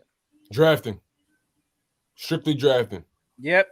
That's exactly what I'm going to say. I just think it's going to be straight drafting and scouting this person. There might be some scouting. Drafting, scouting, evaluating talent, getting now I don't know who does this, but we got to keep it real. After the draft, getting rookie guys to sign rookie contracts, rookie free agents. I think we do a pretty good job at that. You know what I mean? Like I'm not gonna lie about that. So I don't know who does that, You keep your job. Like I'll give like the contract. I don't know if that's Howie. That might be the scouting team. Well, like negotiating like the contracts with them. Oh no. I thought you meant the like the rookie free agents and all. I think that's the scouting. He talk about like after the draft, the undrafted free agents. Oh yeah. I'm talking about dudes like Corey Clement. Yeah, them kind of guys. So I think that's the scouting team, and Howie just like, well, I don't care. It ain't about drafts. I don't give a damn. Go ahead. Oh, you like him? Go ahead. It seems like some of them dudes are better than our draft picks. Yeah, Drake Ward is better than Matt Hollins. Let's keep it a thing. Yeah, you know what I mean. That's how we got Travis Fulgham. Travis Fulgham, like a diamond in the rough. Like, we found him somewhere. Right. Scouting team, hey, we should get this guy. And how we say, yeah, do what you want to do. Yeah, go. I don't care. I already got my draft. Right. Yeah. And then we call him up, and he puts up almost 500 yards in 5 weeks, and all of a sudden you get to take credit, and then you bench him. Because Alshon comes back. That's crazy too, bro. That y'all brung up Travis Fulgham because I got a video tomorrow, post notification, smash your notification. But what I was saying was, Travis Fulgham actually, in my opinion, if he would have started week 1, he would have had 1,000 yards already. You know what I'm saying? So what I'm saying. But what do you have? What do you have, bro? What do you have? It seems like this organization doesn't want anybody to have 1,000 yards. Yeah, Miles Sanders can have 1,000 yards right now. You know what I think, bro? I've never seen it. I got it. This team, this organization, they like to validate not having to pay people. Think about it. Think about it. Miles Sanders, right? Mm-hmm. We all know his work for real. That contract coming up. Yeah. Thinking about it. He ain't what it's really not. But it will. My point is, it will. They saw what he did that first year. They're gonna use it as leverage to be like, well, you ain't had these stats, and they're not feeding him. They know damn well if you feed him 20 plus times a game, he gonna break one of them. Well, let me ask y'all this question: how can a person be cheap when that's not even your money? What kind of sense is that? Bro, I don't know, but like you said, they've been cheap for years. So you can like at times they're not cheap. They just pay the wrong people, bro. Yeah, I agree with that. They paid the Alshon. You're right. But he just set the money back. They paid the Deshaun Jackson. You know what I mean? They paid the Hargrave. Like they pay. They just don't pay at skill positions. We pay who we want to pay. They don't pay wide receivers. They don't want to pay running backs. They don't pay them kind of dudes. They'll pay a lineman. They'll play a defensive lineman. You know what I mean? And I want to also get my man in here too, man. I want to think because I see him shake. I see LJ shaking his head. So I wanted to get him to get on and let me know how he feel. I see unmute him. Yeah, unmute him. Yeah, I'll hop out if you need me to. No, you good. You good, bro. Yeah, I think he's muted. So yeah, once you gotta unmute, I'm muting this. You good? Okay. Oh, you had it. There you go. My fault. Yes, sir. You in there? You good? Look, man, I got a lot of problems with coming to this team, man. First things first, John Dorsey effect. We're here for you, bro. Comes from Cleveland, right? He come from Cleveland, right? Right. Didn't they go 0-16 that year when he was like, whatever? And that's why he got fired. He got fired because he brought in Kitchen. Exactly. But I don't hear no positive stuff about him yet until he stayed there a year after they went 0-16 though. Yeah, because he drafted Baker. Yeah, he stayed a year after that. Right. Personnel was there. So like it wasn't like he didn't put. It wasn't like the personnel wasn't there. That team needed to be put. That they had to put it together. Yeah. So like maybe he failed that the guy to do it. But as far as actually putting the pieces in place, I think he did an amazing job at that. Yeah, he definitely did. Odell Beckham. He got to do something.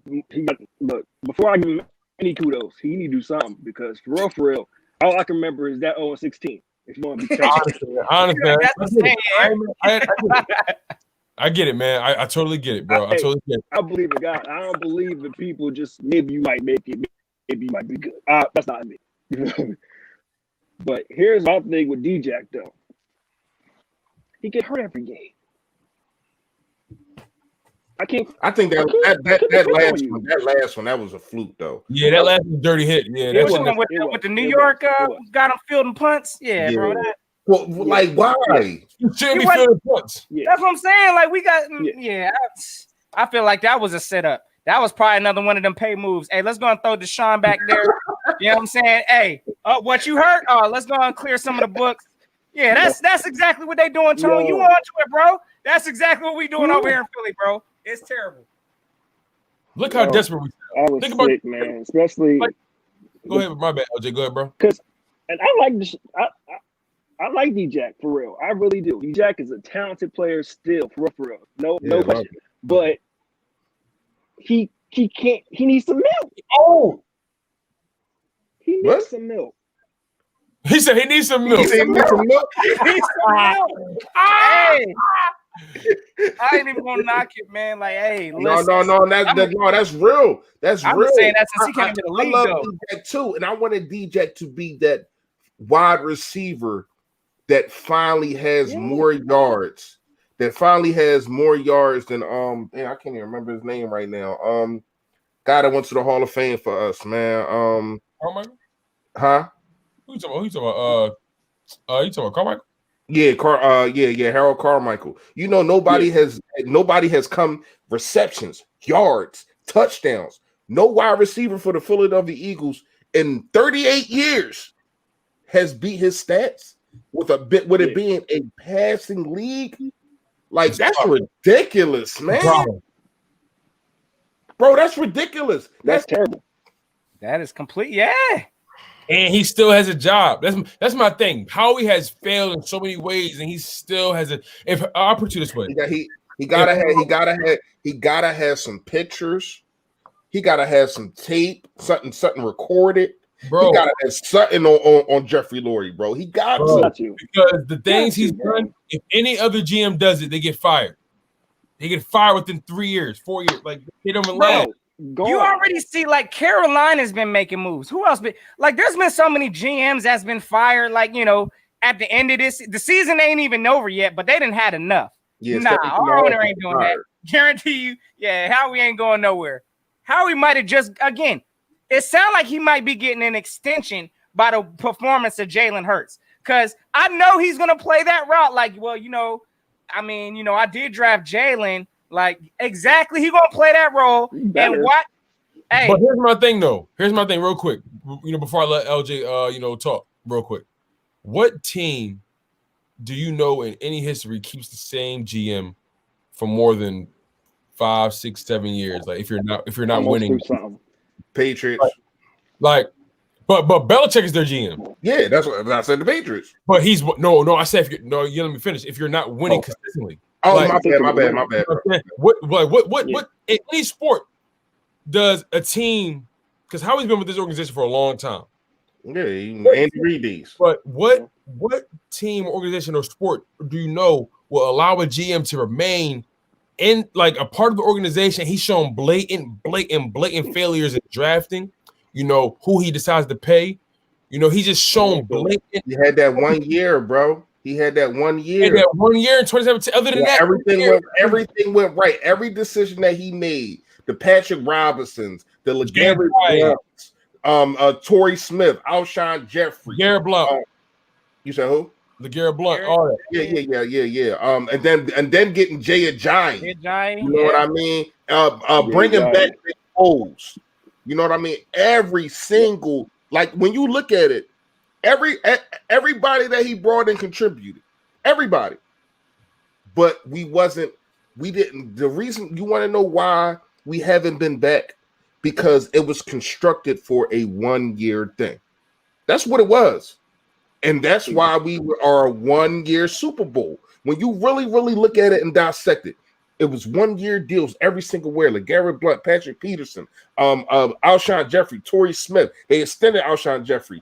Torrey Smith didn't bring back LeGarrette Blount. You know what I mean? We didn't win it a traditional way with our rookie, or not rookie, but our homegrown talent. Exactly. We had to bring in all these guys. You know what I mean? And now look at us, man. Now look at us. We sitting here scrambling.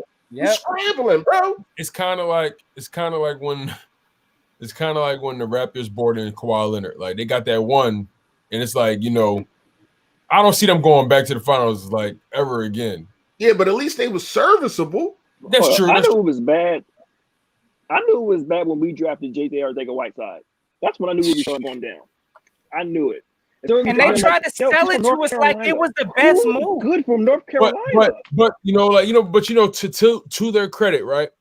Hey, just a heads up, I'm bringing my guy Trey on, so I'm gonna mute you, bro. No problem. But to their credit, right? And I don't like JJ Arcega-Whiteside at all.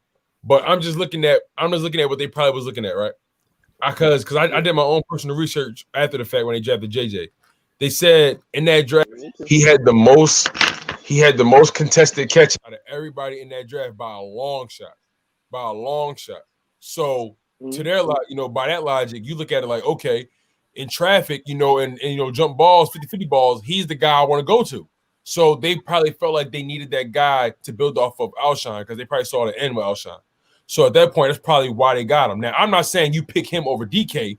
I'm not saying that. But I'm saying based off just the pure numbers, right? That's probably what they based it off of. Because he all right, that's I don't give a credit.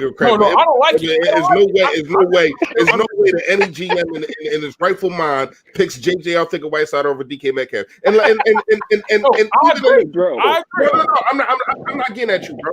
And even in the Super Bowl, let's take it back some. Not only was these 1 year deals, right? The initial guys that was on the team that we won the Super Bowl with, you didn't draft. Let's talk about Lane Johnson. Let's talk about Fletcher Cox. You know what I mean? You didn't draft them dudes. Brandon Graham. You did a great job. You did a great job getting Carson Wentz. You didn't even draft Nick Foles. Like when you really, really look at it, the team that we won, you just inherited the wall, and they started to stick. But they did work. They took a bunch of popsicle sticks and band-aids and took what Chip Kelly had and filled it in with some. Man. And they just said, you know what, hey, like most of them dudes that we won a Super Bowl with, not Doug Kelly guys, man. Chip Kelly guys. Seriously, my thing when it comes to JJ Tone is this. When I looked at his video highlights, it was nothing of that magnitude. What they were saying it was. They said this guy's catching everything. I'm looking at him like, okay, he looks average to me, average at best. It's nothing amazing. He's not one hand catching. And also he ran the same routes. He didn't run like nothing complicated. Yeah, so it was crazy. So they wasn't routes. I agree with you. Bro, they wasn't routes. They was just go and then we throw. It was just go and we throw. A bunch of fades. Like just run and be strong. Like just I'll muscle it like and like yeah. Bro, I think we all knew JJ wasn't it. But again, they tried to sell it to us, and again, we just continue to fail experiments on these wide receivers. Again, Mac Hollins, Josh Huff, Dorial Green Beckham. How many people back, bro? Real fast, Lucian. How many people on the backstage? So what? I got just one more. Eminem is back there, and that's it. I might as well bring him on too. Let's go and get it. Bring him up. All right, Eminem, I'm gonna keep you muted real quick, and we're gonna run through this. So yeah, because we've been on this joint 4 hours, bro. Woo! 4 hours and 15 minutes going strong, gang. Y'all already know. It's a record for me, man. In my head, Carson is the Moses of the Philadelphia Eagles, and then you got Joseph as Nick Foles. But hey, I'm welcoming this Hurts kid, man. Hurts looks like a problem, man. He really looks like a situation. And if we treat him right, and that's the thing I'm scared about. My Eagles, we do players dirty at times when it comes to play call and coaching and just money in general. We do players dirty sometimes. I hope, man, we got something special in this kid, and we could do something with him. Because Carson, I'm just going to be honest from a work perspective. If I do good 1 year out of 4, I have a solid 4 years out of those 5 though. And then that 1 year I did really good, and then something happened, I might get like, oh, I'm not going to be employed by that no more. So I look at Carson like that. Carson has done good. Like I said last week, he's top tier 2 at best to me. I feel like this organization failed in unlocking his tier 1 talent. Like they had it in 2017, and then once he got hurt, that was the moment they allowed his development and mechanics to fall by the wayside. In my humble opinion, I feel like they did not make it a point to bring him back from that injury. They really didn't. They were. I would say that they coached him into that mental set. Like they're trying to make him a pocket passer, bro. This man is not a traditional stay in the pocket pass. He's a rollout, make plays on the run, throw the ball type of quarterback. Right. But because of that injury, I think somebody got in his ear and was like, yeah, you need to bulk up. We're going to try to keep you in the pocket. We don't need you running as much. We need you, change this whole game scheme up. What Carson did great coming out of college, all that got completely recoached up out of him once he had that injury. And now his mental right now, we see what's happening. He can't stay in the pocket. The line ain't protecting him. Hey, I want to hear what Trey got to say about that. Yeah, I want to hear what Trey got to say about it too. Yeah, Trey. Yes, sir. Let me go. Make sure you. There you go. Yes, indeed. Man, what it is? What you man? What it is? Strong too. The whole stream, bro. Hey, salute to you, Trey, man. Man, I've been here the whole stream, bro. The whole stream, bro. I'm talking about something. I've been in the background. I done got kicked. I got like 2 phone calls. Got kicked to the back twice. You heard me? Man, listen, right? I'm going to just say this, right? Carson Wentz, he going to be here next year, right? So is Jalen Hurts. So what man? But I don't know what we do for real. Like me personally, if y'all want to know what I would do, I'm starting Carson Wentz. Why? Is because Carson Wentz already showed me, you feel what I'm saying, time and time what he can do. One bad season don't make a man, and then everybody want to look at this as a bad season, right? Okay, let's really look at the numbers, right? It's a bad season for Carson Wentz. It's a mediocre season. If Nick Foles was playing like Carson Wentz, Nick Foles would still have a job. It's a mediocre season for most quarterbacks. And just because Carson Wentz is having a mediocre season with a bad team around him. And I'm getting tired of people saying that this defense is good and all that. I was one of the ones that was saying that the defense is good. Man, listen, I'm sorry, man. I'm kind of old school. Ain't no defense good if you're giving up points. I don't care how many yards you not giving up. You feel what I'm saying? If you're giving up points, you are not good. You feel what I'm saying? Like, that's just that. And then we seen it last week. I said the biggest key to victory was playing with the lead. What happened? We got down early. Then what happened? We got down first in the second half after Jalen Hurts did his best. You feel what I'm saying? After he tied it up in the first half, at the end of the first half, the defense come back and let the lead back into the Cardinals' hands. We could have had the lead. This is not a good defense. This is not a good team. And everybody want to say Carson Wentz is the problem. Like, Carson Wentz is the only person who got benched out of all these bad players. Like, it's bad player after bad player after bad player after. I don't care what it is no more. This whole team is bad. Special teams, defense, offensive line. Man, at this point, the running back's bad, and we know that's not true. But now I'm gonna let y'all talk. You feel what I'm saying? Hey, listen, man. No, I feel you, dog. Like, it's one of those things that, it's a scapegoat situation. We all know, like, Carson Wentz is the easy target. They made it that way. They designed it that way. They tell a man to bulk up. They tell him to protect his body. They tell him to stand in the pocket. And then when he do all of that stuff, they tell him to, hey, listen, don't overdo it. When he do all that, now you get mad because, the offense ain't producing no more than 50 yards, 100 yards in the first half. Like, it's like, yo, the guys aren't getting open on a consistent basis.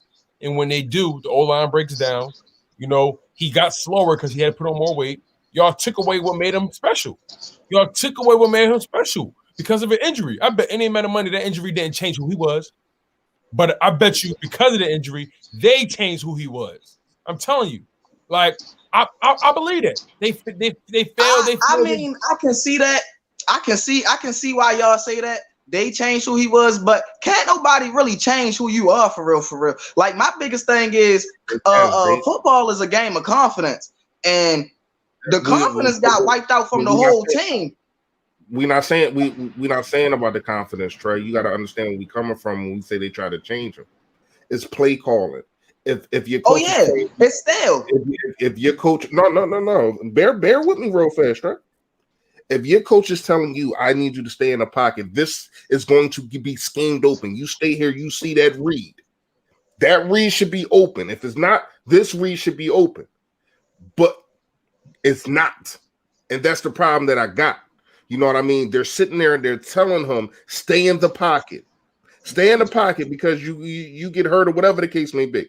I got you. I'm going to scheme for these guys to get open. And it's not. And people saying he gun shy, but when he look up, it's like, damn, he's not open. Oh, look over here. Damn, he's not open. He tries to look back over here, and he's getting set. So it's nothing that it's really nothing that he can do about that, except for go above him and go to the owner and be like, yo, he tripping. It's nothing that he can do about that until you get an offensive line that's protecting Jalen Hurts. I mean, if you protect Carson Wentz like you protect Jalen Hurts, we are 11 and 5 at the end of the season. That's just facts. Yeah. I mean, it's been bad. And like when Sid came on here, I hated that he said Carson Wentz got 50 sacks. No, he doesn't. The offensive line got that. That's on the offensive line. Some of them are, you want to say you want to hold the ball too long, but I'll say what, 5? Bro, all these special. If I say 4 or 5. So we're talking about 45 sacks, bro, in the offensive line. Tom Brady hold the ball. Everybody holds the ball, bro.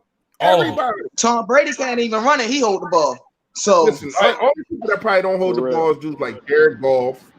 And sometimes some games he hold the ball because he's getting bootlegged out. Yeah, Kirk Cousins figured the ball quick, but that's because he's a game manager. Like he's a 1, 2, 3, boom. Like Kirk Cousins ball out pretty. Everybody that got skills the football. Yeah. Patrick Mahomes holds the football longer than Carson Wentz. These are stats that are like I don't have them right now, but it's known though. It's known that Patrick Mahomes does. But everybody praises. See. When Carson Wentz holds the ball, he jukes a D lineman or does that little scoop thing that he does, and then he looks up, and then he runs to the right, and he makes a maniacal stroke. Everybody, yeah, Carson Wentz. That's what we talking about. But then if he tries that, and he tries to scoop, or whatever the case may be, he tries to do the same thing, but then it's a fumble. We're like, you need to get rid of the football. No, you got to take the good with the bad. I've been saying this since week 1. Exactly. If you're praising and you're sitting there, you're cheering on your quarterback because he does something spectacular, but then when he tries it and it doesn't work, you sit there and grind him up. Don't clap when it do work. That's how I look at it. Yeah. No, I agree on that too. It's like you said, like at the end of the day, it's all about taking ownership here. And right now, you know what I'm saying? Like whenever you out there, like it's just sad to see how, how the energy levels have just changed for all this. Yeah. Now the teams out there, you can see the energy, people on the sidelines clapping. I'm seeing Jalen Mills out there flexing. Again, that irritates the mess out of me. I'm sorry. Listen, like you need to go. When we losing and we out here flexing and doing real quick notion, just building off what Fresh said, like, you're right. Like the whole concept of taking the good with the bad. That's like marrying a stand-up comedian, and then you laugh at all their jokes, but then when they home and they joking, you like, yo, everything not funny. He's like, what the? Well, shit, this is who I am. Like you, like you know me. You came to my show. I laughed your drawers off. Yeah. You know what I mean? Right now, you mad I'm making jokes on a date. Like I'm a funny guy. Like you take the good with the bad. Like that's definitely facts, bro. But right. It's the Eagles fans, man. It's us as Eagles fans. I'm gonna say us because I'm in there. I don't do what a lot of us do, but I am in the Eagles culture. So when dudes is at their heights, we sit there and that's my guy. As soon as he a little bit, I don't know about this guy. If he plummets, that man, get this dude out of here. But I can't really say that's you though. But you can't really say that's you either, because you were willing to stick it in for a couple more weeks to see what's going on before you bench him. You feel what I'm saying? That's how football works. You feel what I'm saying? Like, I mean, unless you're talking about a quarterback or a number one receiver, because everybody have a bad year no matter what position you play. You feel halfback, it don't matter. You're going to have a bad year. Like, this is real life. Everybody has a bad year. Everybody has a bad day. This is just what happens. You feel what I'm saying? Sometimes you get sick and you die. Sometimes you get sick and you get over it. You feel what I'm saying? COVID is the perfect example of it. You feel what I'm saying? I'm just saying, like, when you compare football to life, you can just compare. You feel what I'm saying? Basically, Carson right now, he got the flu this season. He got the flu. You feel what I'm saying? It's just a case of the flu. It's going to be gone in a couple weeks. Big time. I definitely agree with you for sure, man. Yeah, we got to bring Eminem in this journal. Yeah, and LJ, man, you got any closing statements, man? Appreciate you coming on, man. You got anything, man? We appreciate you, man. You want to add yes, sir.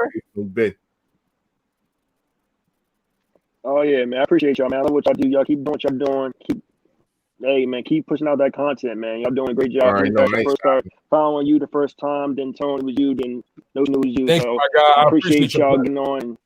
No, appreciate you, bro. Trey, appreciate you all day, bro. All righty, be safe, man. Today, but hey, I'm an Eagles fan first. I'm not a Players fan. I'm an Eagles fan. Yes, sir. So whatever the Eagles trying to do, whatever they got to work with and figure out, hey, I'm rocking with them. Rock out. Baby. Yes, sir. So, bro, already. Hey, let me bring Eminem on this thing real quick. Unmute the mic. All right, Eminem, you gonna have to unmute your mic. It look like you on mute. Okay, there you go. Hold up. He back all right, there we go. Yes, sir. You in this thing, Eminem? What's going down? Yeah, one second. All right, no problem. You're good. But yeah, like, the whole thing is, like, at the end of the day, this whole season has been a wash from beginning to end. And we honestly could have got off this bad train earlier in the season for real. If coaching just would say, you know what? Okay, we got this guy dropping back 35 plus times throwing the ball. Things are a little rough right now. Let's run the ball more. Let's get back to the basics. You know what I'm saying? Let's scale it back to 25 and 25 runs. You know what I'm saying? Let's make it a balance. At least balanced. Right. I can live with losing with that. Like I can. He hasn't had 20. He hasn't had 20 carries this season. I can live with losing on that kind of game. You know what I'm saying? And that's what's really making me sick, because Miles Sanders, man, like I feel like every game this season he should have had at least 18 carries. Like every single game he should have had at least 18 carries, and that's still not enough. Like I feel like he's the type of back. I feel like he's the type of back that he need 18 carries and like 6 targets off the pass, and then you good. I can live with that.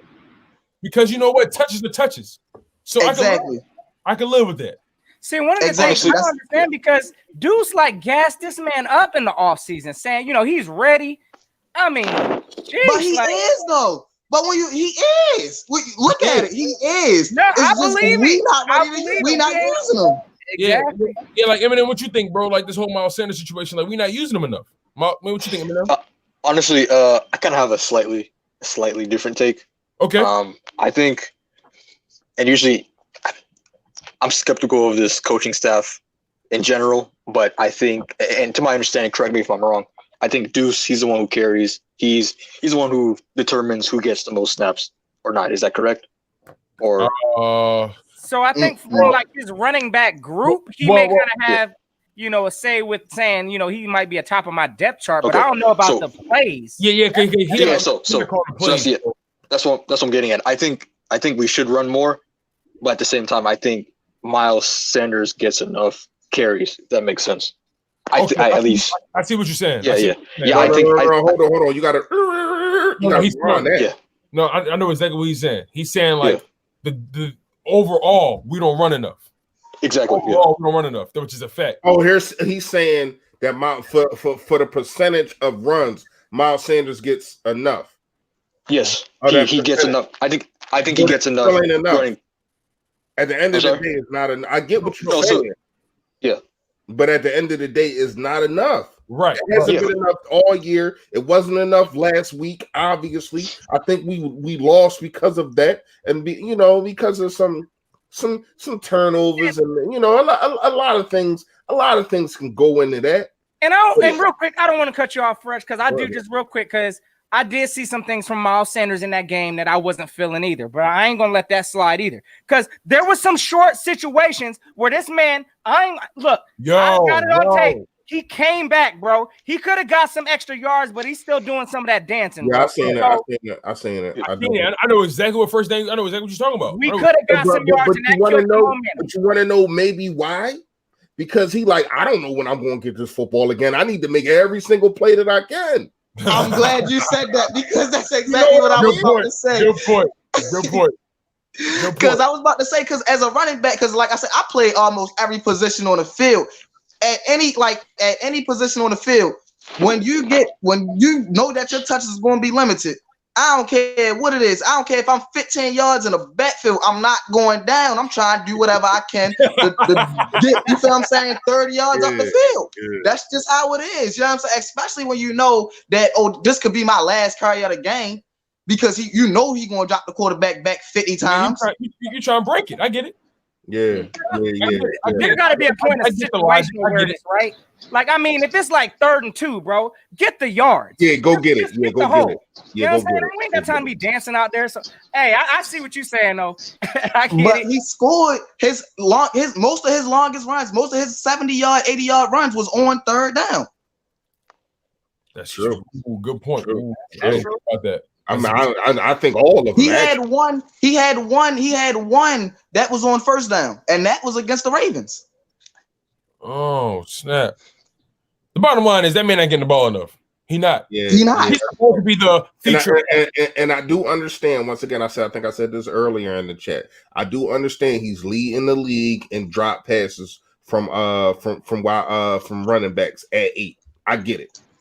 But so what? He wasn't doing that last year, though, so I'm not tripping. He wasn't. He was fumbling last year, though. But he definitely was fumbling last year. But I don't give a damn, because you want to know why? But listen, though, Carson Wentz can throw 2 picks, but you still have him out. You still have him throwing the ball 61 times. So it didn't make sense. If one person can fail and you still keep letting them fail, well, why is it that when Miles Sanders fumbles the football against the Browns, the Baltimore game? It was the Baltimore game. The first drive that he fumbled. His first time Sanders fumbles, you just completely don't use him anymore. But if Carson Wentz throws 2 touchdowns and fumbles twice, you still throwing the football. And that's what I say about they took the confidence away from the whole team, not just one person. Like everybody just want to say Carson Wentz. No, because once you do that to Miles Sanders' confidence is gone. And then once the receivers keep saying Carson Wentz gets sacked and they can't get open, their ability to be able to get open, their mind frame of thinking, I got to get open faster. You feel what I'm saying? And if they can't do that, then they go down. And then now, he working with rookie receivers. He's working with rookie receivers already. And then you got the media saying that they can't get open. And then the coach is not doing nothing. You feel what I'm saying? He not doing nothing, rolling them out. You know what I mean? Putting Quez Watkins in. Nothing. He not doing any. You take the receivers that's doing good out. And you put the bad ones back in. Hold on. Hey, Kivo, what are you even talking about?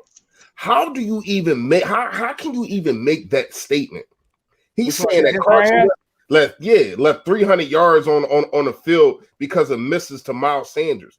Where do you get that assumption from? Yeah. What is that number? Where's your math? His backside. That makes no sense to me. Go ahead, man. He took NyQuil before he made that statement. Yeah. he was drinking some NyQuil. Oh man. But really. Go ahead, Eminem. Yeah. So I just want to. I had a quick follow-up question to you, because I understand your question that Miles Sanders ain't getting enough, percentage in the run, but at the same time, what would be your idea? Like, what? Like, should we be feeding the other running backs? Is that what you're saying? So yeah. Let me rephrase that. We should be okay. For one, we should be running the ball more. Sanders should be getting most of the touches. Facts. But we need to be featuring the other running backs more. Like we need to see exactly my dude from UGA. We need to see more from Boston Scott. And the reason why I brought the Deuce Staley point was, part of me is kind of thinking the reason why, not the reason why they're not running it more, but the reason why they're keeping him kind of limited, or they're not running him like, you see like a lot of other running backs across the league, they ran more than Miles Sanders. That's just the reality. I'm thinking there's probably something behind that in terms of, I'm not saying injury, but maybe fatigue or something like that. But even if that's a factor, I don't think it'll be. I think you can still, I guess, minimize the supposed fatigue if you were to feature more running backs and therefore run the ball more. Does that make sense? I understand what you're saying. Like, the bottom line is we lack creativity with our personnel. Like we lack the ability to know what our personnel is actually good at. The weakness of this team is not being able to mask our weaknesses. Is that, you follow me? Like, like Doug Peterson knows what this team has not been good at. You know what he's done? He's continued to do the things that we're not good at. Yeah. We're struggling throwing the ball. And can I say one thing? Yeah, just one thing. All right, so I just want everybody to just do this. Like, if you own Madden 21, please just go to the playbook and just look at Doug Peterson playbook, and then look at everybody else playbook on there. I swear to God, the top limit. It is so bland, bro. Like, they got a vanilla. They have one RPO. He has one RPO on there. One to where though the quarterback came though. I promise you, I'm not lying. I promise you. Just go on that and look up his playbook. And once you look up his playbook on that, and then you're gonna see what Carson Wentz has to deal with. That's all I got to say. Like, that's it. Just go to Madden. So Madden is that legit that they go on the plays that you make and set the playbook from that? Bro, go to bro. I'm trying to tell you. I'm sure it ain't. I wish I got 2K on. I got 2K on right now. I would, if I had the Madden, I would go to the playbook and show you, bro. I promise you, if Madden was on right now, I would go to the playbook and show you. But I got the 2K on right now. The playbook is so bland, bro. B Moore said he played with other teams' playbooks. No, facts though. I play with Philly. I play with our teams. I just use Baltimore playbook. Bro, that's crazy. Bro, I ain't gonna lie. I use Miami playbook. Like, I don't. Miami playbook sick. I love Miami playbook. That playbook sick. I ain't gonna lie, bro. I'm gonna borrow that Chiefs. I'm bringing out the Chiefs playbook. Y'all already know. I did not know Madden got deep like that. That's bro. I ain't gonna lie. I ain't played. Last time I played Madden, they had, y'all gonna laugh at me. Y'all gonna laugh. So get prepared to laugh. Last time I played Madden, they had the quarterback spy drawn.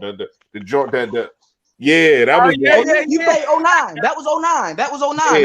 That was when I started playing. You feel what I'm saying? That's when I started playing. I was 10 years old. That was 09. I remember. That's the last Madden I ever played. I remember, shorty.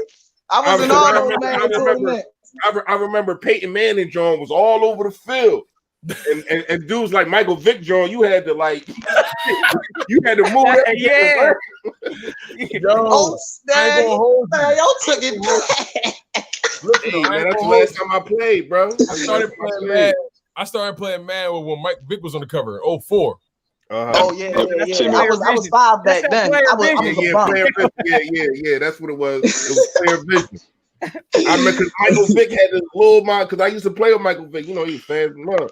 So he had this little behind John, and you had to go to. But Peyton Manning John covered the whole field. Yeah. I'm like, man, I ain't playing Madden no more, man. It got too real for me, man. It got too real. Hey, Eminem, remember the rewind button? Oh, I used to hate that one. I don't know what that is. That was 2010. Boy, I don't know what that is. That's crazy. Listen, fresh. Let me tell you, this is what they did, bro. They added this feature where, like, if you fuck up, you can literally rewind the play. Oh, that's cheating, man. That's cheating, man. Hey, bro, you already know, man, I'm about to get that bread, Bro, bro. no, it wasn't no Sega Genesis, man, bro. It was PlayStation 2, I think. Yeah, 2. It was 2. No, it was 3. Was it 3? I don't know. No, you probably still talking about 2. You're probably still talking about when Def Jam was hot. That guy said the Sega Genesis Madden. He said he meant facts in the. Out of here, man. Hey, listen, because I had got locked up right after that. I did a couple years after that.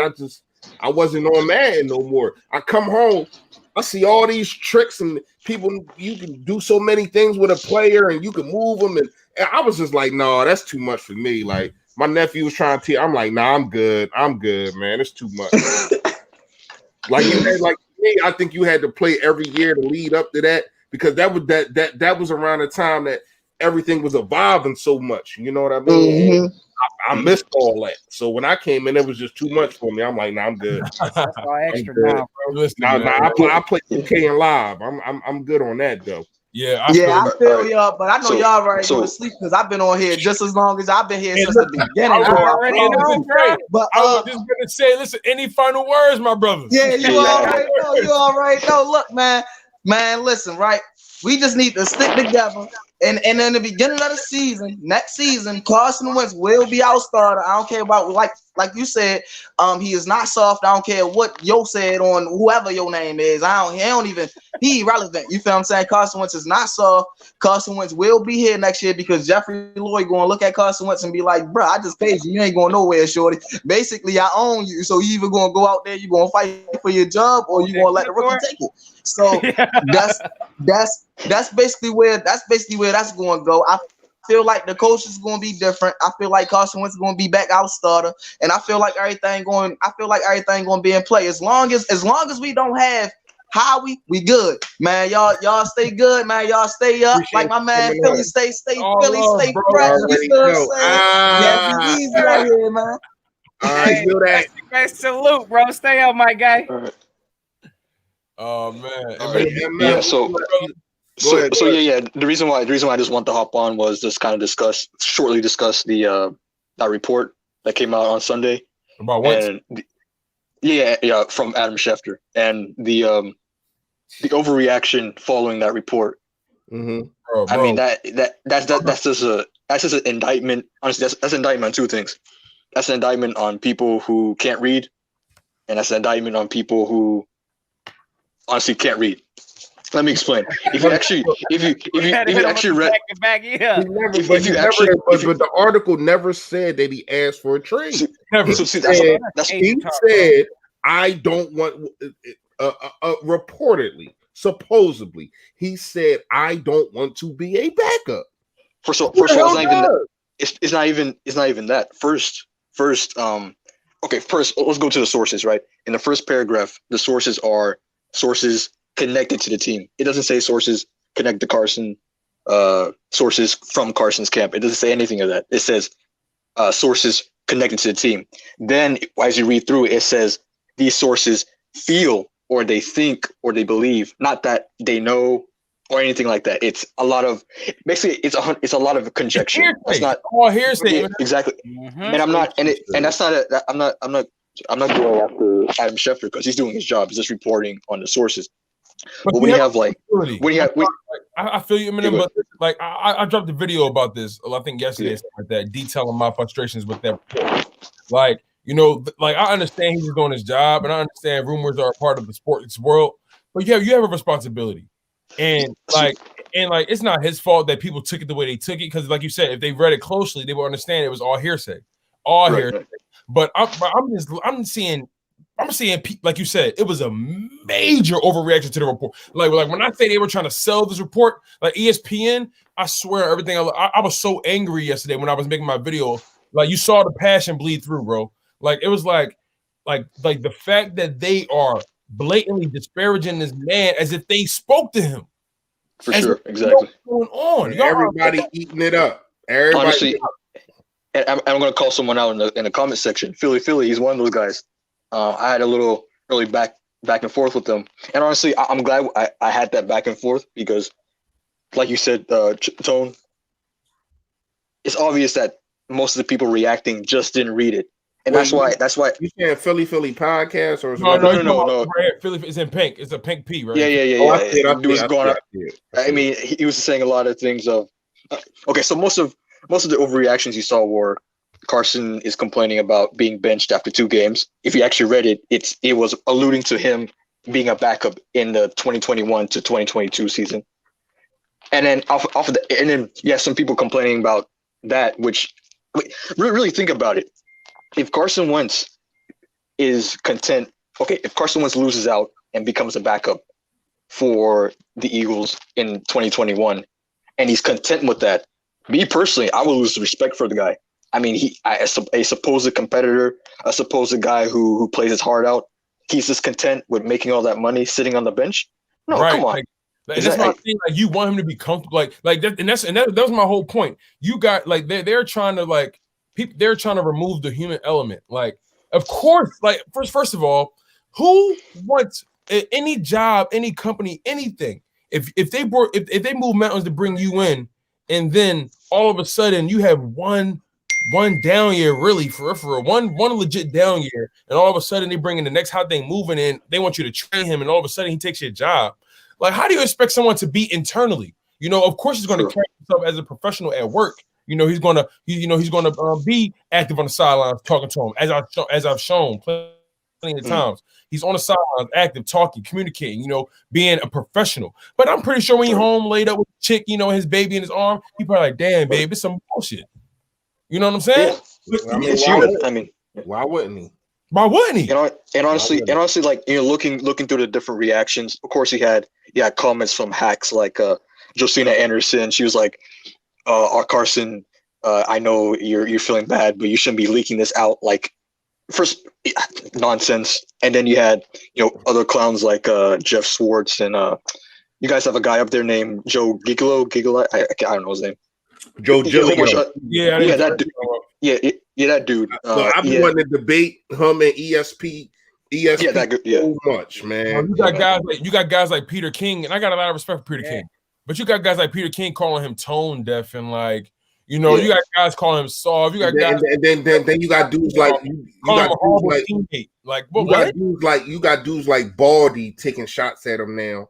You know what I mean? Saying he Joyner going in, huh? They say even Seth went in the other day. I saw. Yeah. Seth's starting to piss me off too.